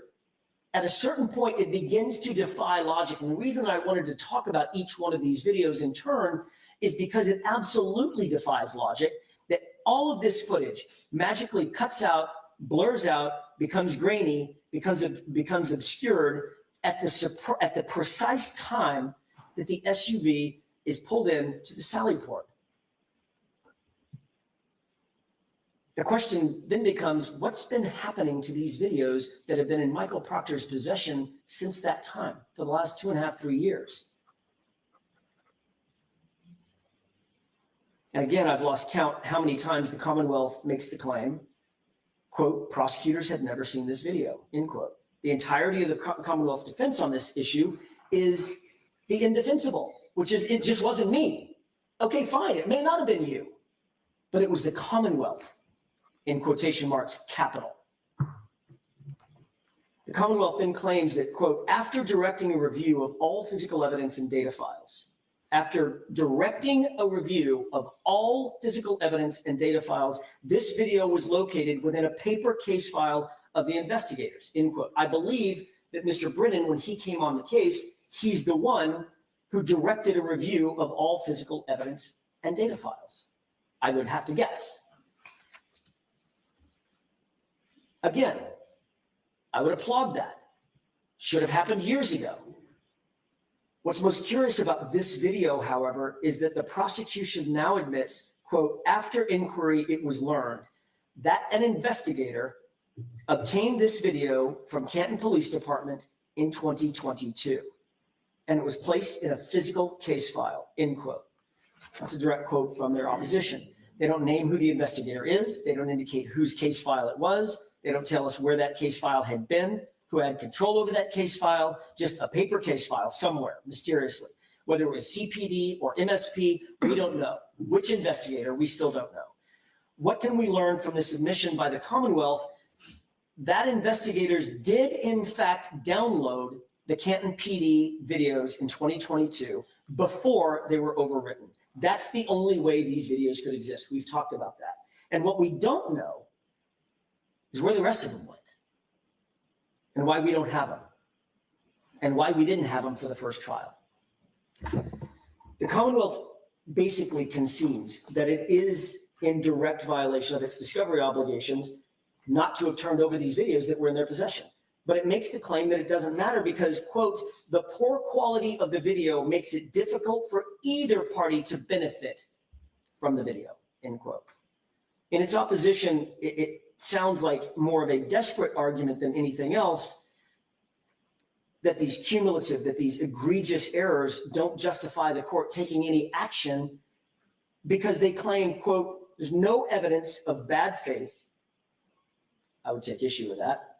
But the quote goes on, there's no evidence of bad faith on behalf of the Commonwealth, nor any of its agents, particularly where the Commonwealth is equally aggrieved by the poor video quality and inability to obtain a forensically extracted copy of the surveillance video. Equally aggrieved. First, in that sentence, the Commonwealth admits that the defense is aggrieved. They say they're equally aggrieved, however. Aggrieved means wronged or unfairly treated or suffered harm or injustice. Merriam-Webster defines aggrieved as suffering from an infringement or a denial of legal rights. You bet we're aggrieved. But the Commonwealth can't claim that they're aggrieved when they're the ones doing the aggrieving. It doesn't work that way. The Commonwealth concedes that there's irreparable harm. They acknowledge that the forensic videos were destroyed, or at least they claim now that they're destroyed. We can never obtain the information necessary to establish the validity of any of these videos or whether and by whom they may have been manipulated, if at all. The Commonwealth can't shift the blame because the videos have literally been in their possession the entire time. It was their actions and the actions of their agents that caused this irremediable harm. Your Honor, this is, as I said, this is the definition of bad faith. And this goes back to the court's original question this morning, which is, can you describe the prejudice that Ms. Reed has suffered? And I think we've done a pretty good job of describing that throughout this argument. But the definition of bad faith means we don't have to prove actual prejudice. Prejudice is presumed under the law. If we're to believe the declarations that were submitted by ADA Lally and ADA McLaughlin and ADA Brennan, then at the very least, there is no other conclusion but that Michael Proctor and other investigators intentionally secured these videos. They withheld the evidence from us, and they withheld the evidence from the prosecution team. Let's take them at their word. Even after being explicitly instructed to turn over that evidence, that is bad faith. And how many times do they have to say, we didn't know about this? It just doesn't matter. Like I said, let's take them at their word. It doesn't absolve the Commonwealth of its obligations, and it doesn't reduce the prejudice that the defense has suffered. This was a pattern engaged in by the Massachusetts State Police, by the Canton Police Department, over and over and over again. And now we know through this new revelation that it was intentional. The prejudice the defense has suffered is legally presumed, and it's also factually proven. And thus the only remedy is dismissal. When is dismissal warranted? and this is, I'd like to talk for just a couple of seconds about the legal standards. Where there's misconduct that's so egregious, deliberate, and intentional, prejudice is to be presumed. That means that the defense is not required to show Ms. Reed suffered any actual prejudice because dismissal is necessary to prevent the repetition of this type of misconduct. And that comes to us directly from Bridgman versus District Attorney for Suffolk District at 476 Mass 298. It's a 2017 case. Even if the court does not, and this is secondary to that, even if the court does not presume the prejudice and finds that these myriad violations were somehow inadvertent or a mistake, the result of some accident or negligence, this case still has to be dismissed under the second scenario and the second prong because Ms. Reed has suffered actual prejudice by the Commonwealth's violations. We could not cross-examine these witnesses the way they should have been cross-examined at the first trial. The repeated and flagrant discovery violations were not an accident. I think we've established that at this point. They weren't a mistake.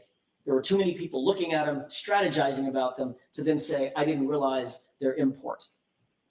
They were designed specifically, the fact that we weren't provided the evidence was designed specifically to obtain a strategic advantage over the defense and to get a conviction at all costs rather than to pursue the truth.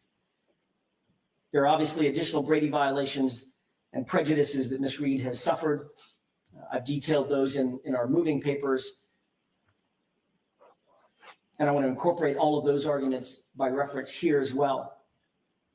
But relating to the surveillance footage itself, there's no question that the Commonwealth intentionally withheld it, and they've been withholding it since January 29th, 2022. The Commonwealth can't really seriously claim, Your Honor, that 4 or 5 or however many different law enforcement officers were aware of and withheld the surveillance video or the surveillance footage, and who were supposedly specifically instructed by Adam Lally or his team back in April of 2024 to turn everything over, and it was just inadvertently withheld. This was intentional. And the Commonwealth then compounded those violations by Michael Proctor lying on the stand about his knowledge of the video footage and his turning it over to the defense. It was literally a fraud on the jury.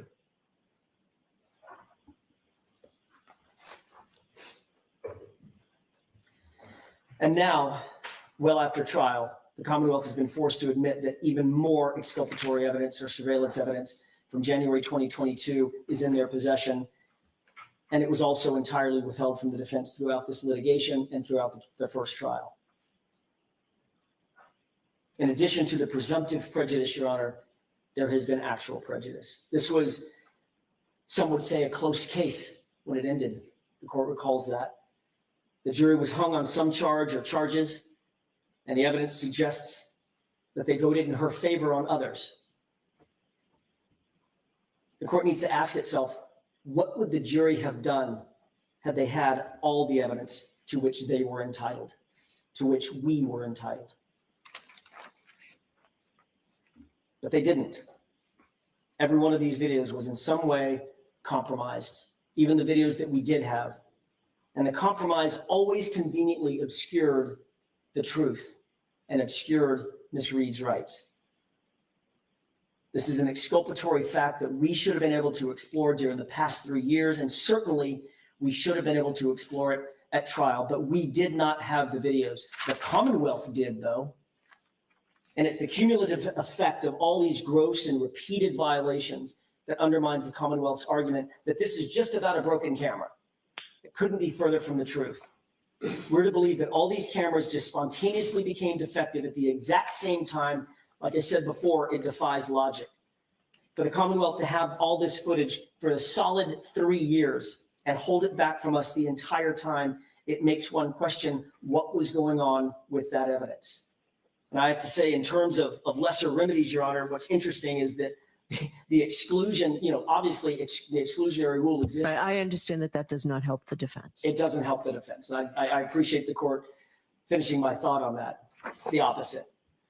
The only remedy that can prevent this kind of repetition, this kind of misconduct, is dismissal. That's the only remedy available. And that's what the law, and that's what justice demands. As a final thought, if the court, even in the face of all this overwhelming evidence of gross misconduct, declines to dismiss this case at this time, we would urge the court to grant us an evidentiary hearing so that we can make an actual factual record of the myriad of issues brought up here. This will give the court a much better understanding of the facts supporting dismissal, and it'll perfect the record on these critical constitutional issues. And with that, I'll submit. Okay, so thank you. I have a question for you. So go back to the podium, please, because you may need your notes. But Ms. Little, did you find the Proctor testimony? I did, Your Honor. It's June 12th, 2025, the reporter's transcript at 1-148. And that's from the copy of transcripts with sidebars, just Okay. for the court's reference, lines 8 through 12. Great. Thank you. I have a question, Mr. Jackson, just about, so you argued obviously the importance of the Lexus arriving at the Canton Police Department. You argued a distinction between a cracked taillight versus a shattered taillight. Correct. In your pleadings, and again, you just saw, I want specifics where I can find something. On page 28, you talked at the top line, cracked, not shattered, when it arrived at the conflicted CPD on January 29, 2022.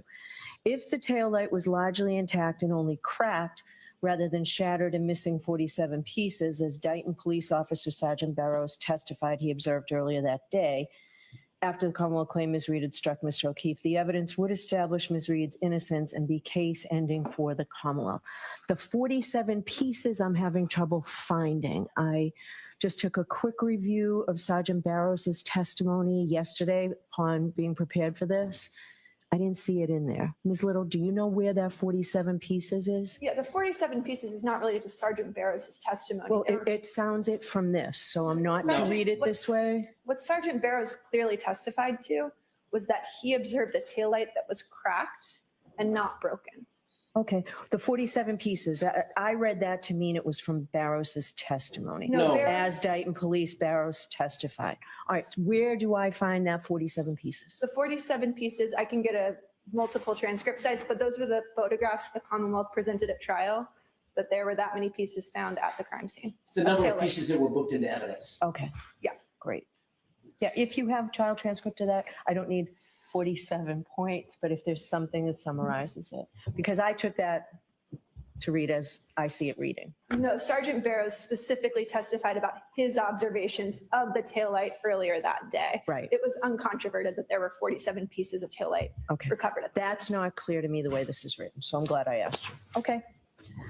All right, so with that, now, Ms. Giannetti, I'm not going to hear from you now about the court officers not being in charge of the jury. I'm going to hear from Mr. Brennan, and then we'll get to you, and hopefully we'll have time. But Mr. Brennan, I have a question for you. As I started with a question for the defense, so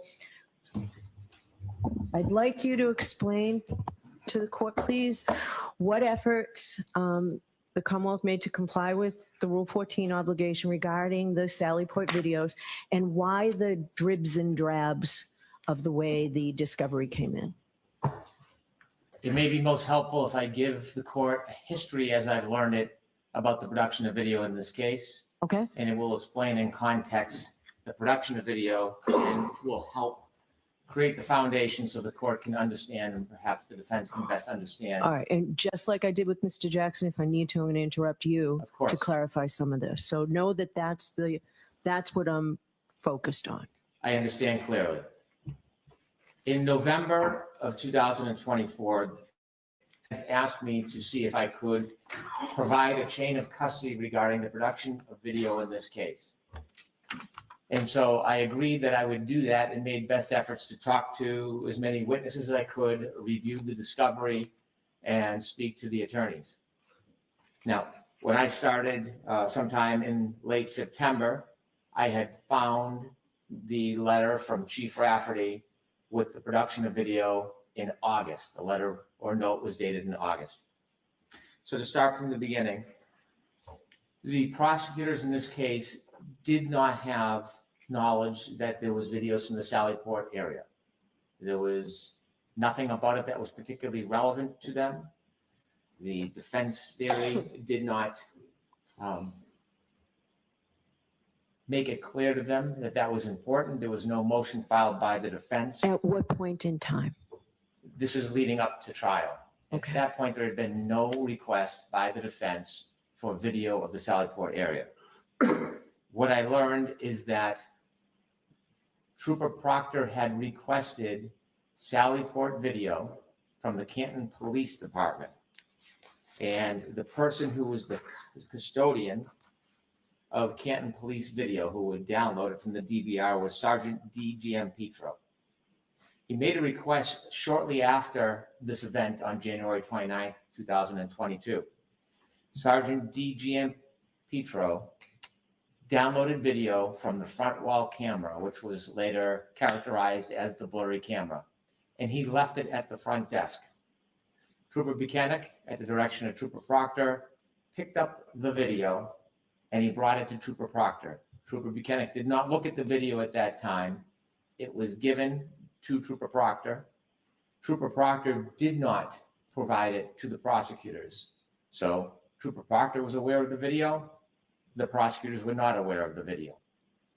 That video is the same video that Sergeant D.G.M. Petro says that he downloaded the video in 6-hour segments, and that contained the front wall blurry camera inside the Sallyport and camera in front of the police station. That remained with Trooper Proctor for some time. In June, around June of 2023, Trooper Proctor then made a second request from Sergeant D.G.M. Petro. Even though we already had it? For different cameras. He wanted cameras, a camera angle of outside the Sallyport area. So when the tow truck dropped the car off, leading into the Sallyport, which is now characterized as the exterior Sallyport video. Again, Trooper Proctor asked Trooper Buchanan to go to the Canton Police Department and pick up a copy of the downloaded video. Trooper Buchanan went to the police department, picked up the CD at the front desk. That CD had a yellow sticky tab on it with Trooper Buchanan's name, and Trooper Buchanan wrote in the case file on that yellow sticky. He brought the CD to Trooper Proctor. Again, Trooper Proctor in June 2023 had a copy of the exterior Sallyport video, but did not provide it to the prosecutors. Both of those videos remained dormant. When Trooper Proctor was called to the federal grand jury, essentially he testified or was asked about video and said that he reviewed video. Now, this was not evidence that the Commonwealth intended on introducing or had any specific interest in. There was no particular discovery request by the defense, and there was no order. But upon reading that grand jury testimony, ADA Lally reports that he then inquired about the video. This is Inquired of whom? Trooper Proctor. Okay. This is shortly before trial. ADA Lally was given a copy of one of two of those productions. He was given the copy of the front wall video, which also contained video of outside the front of the police station.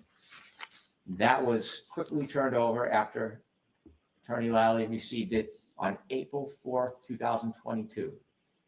So what we know at this point is Trooper Proctor has this original production on April 4th, 2022, shortly after January 29th, 2022. I'm sorry, it was provided April 4th, 2022. 2022 or later? No, It was later, right? was Because later. the It was- federal grand jury was later. he provided it on the eve of trial. So it was April 4th, 2024. So we know this production on April 4th, 2024 was in the hands of Trooper Proctor in shortly after January 29th, 2022. At this point, the prosecution team is still unaware of the June 23 production, which has Trooper Buchanan's name on it, which shows the exterior Sallyport. As trial began, there still was no specific order or request. The chief of police saw something about the trial, and let me rephrase. Prior to the trial, it's reported that Attorney Yannetti was discontent because the video of the front camera salad port was so grainy, intermittent, and not continuous. And that's an accurate description of that video. Chief Rafferty, in response to seeing Attorney Yannetti's concerns, then asked Sergeant D.G.M. Petro to see if there was another camera or to produce any other video from the sally port.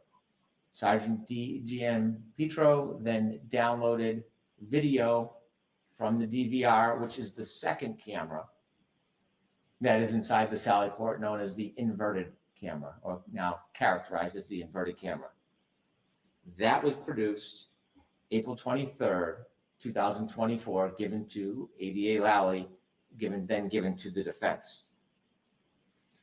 And so at that point, there are 3 video productions that exist. The first turned over to the defense April 4th, 2024, the second April 23rd, 2024, and the June 23 production of the exterior sally port has still not been turned over. It's in the possession of Trooper Proctor, and the prosecutors do not know about it. After the trial, one of the employees from Norfolk County, Colleen Crawford, went to the sally port and looked at the DVR system. And when she looked at it, she saw that video still existed on that system. Although there was a 30-day overwrite on that system, the system had a number of backup hard drives. And because of the backup hard drives, the video existed longer than 30 days. She wrote an extensive report that was turned over to the defense, and this is after trial. The report notes her investigation about all the different videos, and it summarizes everything that she saw in that July 2024 visit. As I mentioned earlier, in August, Chief Rafferty provided video of the hallways that included some video of Brian Higgins, and she accompanied a letter or a note. I learned that that video was copied during the trial, and it is noted in the sergeant's letter. The chief of police and the sergeant were downloading video, not in response to a motion to compel or produce, but rather because they had concerns about accusations that were being made about the department, and they were saving video, in their opinion or from their perspective, to help defend against future false claims against them. They downloaded a number of videos that were then turned over in that August 2024 production. When I first learned of that August letter and note, I turned it over to the defense immediately.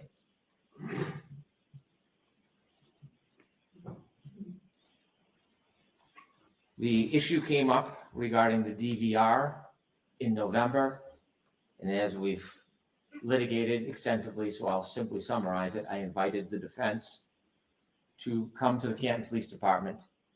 Given the intermittent or spotty production of video, I thought it best they have an opportunity to look firsthand, although I didn't know if the video would exist, as I've said. And then when they came in December, I think it was December 12th, if my memory serves, and learned that there was no longer video stored because it had been overwritten, I then went to the Canton Police Department so that I could have a closer look at the video cameras to see if there was something missing. I toured the entire station. I learned about the videos, and then as a consequence, I spoke to the chief, other officers, and the sergeant. Unexpectedly, the sergeant told me that he would click and drag copies of video when he would download them from the DVR. Inevitably, we had the litigation about whether the defense was going to download in person or not. And then as I tried to finalize my investigation into the tapes and realizing there was no actual written chain of custody, I wanted best to memorialize it. I had been reviewing all files, data, hard files, but I had not been on the case long enough to review everything. So I asked that the parties of the Commonwealth look through all files, all databases, so that I could help facilitate my review. At that point, I was provided by Trooper Tully the June 2023 CD with Trooper Buchanan's name on it. That is the exterior Sallyport video. And within 24 hours, I provided that to the defense. I then asked both the sergeant and Trooper Tully and Trooper Buchanan to write reports. Since there was no chain of custody, I wanted best to give as much information as I could and document the history of the video. That, Your Honor, is a summary of everything that I had learned, the investigation, and the production of the videos. Do you know which investigator's file it was found in? Trooper Proctor's.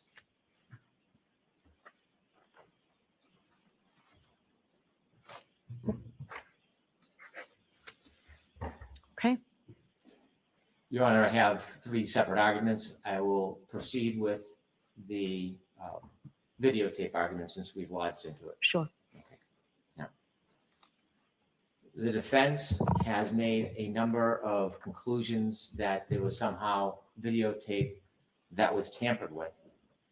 There's absolutely no evidence whatsoever, none. It's not even speculation. There's no evidence that any videotape was ever tampered with. They say it, but there's none. I have seen none. They have produced absolutely no evidence that any video was altered or tampered. The defense lodges the idea of bad faith, that there was some type of advantage in that this video was withheld from them on purpose. And again, that is a baseless claim. If the government was going to hide video from the defense, they never would have got it. Maybe they would have got something after I came in and looked. They would have not got this production in April 2024. They would not have gotten the production if the government was looking to hide anything. And so the idea of intentionally withholding or bad faith is just characterization by the defense. The words Brady have meaning. Now, first, Brady needs to be exculpatory, and that's going to be something I think I can demonstrate does not fit this case.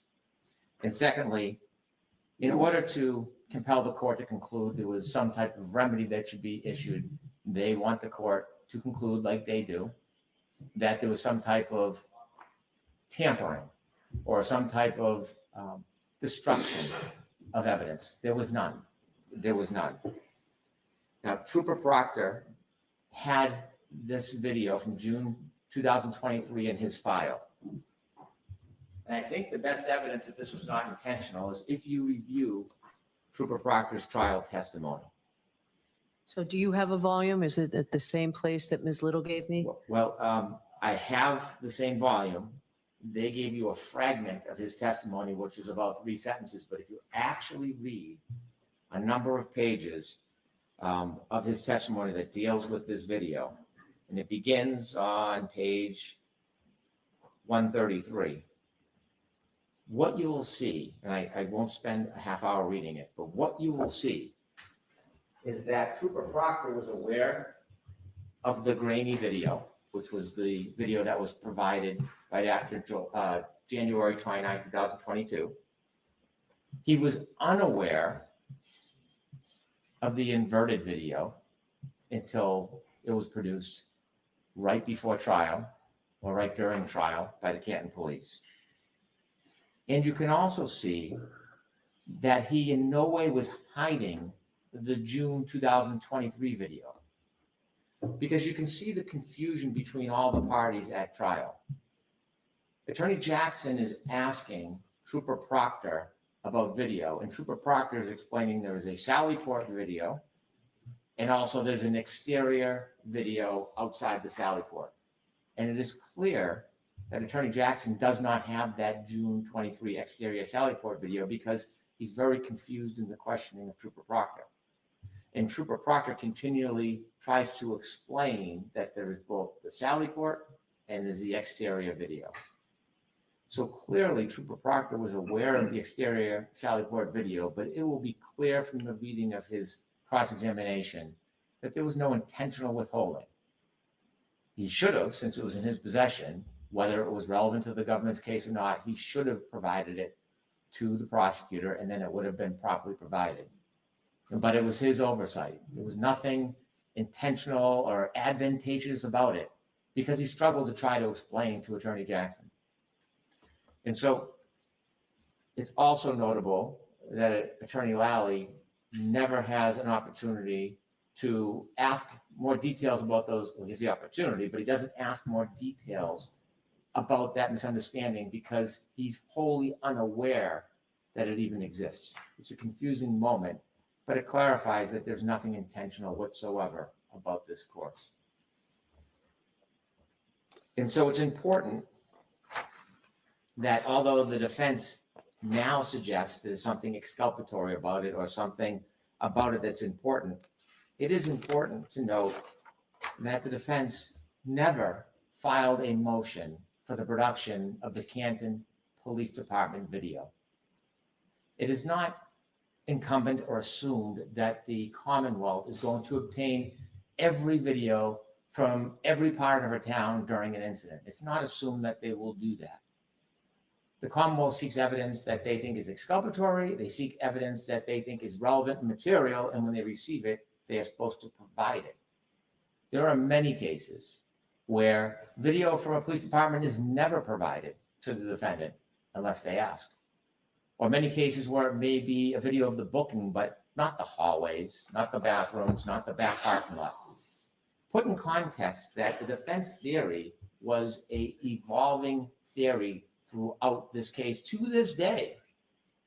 The defense theory was that it was some third-party culprit, unidentified, who committed this act that led to the death of John O'Keefe. In fact, if you see earlier interviews, the defense position publicly was, you know exactly who did it, intimating that there was a specific person. Now that recently has changed. If we see the recent interview 2 weeks ago on Fox 25, the quick answer was, we have no idea who did it. We don't have to know. And so this fluid position is not noticed to put the Commonwealth on notice. They're supposed to chase down every potential idea or creation that the defense has. It's important to look at the motion that has been presented to your honor on behalf of the defense where they claim that they moved to preserve video evidence. And when you look at that motion, the best it says is that they moved to compel physical evidence. That does not put the Commonwealth on notice of video evidence at the Canton Police Department. Was this the Stoughton District Court motion? It is. Okay. And I know the Superior Court did not adopt it. However, I think the Commonwealth being on notice is the point. And even if it's in district court, I think it's the Commonwealth's responsibility. I agree with that. Okay. And so Attorney Yannetti, and I've mentioned this before, was very prolific in his pretrial discovery motions, very meticulous. And when you look at his meticulousness, if there was a need or a desire for video, he certainly would have asked for it. He didn't. In fact, when you look at the perspective of Attorney Yannetti, you don't have to look much further than his characterizations of how he sees the difference between the crime scene and the Canton Police Department. I've attached, for your honor and for the defense, exhibit number 4, trial testimony of Trooper Nicholas Garino. And when he cross-examines Nicholas Garino, he is pretty clear that there is a difference between the Canton Police Department and the crime scene. He cites on page 75 But you'd agree with me, the Canton Police Department wasn't the crime scene, correct? And Trooper Greeno says, I never said crime scene in my report, I wrote scene. And Mr. Attorney Yannetti iterates, okay, well, Canton Police Department was not the scene of any crime, was it? So the defense is hard pressed now at this moment where they are trying to create prejudice that doesn't exist to try to convert a motion that they filed with very specific intentions for physical evidence to now suggest that that includes Canton Police Department because the Canton Police Department is somehow the crime scene. It doesn't convert.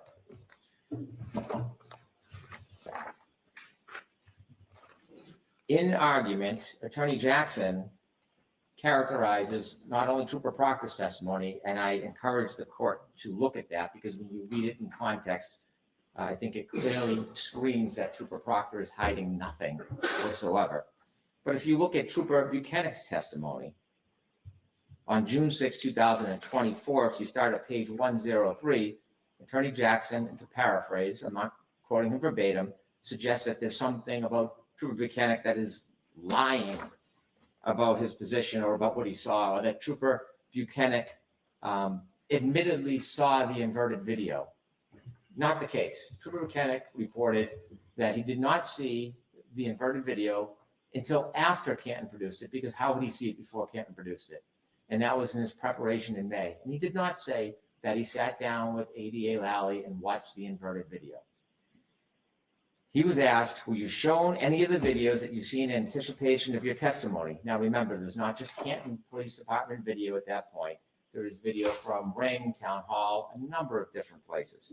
And he said, not during the first meeting. I did review video during the second time. Question, okay.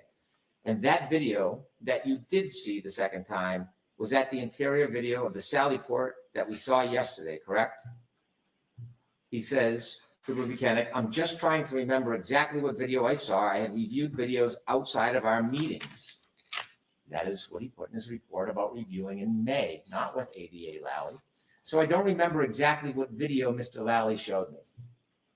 That wasn't the characterization that was provided in argument. This is very different.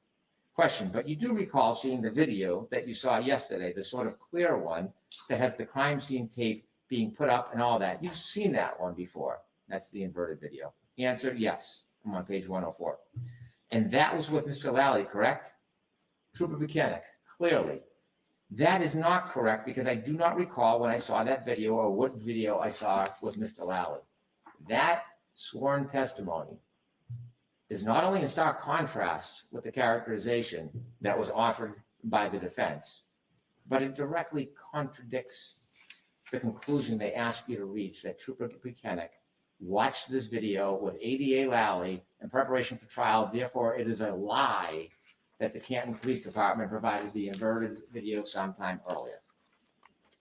That's sworn testimony.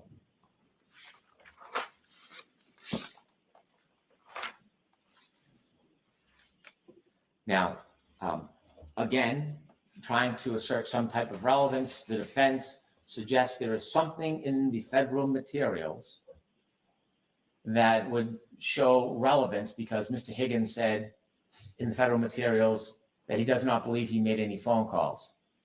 If you were to look at that testimony in the federal materials, you would see there was an enormous amount of conversation about the period in which he was sleeping. And there were dialed calls between him and Mr. Albert. And so you have to look at it in context rather than say it's an unequivocal denial and there's an aha moment. There is no aha moment. So Do you have the grand jury cite? I think I might have got it from Ms. Little earlier, but the grand jury testimony of Brian Higgins, I have it. It's just easier if you have a cite to that. I have a tab, but I don't. Perhaps Attorney I'm sure McLaughlin Ms. does. McLaughlin can get it I'll from. provide it momentarily. All right, thank you. So what really arises from the subterfuge is that the defense did not ask for video. There was video provided when the prosecutors learned about it. There was video that was in the hands of Trooper Proctor that should have been provided to the prosecutor that wasn't. There was nothing done to alter or taint the video. There was nothing destructive about it. There was no tactical advantage. There was no benefit to the government. And clearly from Trooper Proctor's testimony, there was no effort whatsoever to hide it. It should have been managed better, no doubt. But there was nothing about it that was prejudicial. There was nothing about it that showed tampering or altering. And so ultimately, the import of the defense's argument is that this evidence, this information is exculpatory. It's exculpatory because what they claim is that it would show that Miss Reed's taillight was cracked, not missing a piece. Now, first thing we look at is Nick Barros's testimony. And if you have an opportunity to look at his testimony on page 12, line 1, the defendant told you part of the story. I saw there was some damage to the rear taillight. To my best ability and recollection, that taillight was not completely damaged. It was cracked. But they forgot the next part. And there, pause, a piece missing, but not completely damaged. That's exactly how we see Miss Reed's car later on after it is at Canton. The entire taillight is not missing. There is a piece missing. That piece, where the fractures of it are found at 34 Fairview, right near Mr. O'Keefe's body. The same parts of the taillight fragments that are found in the sleeve of his shirt. And so it's not simply cracked. Even the witness they tried to lean on, Mr. Barros, says more. And so if that taillight is not just cracked, that taillight is missing, then there is nothing exculpatory whatsoever about the Canton video. It's a red herring because there can be no plant of fractured taillight if it's already gone before it gets to Canton. There can't be. And so when looking at the evidence, it is unequivocally clear that piece of the taillight is missing well before that car ever gets to Canton. And so we can quibble and we can dispute and we can go back and forth all day, but the best way is to just show you the evidence. And so when we look at the evidence, let's start first with the fact, the claim that the Sallyport videos were tampered with. Canton went back before January 29, 2022, and they took samples of the video to see if it was in the same condition, inverted for the back wall and fuzzy for the front wall. And we have those, and we've turned those over to the defense, and I just want Your Honor to see a small clip of that to show this condition, these conditions existed before this case was even a moment. So with the court's permission, I'm going to ask to put up exhibit number 2. Exhibit number 2 shows the inverted camera from January 1st, 2022. Now this is 28 days before Miss Reed's Lexus hits the Sallyport area. Now you can see, if you stop that please, thank you very much. On that wall, on that garage wall, there's a 4, it is backwards. This Sallyport video was not doctored by Trooper Proctor. It wasn't altered by Trooper Buchanan.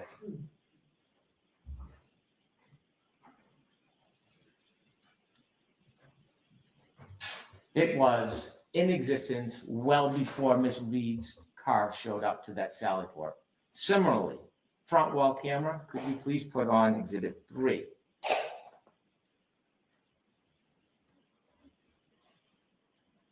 Exhibit 3 is from January 28, 2022, a day before Miss Reed's vehicle makes it to the Sallyport. And you can see the quality. It wasn't distorted on purpose. It wasn't manipulation by the state police. This is the way the camera worked in Canton. Thank you very much. And so the idea of tampering, we can claim it, we can assert it without fact, but we can prove it did not happen. Now, what we know is that missing taillight was not tampered with because it was gone hours before police even touched Miss Reed's vehicle. At 5:08 a.m., she left Meadows Road. That's John O'Keefe's home. And when she left at 5:08 a.m., that taillight part was already missing. If we look at Exhibit 6, please. This is from the ring video of John O'Keefe's home. This evidence directly contradicts the idea that the Sally Port video is relevant to show any break or planting of evidence. As Miss Reed nudges into Mr. O'Keefe's car, she will pull forward and we'll stop the video in 2 spots so you can get a clear look of that rear tail light missing.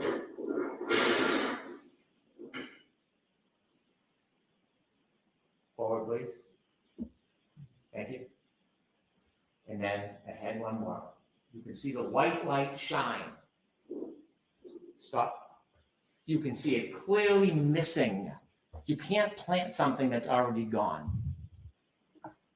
And the reason why you see white, it is a red taillight cover, and when the red is missing or gone, as it is in this case, the white bulb still shines, and that's why it shines white.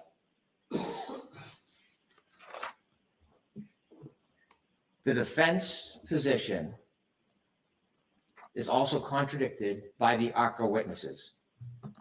If we look at Dr. Wolf's testimony, day 31 of trial, it's noted as Exhibit 10 in our package, page 36. ADA Lally asks the good doctor, now doctor, in the course of your analysis or review of materials here, were you ever provided with a video of the defendant backing out a garage and making contact with Mr. O'Keefe's vehicle in his driveway at about 5:07 in the morning on January 29th? He says, I'm not aware of that. And then if we move to page 124, line 1. Now, line 2. Now, as far as you're aware from your review and your testing and everything that you did in this case, if a collision occurred at a lower speed, say 1, 2, anywhere from 0 to 5 miles an hour, would that create the damage to the taillight that you observed in this particular case? And Dr. Wolf says, at that speed, no. We provided notice of our own expert. And there's one thing, many things, but one critical thing the experts will all agree on. That nudging did not cause the damage to that taillight. The defense position is also contradicted by dash cam footage. Sadly, an officer went to the O'Keefe home to check on his niece and nephew on that tragic day. And when he did, he had a dash cam video further reinforcing that that taillight is missing well before that vehicle makes it to the Sallyport area. If we could play Exhibit 7, which is the dash cam footage showing Mr. O'Keefe's car in his driveway at 8:22 a.m. If you could close up from the court, please. If you compare the right side to the left side, although covered and impacted by snow, if you could more close up, please, you can see that taillight, just like the detective from Dighton said, just like the 508 ring video shows, is missing. Is missing. There's no plant.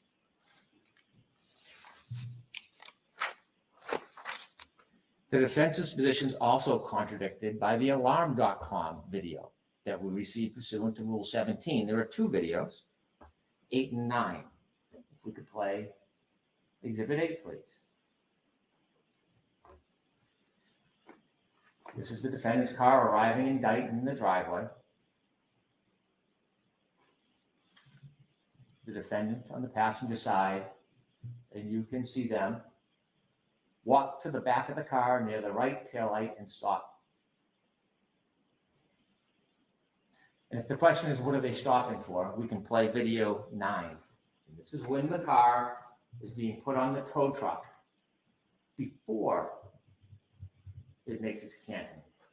And just like 508, in the driveway of Meadows, John O'Keefe's home, you will see that right taillight shine white, showing the missing taillight cover on 2 occasions. If you have an opportunity to stop the video at the important points, please do so. Can you lower it? We cannot. Can you zoom in on it? Your Honor, I would encourage the parties to look at it on the computer. The clarity is much better and it's very clear, the white light in this video. I cannot see it clearly on the screen. So will you give me a flash drive of all of these exhibits? Oh, there we go. Okay, If you look at it on a small screen, see right there? I do see it. Yeah, and then you'll see it again. So the alarm.com video contradicts the defendant's position that there is anything exculpatory about these Sallyport videos. In fact, this whole idea of third party or plan doesn't come to town until 9 months after Ms. Reed is indicted. Perhaps the best evidence that contradicts the defense's position that there's any relevance to the Sallyport video, that there's any type of plant by anybody, is from the defendant herself. Ms. Reed spoke to Gretchen Voss on June 20th, 2023. And in that testimony, or in that interview, she said, when my car was seized, there was a few small pieces of taillight missing that I had picked out at John's at 5:45 before we drove over to Fairview. I'm showing Jen and Kerry, look what I just did to my light. And I'm worried that there's gonna be some kind of electric short circuit. There's like the bulb is showing and some of the red plastic is missing. So I picked pieces out of the light housing that kind of collapsed within the light and dropped them in John's driveway. And so I say to the court, the production should have been sooner. It should have been cleaner. This should have been a log or an entry. The failure to provide was inadvertent. It was unfortunate. It shouldn't happen, but it's not Brady. It's not exculpatory. It's not intentional. It's not tampered with. It was inadvertent and inconsequential because the evidence is overwhelming that that light is missing before the car makes it to the foot of the Sallyport, so there can be no plan. That is my argument regarding the Rule 14 issue. I would like to have time to speak about the claim of jury tampering. I understand the temperament of the court. I'm not tone deaf, but it is a claim that was lodged that has collateral consequence. And I think it's important for me to be able to address it. May I? Yes. The claim of jury tampering is probably one of the most serious claims that one can make because it's not simply an attack on a case. It questions the fabric of our entire judicial system. If a good juror comes to court and believes there is no integrity in the court or in the judicial system, it is impossible for a fair-minded juror to even consider evidence because they do not trust the system to begin with. And if a government actor or a trooper or a police officer tampered with a jury, that would be one of the biggest, most abhorrent transgressions that could happen. Because of the collateral consequence of tampering with the jury, it would take away the community's belief in our system. On the other hand, if there is a claim of jury tampering and it's baseless and there is no evidence, it is not only a direct attack on the judicial system, it would seem to be an effort to try to undermine the authority of the system in court before a trial to impede the ability to have a fair trial. It is an extraordinary claim. And it's notable, the defense motion to dismiss is not just a motion to dismiss, it's a motion to dismiss for extraordinary government misconduct. So when you make an extraordinary claim about jury tampering, there should be extraordinary evidence. There isn't even ordinary evidence. There is no evidence of jury tampering in this case. Now, I don't want to belabor this, but it's important because of the consequence of what happens when a claim like this is lodged. There is damage. And why I'd rather sit down, as I said before, a lie unchecked becomes the truth.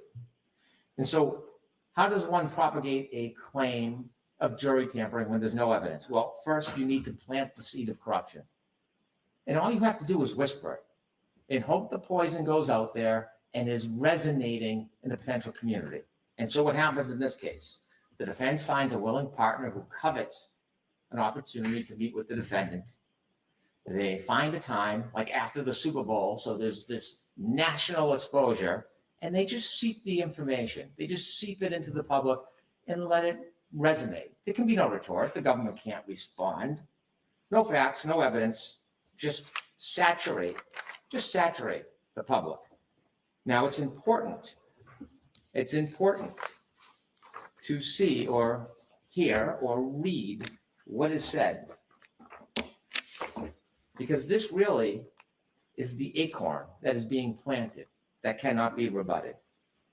And it's not insignificant that this same information before this interview is being disseminated by Mr. Kearney. This idea that there was tampering by Lieutenant Fanning.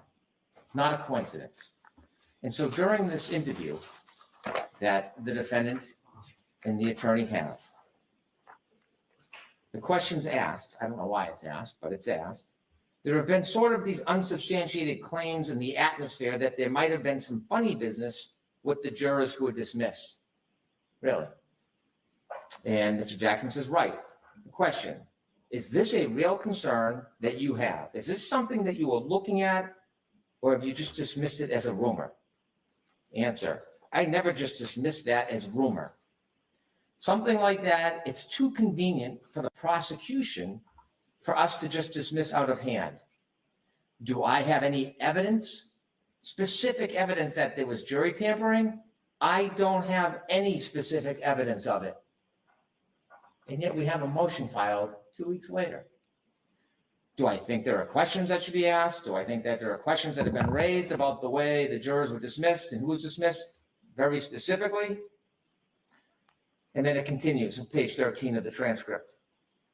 Question, one of the state troopers who was involved with the Norfolk DA's office and on the periphery of the investigation was also responsible for the jury?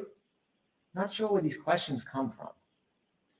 Answer, right. He wasn't that far on the periphery of the investigation. He was involved in the investigation. He was direct supervisor over the individuals that were testifying and over and about whom we had leveled some very, very serious claims and ended up proving those claims during the course of direct and cross-examination in the presentation of our case. That person, that supervisor, we found out well into trial. As a matter of fact, at the end of the trial, we found out is the very person who was governing the jurors. That's a question that should be raised. That is an issue that should be teased out. Should never, ever happen. That is the very definition of a conflict of interest. Question, is that standard in Massachusetts for just the DA's office to assign whoever they want to be sort of, supervisor of the jury? Yeah. Is it standard in Massachusetts? I hope not. Never seen that in my life. But if I had a nickel for every time I said I've never seen this type in my life as it pertains to the Massachusetts justice system, the criminal justice system, I'd have a lot of nickels.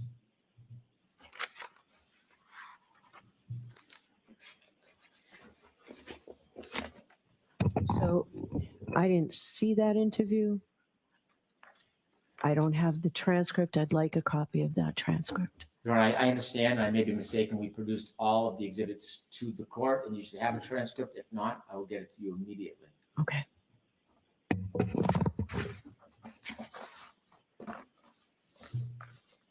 Okay. So after step one, finding a vehicle to plant the seed, and they did that very effectively. The next step is they have to identify a target. Who are they going to blame? Who's going to be the villain? In this case, a villain goes from anybody that gets in the way. It could be a soccer mom. It could be a police officer. It could be a good Samaritan. Anybody that crosses the path is a target. And now they decided they were going to identify Lieutenant Fanning. Lieutenant Fanning is one of the most conscientious, dedicated, admired state police officers in Massachusetts.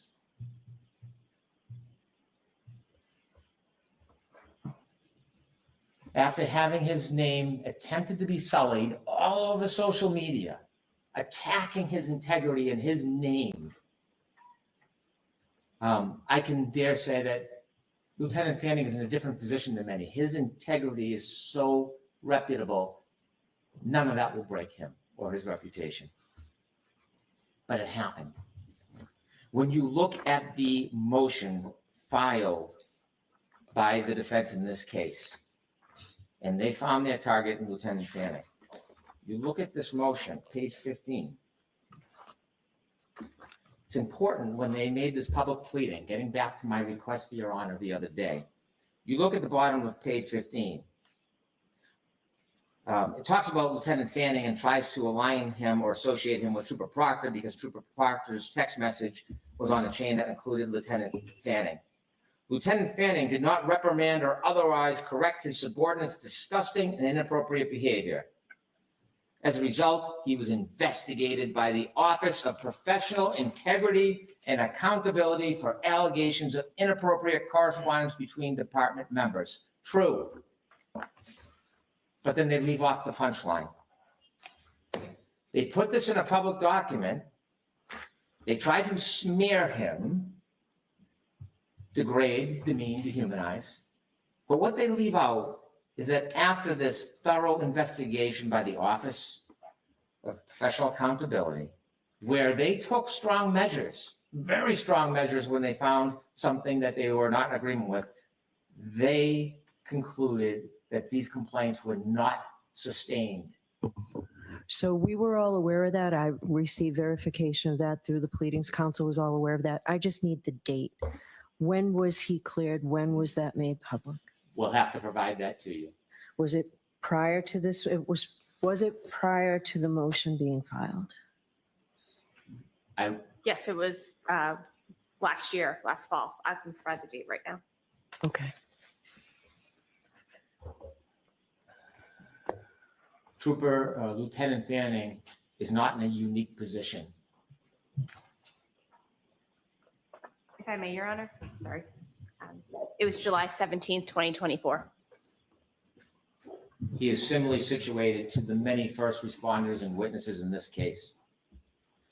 And then, without any basis, the defense then distorts that Lieutenant Fanning was in charge of juror security. He had control of the jury, and he had access to the jury. Think about what those statements say to our community, who are going to pile in here in less than a month to try to give a fair trial to both sides. Think about what those words mean.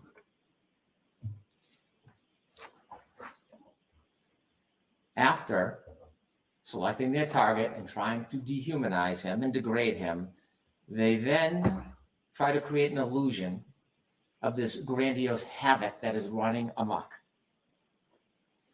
Trying to get the community to think Trooper Fanning controlled, had access, and tampered with the jury.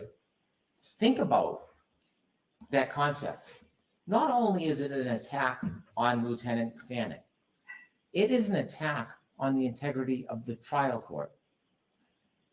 I've walked a lot of hallways in the trial courts over the past 30 years. And the heartbeat of trial courts is the court officers who take their duty so seriously. They help, they assist, they guide, and they have solemn pledges. They are charged with the responsibility of the jury. To suggest this is to suggest that the hardworking men and women in our trial court system who come here every day for everybody else's benefit, it is to suggest that they would cede their authority to the state police and abscond from their duty and responsibility to protect that jury with no basis whatsoever.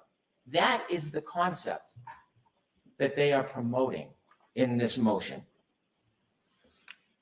The trial court personnel throughout the state are steadfast and dedicated. I've tried a lot of cases, and I think most of the lawyers in here have. It is without a doubt in Massachusetts that these dutiful men and women of the trial court protect and are sworn at the end of every case in jury instructions to protect the jury. And these trial court employees, especially here in Dedham, some of the finest, would never abscond that duty. And yet it is now in the public domain, this suggestion.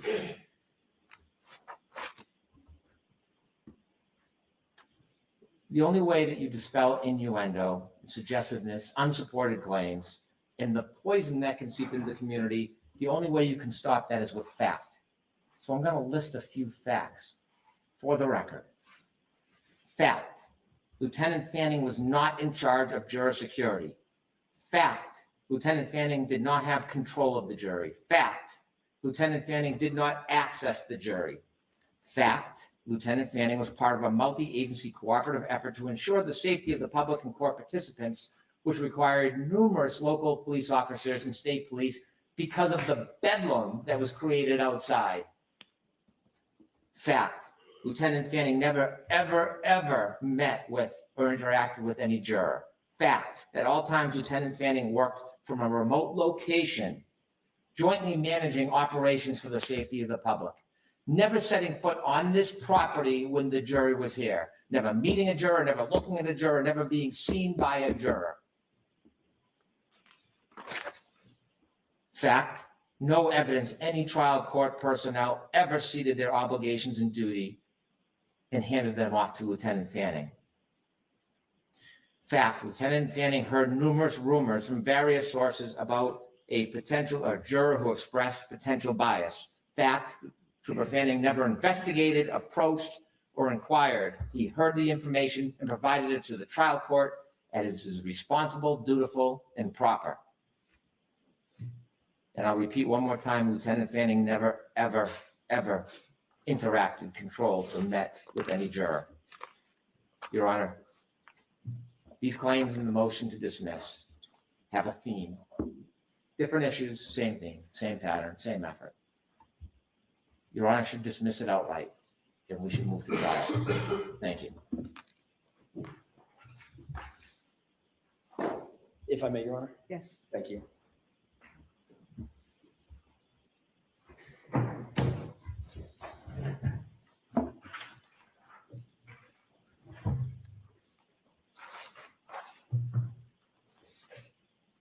We're going to address in reverse order some of the statements made by Mr. Brennan. And I want to talk first about this issue of juror interference, which is what we called it. It's words matter. We've claimed that there's interference.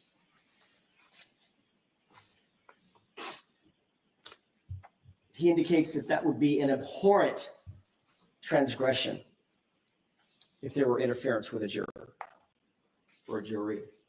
We agree. It would be an abhorrent transgression.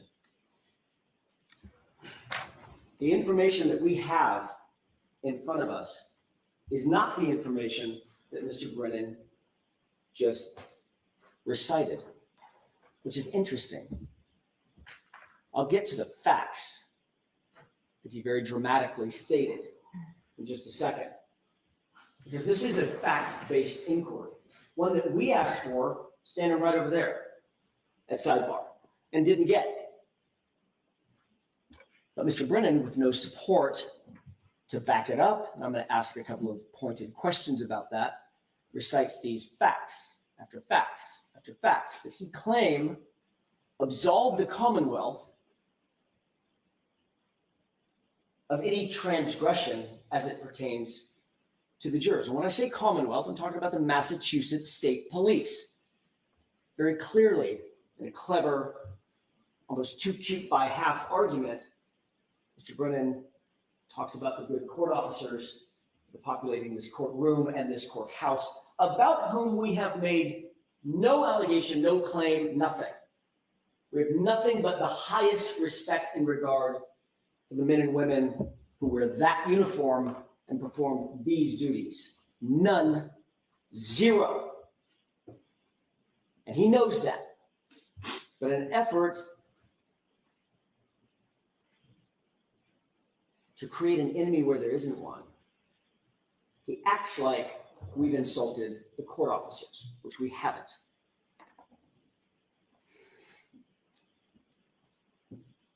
He also said that Lieutenant Fanning stood up here and gave basically a CV, a resume for him, and said, the greatest guy on the face of the earth. I don't know Lieutenant Fanning. I don't know if he knows Lieutenant Fanning. Not really the point. It's in the personality contest. He said that we identified somebody with an unassailable reputation. We identified him. We didn't identify anybody. We were standing up at sidebar, fat, dumb, and happy, not knowing what was going to happen when somebody else identified him. Wasn't us. And by the way, everything that we filed concerning this was under seal. We didn't disclose anything in any court document. It wasn't a public document, it was under seal.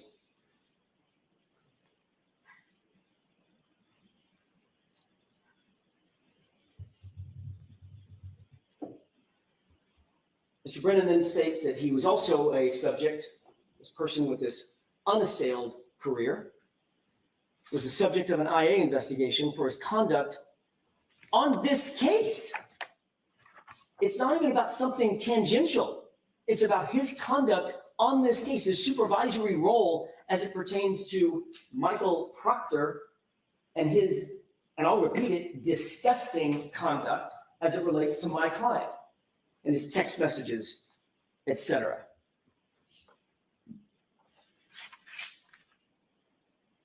When he was asked about those text messages, his claim was, I was on vacation and I didn't read them. And ultimately, the Massachusetts State Police investigation cleared the Massachusetts State Police officer. We've seen that happen before.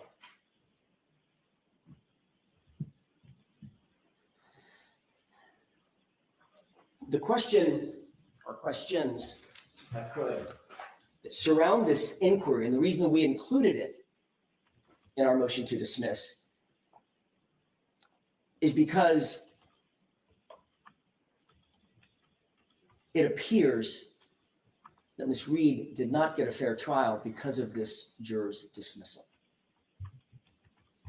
How would the person who's unidentified, to this day, unidentified, how would this person know who the juror sitting in one of these seats was if she was at a private location? I won't mention the location. How would they know? How would they know to identify her? How would they know what she said? How would they know to record her illegally, potentially, if that happened? How would they know these things? How would they know that if she was a juror, that she was a juror on the Commonwealth versus Reed matter specifically? And how would this unidentified person know of all of the authority figures to go to Lieutenant Fanning, of all people, who was then described to us after the fact as the, quote, commander of the extensive security operations that this case has required. And I went through that with the court this morning, but I just want to reiterate it one more time. Of course, it makes perfect sense that we would presume that if he's the commander, I don't think it gets much bigger than commander. If he's the commander of all security operations, he's the commander over operations that are attendant to the courts, the actual court's security, the personnel security, the party's security to whatever degree that is necessitated, but maybe most importantly, the jurors' security, That is a reasonable next step to conclude, a reasonable inference from the facts that we were given. But we do know this. He was this same Fanning that was just randomly picked to go report this to was also the person that was in Miss Reed's house seizing her phone just months before the trial. He's also the person that was interviewing witnesses or supervising the interviews of witnesses in this trial. He was also the person that was on the text messages between Proctor and his buddies at MSP talking about her and trying to find nudes. We know all of that existed. And yet we were denied an opportunity, Your Honor, an important opportunity to simply inquire before this juror was dismissed. That's all we asked.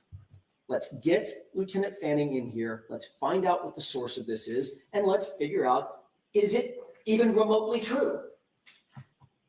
Remember, the juror never said it was true.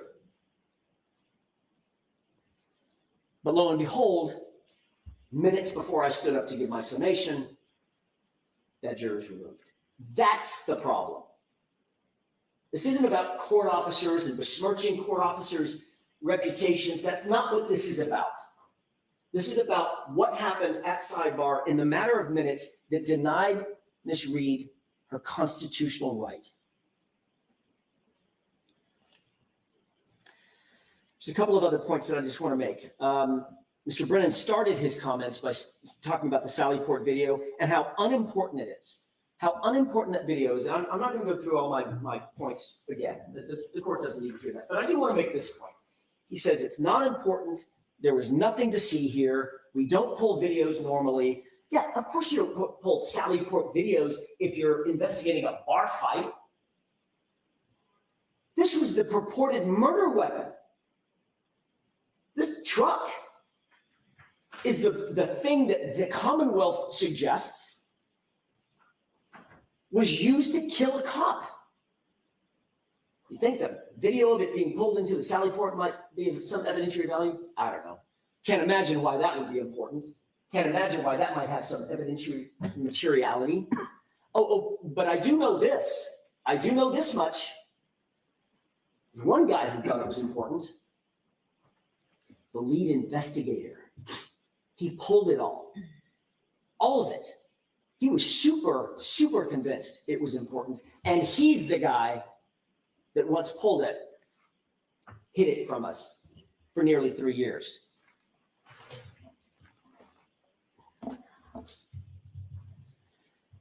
Mr. Brennan spent some time talking about the difference between cracked and missing. Interesting point. Now, I'm not going to go through a bunch of videos and audios. The court has seen all the pictures and photographs that it needs to see, and the court has a very, very good memory. We've never, ever disputed that the light was cracked at 5:07 or so a.m. That's how it got cracked, is the point. It got cracked on that traverse. And a piece was missing. A piece was missing. Not according to me, according to another agency's sergeant, Barros, who said a piece was missing, but it wasn't completely damaged. Recall that when that light was completely reconstructed with the 46, 47 pieces that were purportedly found, well, they were found at or near 34 Fairview, and then they were reconstructed. Does the court recall what that reconstruction looked like? That taillight was put together almost in its entirety. Almost, except a piece was still missing. There was a piece unaccounted for. There's a big difference between a crack and the condition of that taillight, which we've now seen, where literally the entire lens material is basically gone.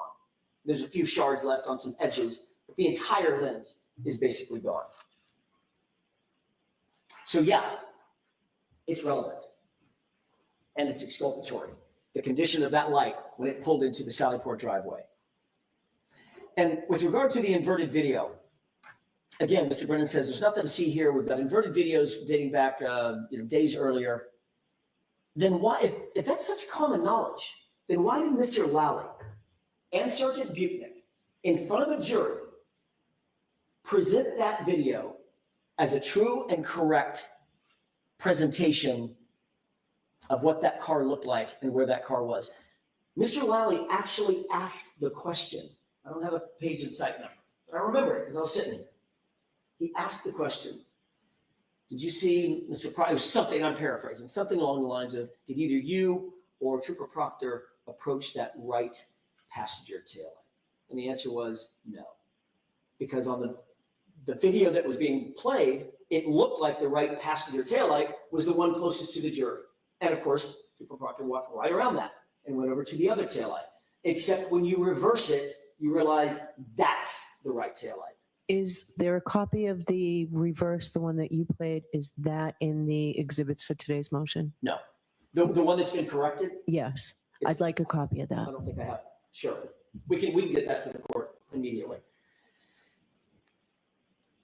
Also, he played a video of the grainy video showing, hey, look, some of these cameras are just grainy in other particulars as well at other times and places. Maybe, or maybe not. What's interesting is the grainy video that we saw, if my memory serves me, and it's my memory, and it's being taxed at this point, but my memory is the chyron on that video, in other words, the running numbers, was at the bottom.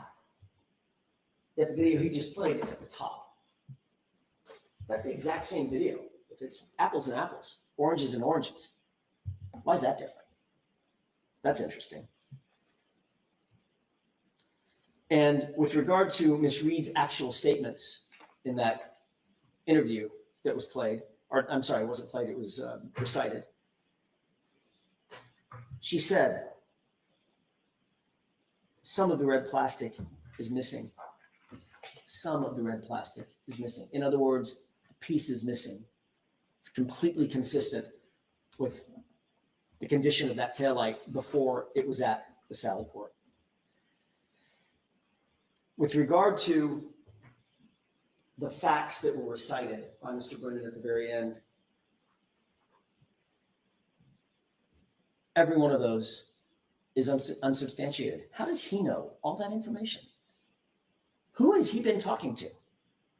And why don't we know about it? If in furtherance of this motion, there was an interview done of Lieutenant Fanning that laid out all of this information about not having contact with jurors and not doing this and not doing that, but yes, doing this and that and the other thing, why's the first time I'm hearing about this when he stands up and tells us?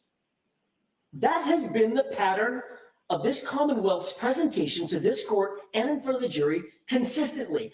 That is the punctuation mark at the end of the sentence. Why am I just now getting that? Why wasn't that appended to his motion?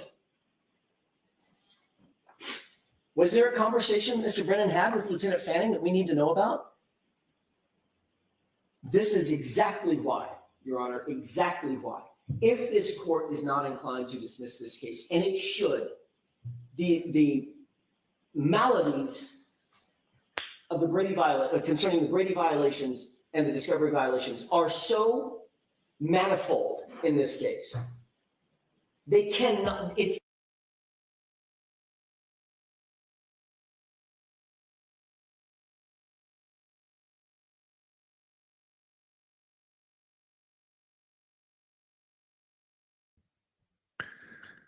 This is on, not on my end.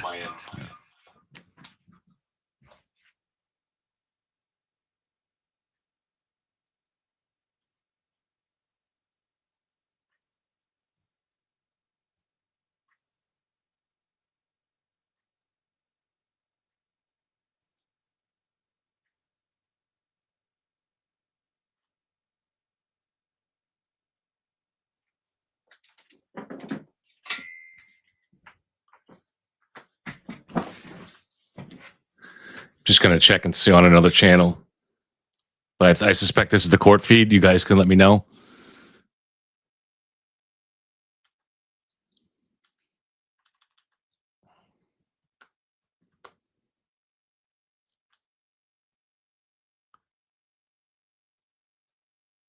WCBB has it. All right.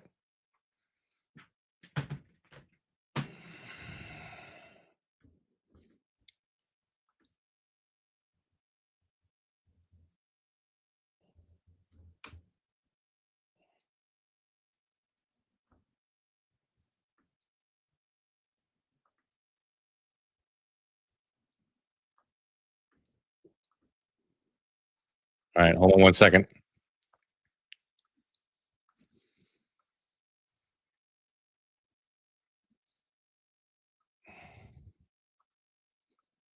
Expect that we would finish all the motions in limine in 2 days and wrap up whatever we have here. All right. All right. Yes.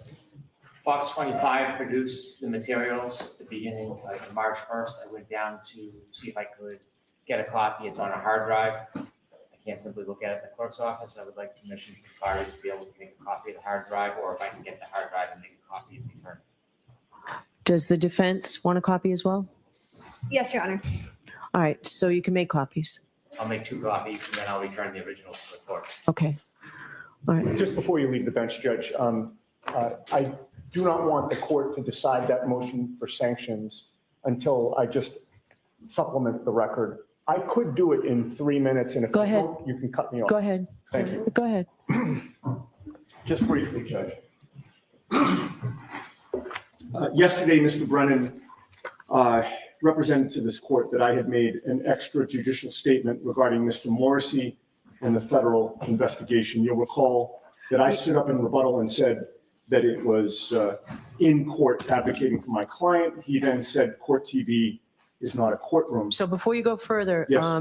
I don't know if Mr. Brennan was going to give me a court TV site on that. Is Right. there one, Mr. Brennan? I'll have to provide a video. I think that Mr. Yannetti is referring to that comment that was in the court file. And so I intend on remedying that record. There was also a conversation after with court TV. All right. So provide it to Mr. Yannetti. Mr. Yannetti, I'll give you an opportunity to respond once you get that. But go ahead. You can tell me what you want to tell me now. Right now, it's out in the court of public opinion that I made this extrajudicial statement. I said specifically I did not. He contradicted me, and that's where we left it. And he said that he would produce the receipts. Now he's admitting he does not have the receipts. There was no court TV interview where I said anything of the sort. That was a Zoom hearing, where I was arguing before Your Honor. I would just note, Your Honor, I don't think it makes sense that Mr. Brennan would have done this on purpose because it was so easily disprovable. It's troubling that he would make this damaging accusation without properly vetting it to see if it is true before he attacks opposing counsel. So that was disappointing to me. And I would just point out, and again, I only need 30 seconds. That You can take your time, Mr. Yannetti. You're not going to be we're all 45 minutes. Right. I certainly will not be. This new false allegation comes after my colleague, Mr. Alessi, co-counsel, Mr. Alessi, on February 25th, detailed 9 or 10 false statements that Mr. Brennan has made to this court. And I want to make it clear, I don't need an apology from Mr. Brennan. I don't expect one. But I think perhaps he should apologize to the court. He said today, a lie unchecked becomes the truth. And I just would hope, Your Honor, that you hold Mr. Brennan to the same standard that you hold the defense team. And that's it. I certainly do. So, Mr. Brennan, if you do not have a site, then I need you to let us all know that as well. I will. It's convenient to retort that there were 10 lies by the court that Mr. Alessi lined up. In fact, I looked at the transcripts, some of his suggestions that I didn't read the paperwork properly, which is wrong. I didn't try to shame him today. It was part of advocacy, and I accept that. There was a conversation, and if you remember, when I related Ms. Yanetti's remarks, it wasn't in relation to 3.6. It was in relation to the fact that they were using the federal investigation to create innuendo that could not be responded to. But I will provide. For your request for the gag order? In support of your argument for the gag order? In response to how they had used federal materials that were under seal that couldn't be rebutted to make suggestions. It directly related to that point, not 3.6. But I will provide the videos. Mr. Yannetti is right that the exact statement that I used was from a court hearing, but then there were subsequent statements made. And so my regrets to Attorney Yannetti, but it wasn't in the fashion of a 3.6 violation. That wasn't the intention. It was to show how they've used these federal materials before the case was closed to their advantage. All right. So if you have the site, I'll give you until tomorrow afternoon to find the Court TV site. Very well. If you have it, supply it to all, Misty and Eddie. So I'm ordering the Commonwealth if they have that Court TV site to provide it to all of us. And if you don't, provide that as well. Provide Very that much appreciate information. it. Thank you. Thank you. All right, that's it for today. All rise to the court, please.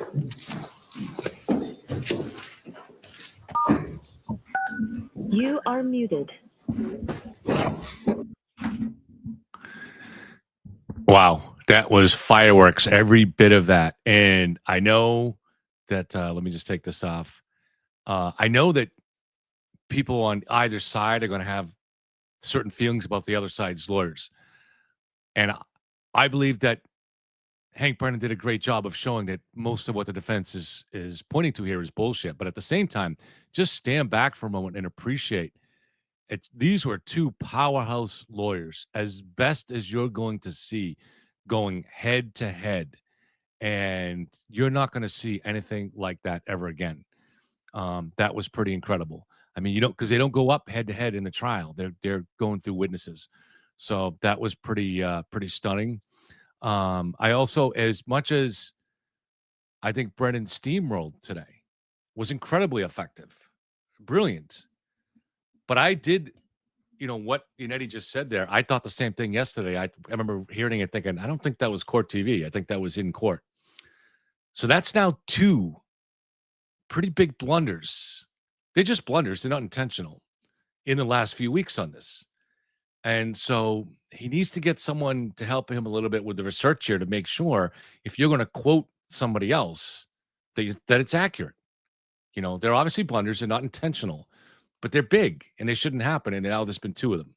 So, but that said, this was, to me, very decisive day for the prosecution. I know people in the pink crowd won't agree with that. But if you know the actual evidence, what Brennan did today just laid waste to the entire. It has so thoroughly laid waste between last week and today, between yesterday and today, to the third party culprit theory that there's nothing left to stand on. The only thing left to stand on is the idea that John, think about this. We've got to believe that Karen Reed is innocent. You have to believe that somehow John went into the house despite the fact that his phone never did. That's just factual. His phone never went in the house. There's no point really spending a lot of time arguing it. The GPS, which is truly accurate data, shows that it never went inside the house and the phone stopped moving at 12:32 and 16 seconds. So if you're a serious person, not whether you want to be a serious person or not is up to you. But if you're a serious person, you have to accept that GPS data is a million times more accurate than a phone app, than a health app, which is just trying to interpret your emotions. GPS is designed to fly a missile up a camel's ass from 1,000 miles away. That's what it's designed for. That's what it does. That GPS chip that is in your phone, that's what it's designed to do. And that's all it does. There's a special chip that is manufactured to go in your phone. That's not true of a health app. The health app is trying to interpret what you're doing based on motions. That's always going to be imperfect. And it does the best it can. And it's pretty sophisticated technology for what it is. But GPS just has to determine your location. And it's very, very good at doing that. And you always know what the degree of accuracy is, what the margin of error is. And it shows that John never went inside the house. You can't just ignore that. All right. Now, same thing here as we've established with the taillight evidence. And Jackson very weirdly, I guess gamely, the best he could with a bad hand, he tried to say, well, when they reassembled that taillight, there was still a missing, right? That's probably the piece that Karen dropped in the driveway. But that little tiny missing piece certainly is not what Karen was describing in her own words in the interview with Voss. Not even close to that, right? It certainly is not what we see in those videos. So it's absurd.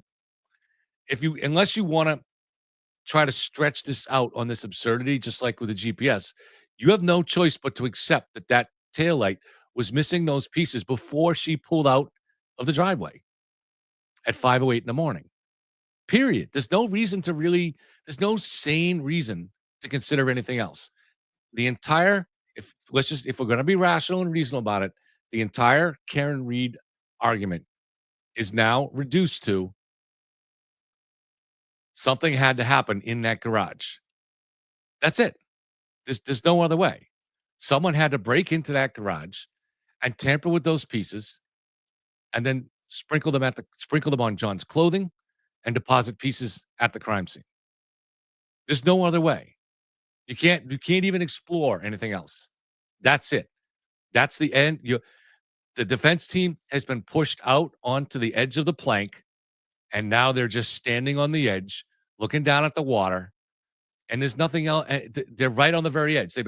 Hank Brennan has pushed them all the way to the edge, and they got nothing else. They're looking around. They can see the sharks in the water below, and the only really thing that they're hoping for here is they see this little tiny life raft coming over, and what's in that life raft is a juror that, like this dismissed juror, is part of a cult and got on the jury by lying, by misrepresenting the degree that she had made up her mind before she got on the jury, and by lying every day in court that she was following this.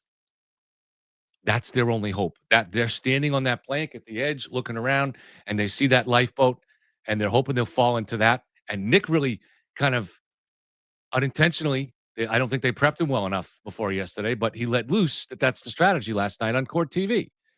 Because he said, even though the federal investigation is over, or even if it is over, he's maybe one of the only people in that group that's willing to accept that. Even Karen wouldn't accept it. But in that setting last night, I guess he had to, because he knew that it would have sounded foolish not to.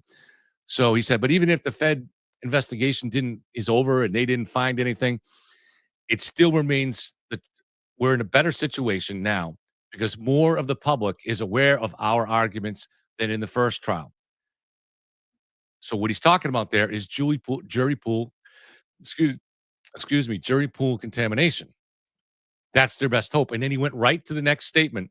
He said, and I don't think the Commonwealth wants to go through the expense of this a third time. This is all that's left. And David Yannetti knew this in January because that Boston Globe story came out that was really bizarre. Somebody had to have a connection to get that pushed in the Boston Globe.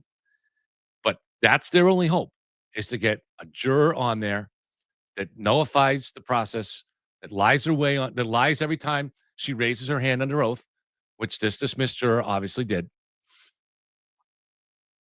and wants to prove themselves to Karen or to Turtle. And that's it. You're not going to get 12 jurors to buy into any of this nonsense put through by the defense.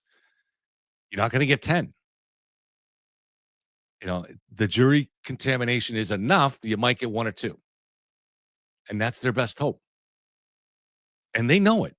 It's not like they don't know it. That's why they pushed that series in the Globe. That's why Nick said that on TV last night. Acquittal is not really in the cards here, barring some new evidence. And you can see it, right? They're grasping at straws. They're making desperate plays here. They're putting things in motions that they know have no chance, but they think it gives them a chance to further contaminate the jury pool. But it's backfiring because Brennan is taking advantage of that too. So you want to play that game? All right. You want to do that? I'm going to show you those videos in court again. And that's the first time we got to see them all together in the court setting because they came out through different witnesses during the trial. But now Hank Brennan got to show the 508 video, the 822 video, the tow truck video, got to also give us for the first time the transcript of Karen's words to Voss. They also, if he wanted to, he could have went with Kerry Roberts' testimony too. They can add that to it too. So that taillight was missing pieces, was missing a large piece from the corner that disintegrated at the crime scene. There's just no room to go anywhere else unless you want to try the strange argument that somebody snuck into John O'Keefe's garage and tampered with that vehicle, and they were undetected by John's security systems. I don't know what he has. We know he has Ring. So Ring would have picked up somebody and woken up people inside. had somebody been going through that driveway. And I don't know, maybe he seems like someone that might have had a more extensive security system, but I don't know. We're told he had a digital key lock. Does that suggest that they had an alarm system there? Maybe. I don't know, but we don't know if they did. We don't know if it was set that night. Um, but that's a really, really thin ledge that you're now clinging to. The idea that that somebody broke into the garage, but I'm afraid that's all that's left for them. Hank did a very good job eviscerating the Higgins stuff.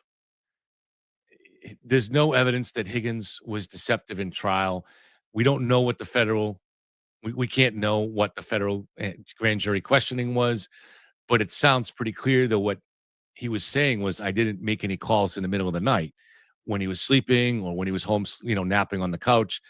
That he wasn't talking about, did he call somebody from the car on the way home? Did he call somebody from the Canton police station? He wasn't talking about that. And we don't even know that he actually made a call. He might have been just checking voicemail. The important thing to know, though, is the feds got his phone communications. They know exactly who he called. And if it was exculpatory, they would have brought it up in the federal grand jury and they would have turned it over.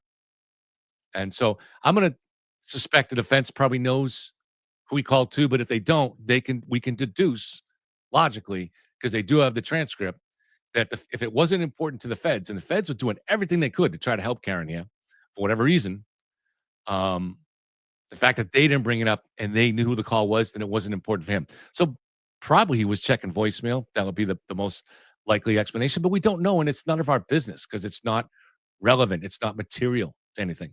So whoever he was calling, it's his business. That's the bottom line.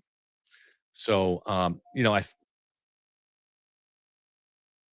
hold on a second, just checking. All right, let me just check email for something.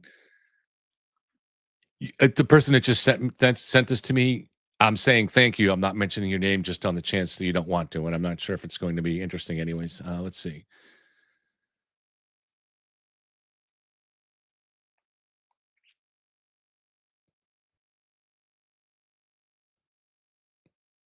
All right, so it is important if it's true, but I don't know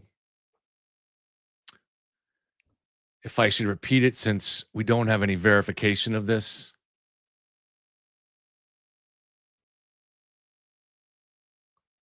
All right, so I'll just address it because I'll say we can't verify this. So I'm not. So what I'm going to say now is something that somebody has put on Twitter, and then somebody sent it to me. And the name on Twitter does seem like is not someone I know personally, but I've seen the name in there. I have no reason to think this is someone that puts out misinformation. But then again, we all have to be careful about information that's out there. So what this says is that some of the deleted Ring footage shows Karen picking up small pieces of her own broken taillight out of Officer John O'Keefe's driveway.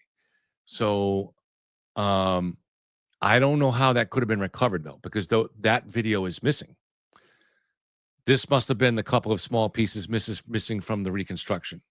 So, I mean, I don't know, because as far as we know, we saw during the trial that the Ring video of Karen, Kerry, and Jen, when they leave, they go out, and according to testimony, Karen and Jen and Kerry examine the taillight, but they don't drive that car out. That car is parked there. Jen had parked it there, but they get into Kerry's car and they go out looking for John, and they find him a few minutes later. So, actually, I can take this off. Just gonna plug this in.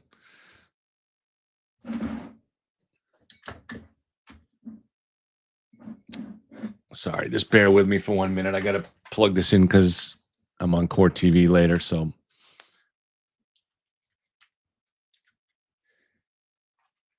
the with video that's missing in probably 3. So Karen arrived back at John's house at, according to quote Trooper Garino, around 12:36, and then She leaves a voicemail at 12:37 that says, "John, I fucking hate you." Then the next voicemail is at 12:41 that she leaves no message, but it picks up her, what sounds like her pulling into the garage.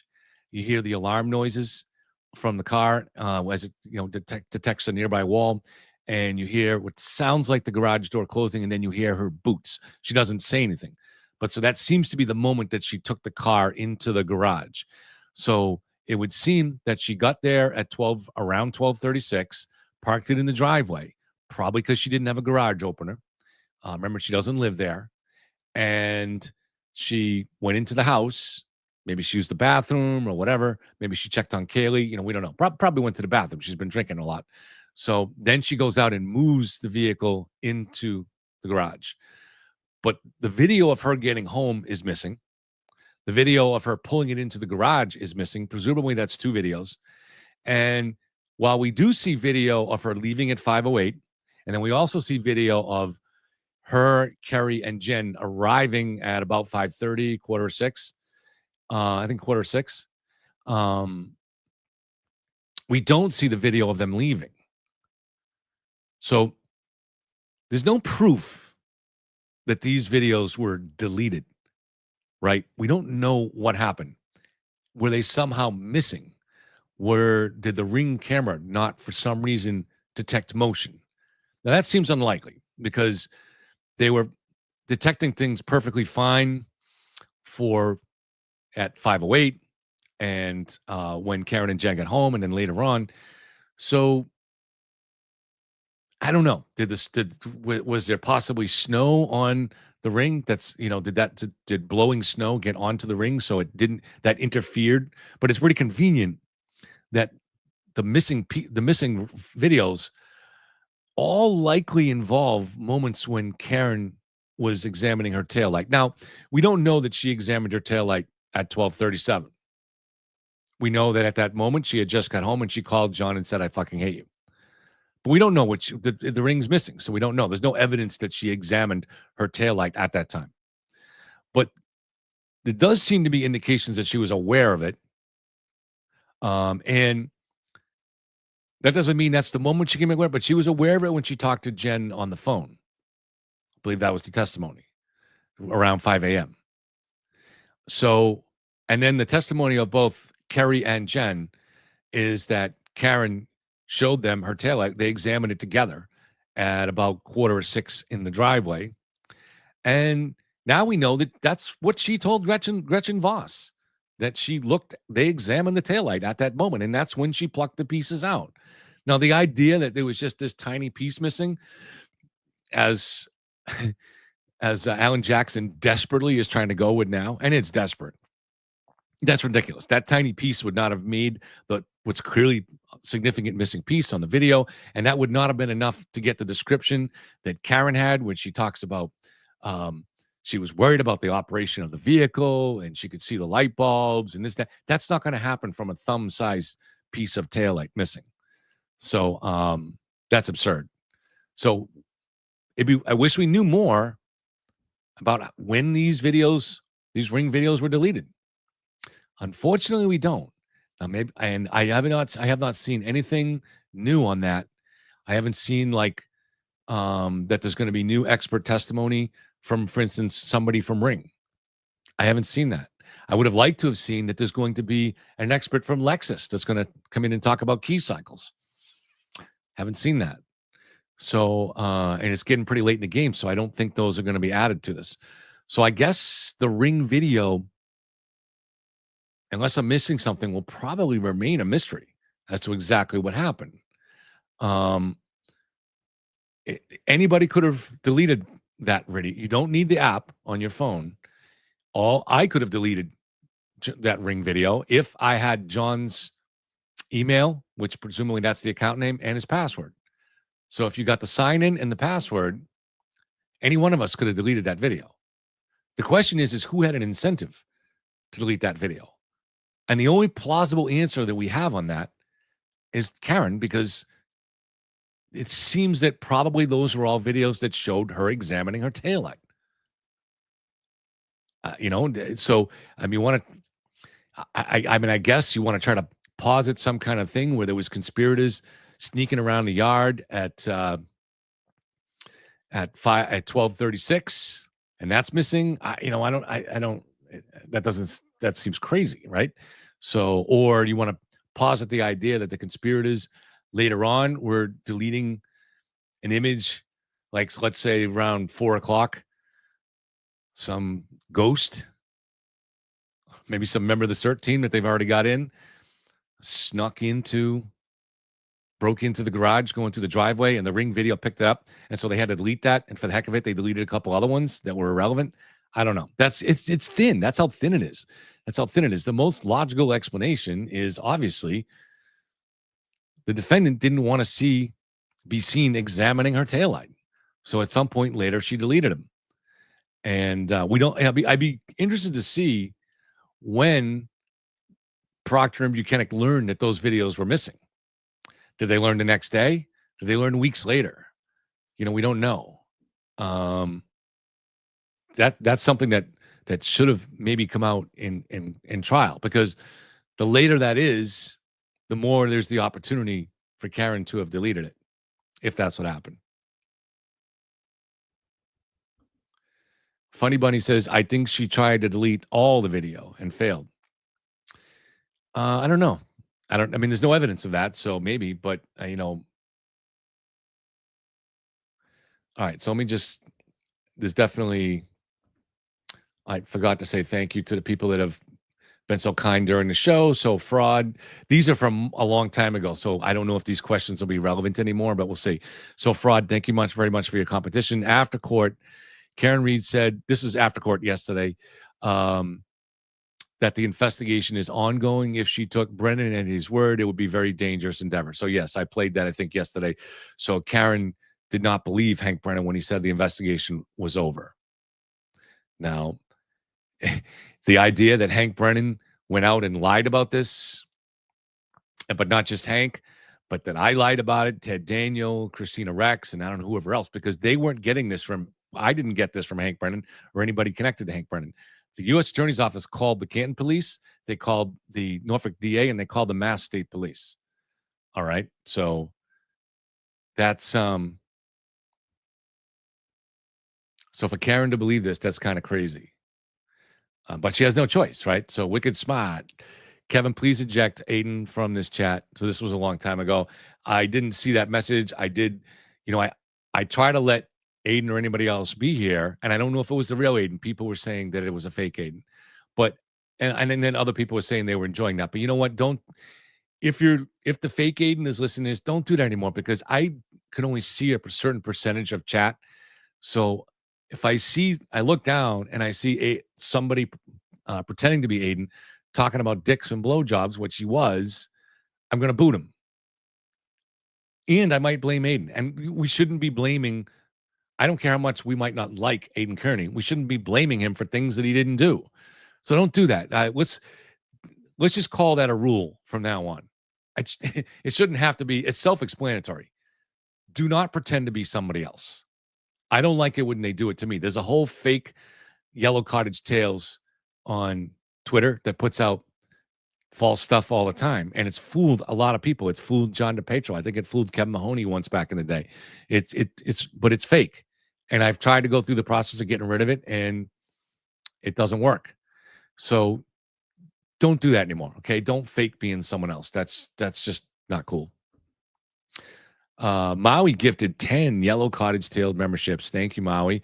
And so those lucky viewers that got that will be thinking they got something special, and they'll be like, shit, I didn't get anything with this. But thank you, Maui. And then she gifted 5 more. Wow, Maui, thank you very much for bringing up the memberships. And most of those people will probably not want to stay on, but hopefully some of them will. And another one, she gifted some more. Thank you very much, Maui. So you got our numbers up. That membership total that Maui just probably gave us like a 10% boost in total memberships. So thank you, Maui.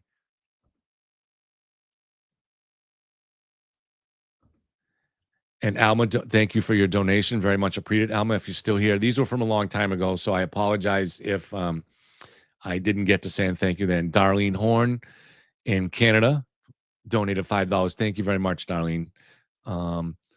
We love our Canadian fans like Caroline Sweet and my friend Colin. Funny Bunny said, thanks, Kev, Joe, and Fleming. And it's when I say Joe, my other moderator, that's a woman. So that's J-O. It's not Joe like in Joe Krowski's not my moderator.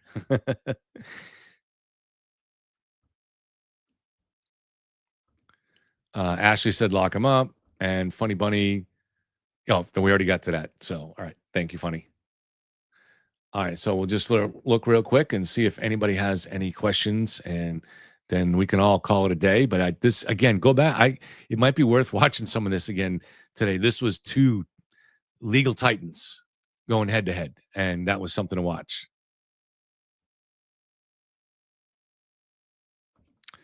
So Andy says you can restore a deleted ring video with data recovery software like Wondershare Recover It, but only if you previously saved it on your device.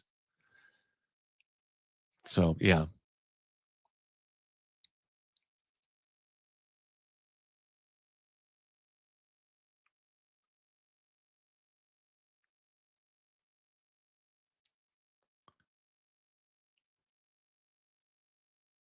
And I was really glad, and thank you for talking about transparency. I was really glad that Hank said, yeah, if, Caroline is actually here. Thank you, Caroline.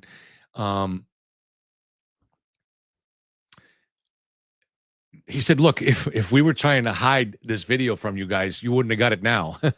So, I mean, Brennan's normally a defense lawyer, right? And he's making sure these guys get everything soon after he gets it.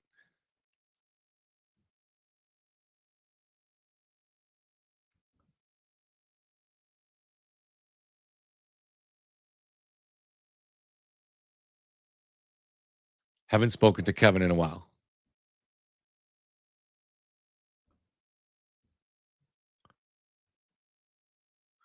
And so thank you for Joe and for Tom for being here as always. Thank you, guys. Tom, I did not get to the post office, but tomorrow I will have time.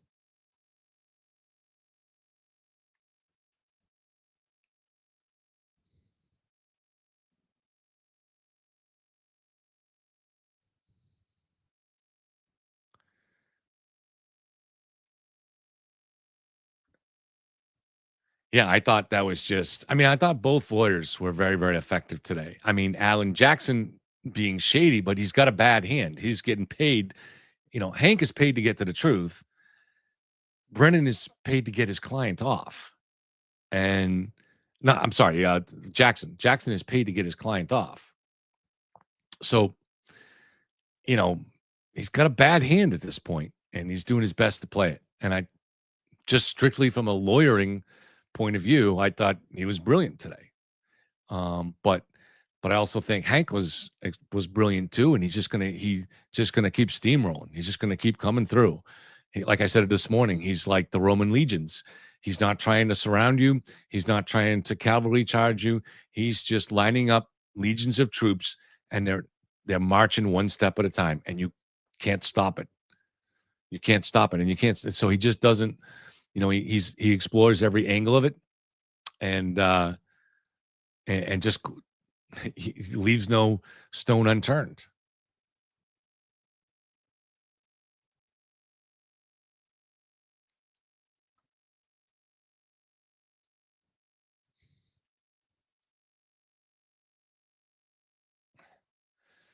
Anybody else have any other questions?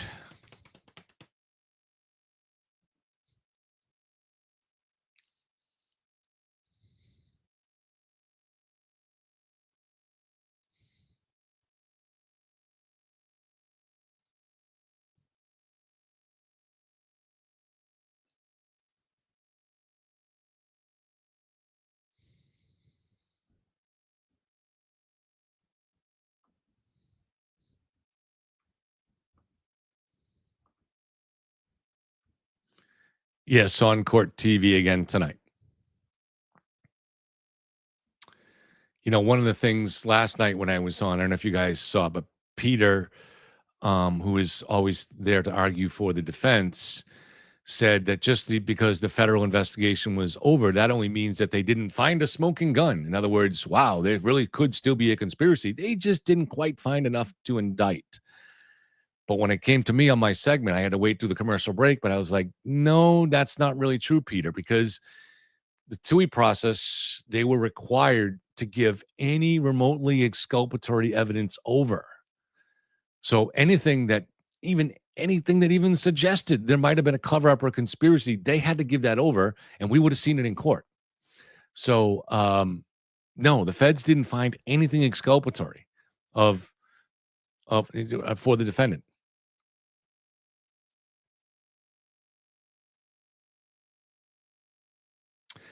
So, Joe, actually, I'm glad you bring that up. So, because we had that little kerfuffle where all of a sudden the monitor went out, which seemed to be a court TV problem, and I got it over to WCVB, so that was good. Thank you, guys. But we missed something there. So, is there a hearing Friday, or is that just a deadline day now? Is there an actual hearing on Friday? And as far as Turtleboy, the only thing I saw, I think somebody in chat said here that I don't know if it was continued till noon tomorrow. There's something going on noon with it, so I'm not sure. Maureen says there was next hearing is Friday 9. So there is a hearing. No, so Ken says there's no hearing though. So we have a dispute. So what do you guys think? Is there a hearing Friday? And thank you, Alma. Is there a hearing Friday on Karen Reed?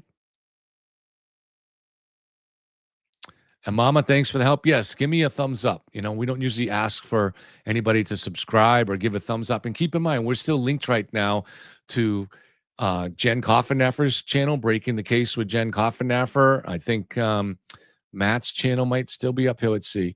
So, yep. Masshole Mafia, Kate's channel, Boundless Millennial Matt's. So they're all still broadcasting this right now. We all stream this together. So please go in and support them and give them a subscription if you don't mind. Doesn't cost you anything.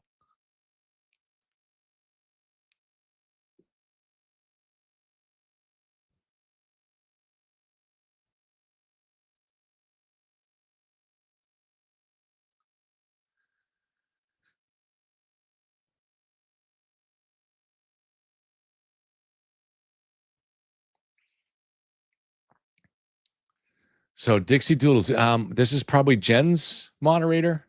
Not really sure. I see that you're a moderator though, but thank you for being here and trying to help us keep this clean. So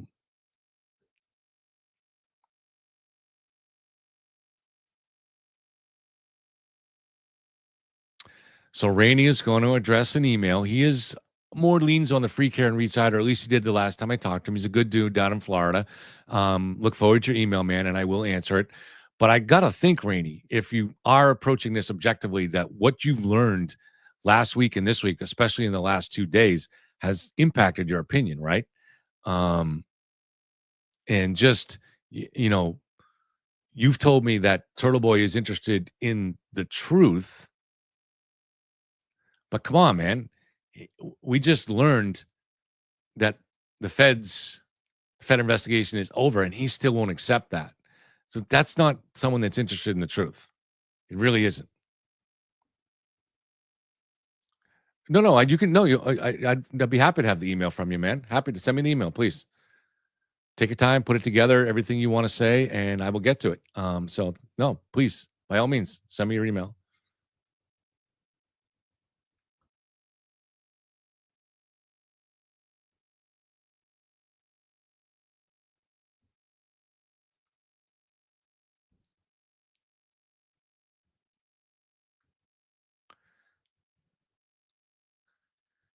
And B Blanca is also a moderator. These people, guys, they could be moderators for Jen's channel or Matt's or for Kate's. So your conclusions are not only possibilities, Kevin, others are allowed. Yeah, but they're more than possibilities now, Rainey. The logic has really eliminated the idea that the taillight was tampered with in the side part. It just was. There's no room left for that anymore. You know. There's no room left for the idea that the taillight was planted after 5:08. There just isn't room for that anymore. So, so I don't know. We'll keep working to find out if there is a hearing Friday. But so we will cover it though. I don't know what the situation will be. I have to leave for a doctor's appointment in Boston. I have to leave at about 10 or 10:30. Say about 10:30. And so Kate's channel is Mass Hole Mafia. But what I'm going to do is I've already given it to her, but in case she's doesn't have it, Kate will be able to log in. I'm going to log into my channel. Well, assuming the hearing starts at 9, and I will be here for the start of the hearing. And sorry,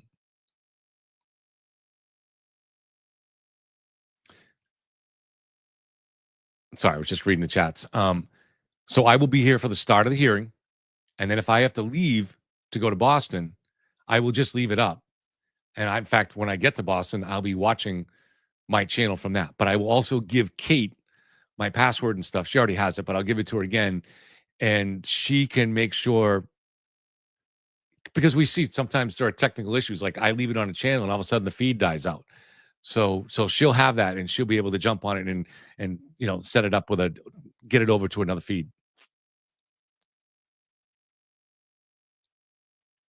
According to the docket, Friday's hearing has been rescheduled next date, 3/18 at 9 a.m. Okay, thank you, Nancy. So looks like we don't have to do anything Friday, which is always good. So if Nancy's information, Nancy from the 508 is correct, then there is no hearing for Friday.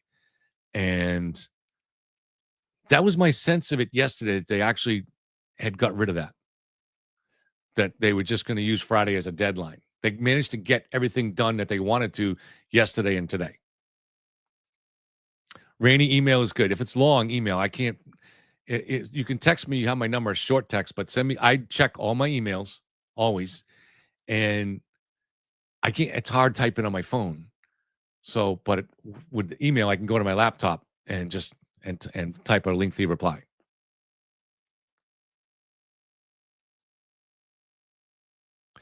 Caroline, driving to Toronto to visit Dad for 95th birthday. Wow, that's congrats to him, man. That's a good achievement, especially for a man. Men don't usually live that long, right, like that, to that ripe old age. But it sounds, Karen, like there is not going to be a hearing Friday. So unless we learn something different, there won't be.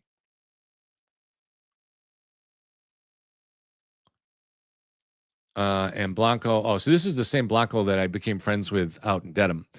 I did email you my number. I'll send it again. Thanks, Tom Plummis. Oh, okay. Did you want me to call you? I'm not sure what you needed, Blanco, but I'm here for you, brother.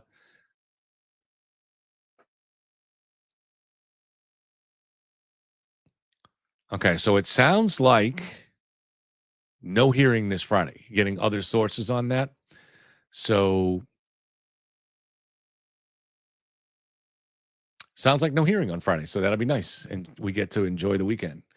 I'm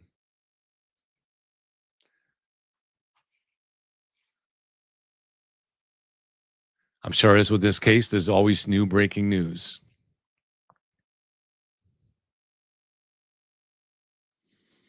So we'll see what happens with. From what I could see from somebody said in chat here that Turtleboy. This may not be the correct word, but there's another hearing at noon tomorrow. So I don't know if that was a continuation from today. And I guess when there was a streaming link, there was a Zoom link that some people were able to stream it, but there was no audio. So people really don't know what's going on. When we were listening to the hearing too, we heard a lot of cheering outside. So that's presumably when Turtleboy's hearing ended and he went outside as the conquering hero and the zombies cheered. So I would say that there were plenty of pinkies in front of the court today, Funny Bunny, based on the cheers that Turtleboy. I'm assuming that was, maybe it was something else. Maybe there was a parade going by. I don't know. Nancy went to the court website. So the next hearing is on 3/18 and 3/19, which those are big days too in the Karen Reed case, because on the 17th, St. Patrick's Day, is the first night of the documentary series that primarily stars Karen. I'm also in it. And some other friends of John's, like John Jackson and Brendan Kane. Possibly some people from the scene too, Vendetta, like Steph and Kerry Lama. And that's going to play 3 nights in a row on HBO Max and Discovery ID. I think each night is like a 2-hour episode. So that'll be on. It's on Discovery ID, yeah. But it's also on HBO Max.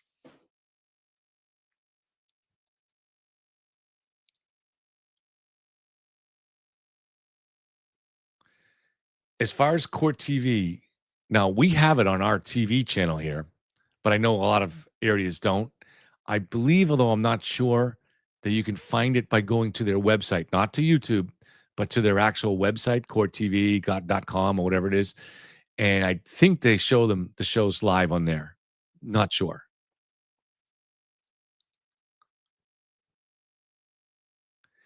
Carolina, if you're talking about the documentary, you'll be able to see it on HBO Max. It'll be on HBO Max.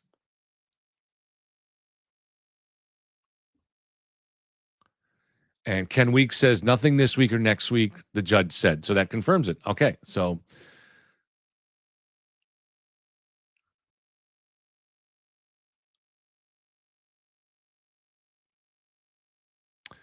Justice Lane said, she's new here. What is your name? I'm not sure if you're talking to me or someone else in chat. My name is Kevin, and not with me at the moment, but their channels are on is Jen Coffenaffer from Breaking the Case with Jen, and Boundless Millennial is Matt Doherty, and Kate Peter from Masshole Mafia.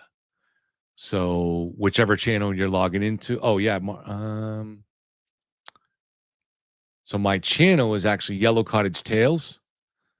So if you're watching from one of the other channels, I can't tell. But so if you're looking for my channel, it's Yellow Cottage Tales on YouTube.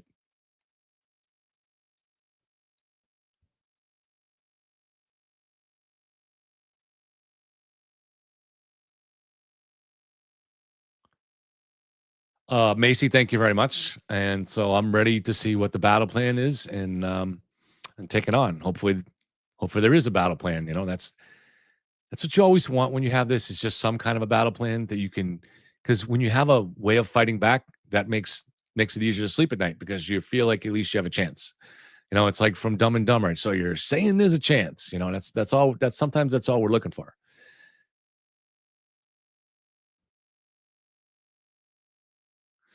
All right, guys. So it is now 10:05. Again, thank you, everybody, for being here. And thank you to the moderators for all the channels, for all the work you do. It's very much appreciated. And so we'll see everybody soon. If you want to see me and Nick and Joe Krowski, and I'm not sure who the fourth guest is, check out Court TV tonight. Thanks, guys.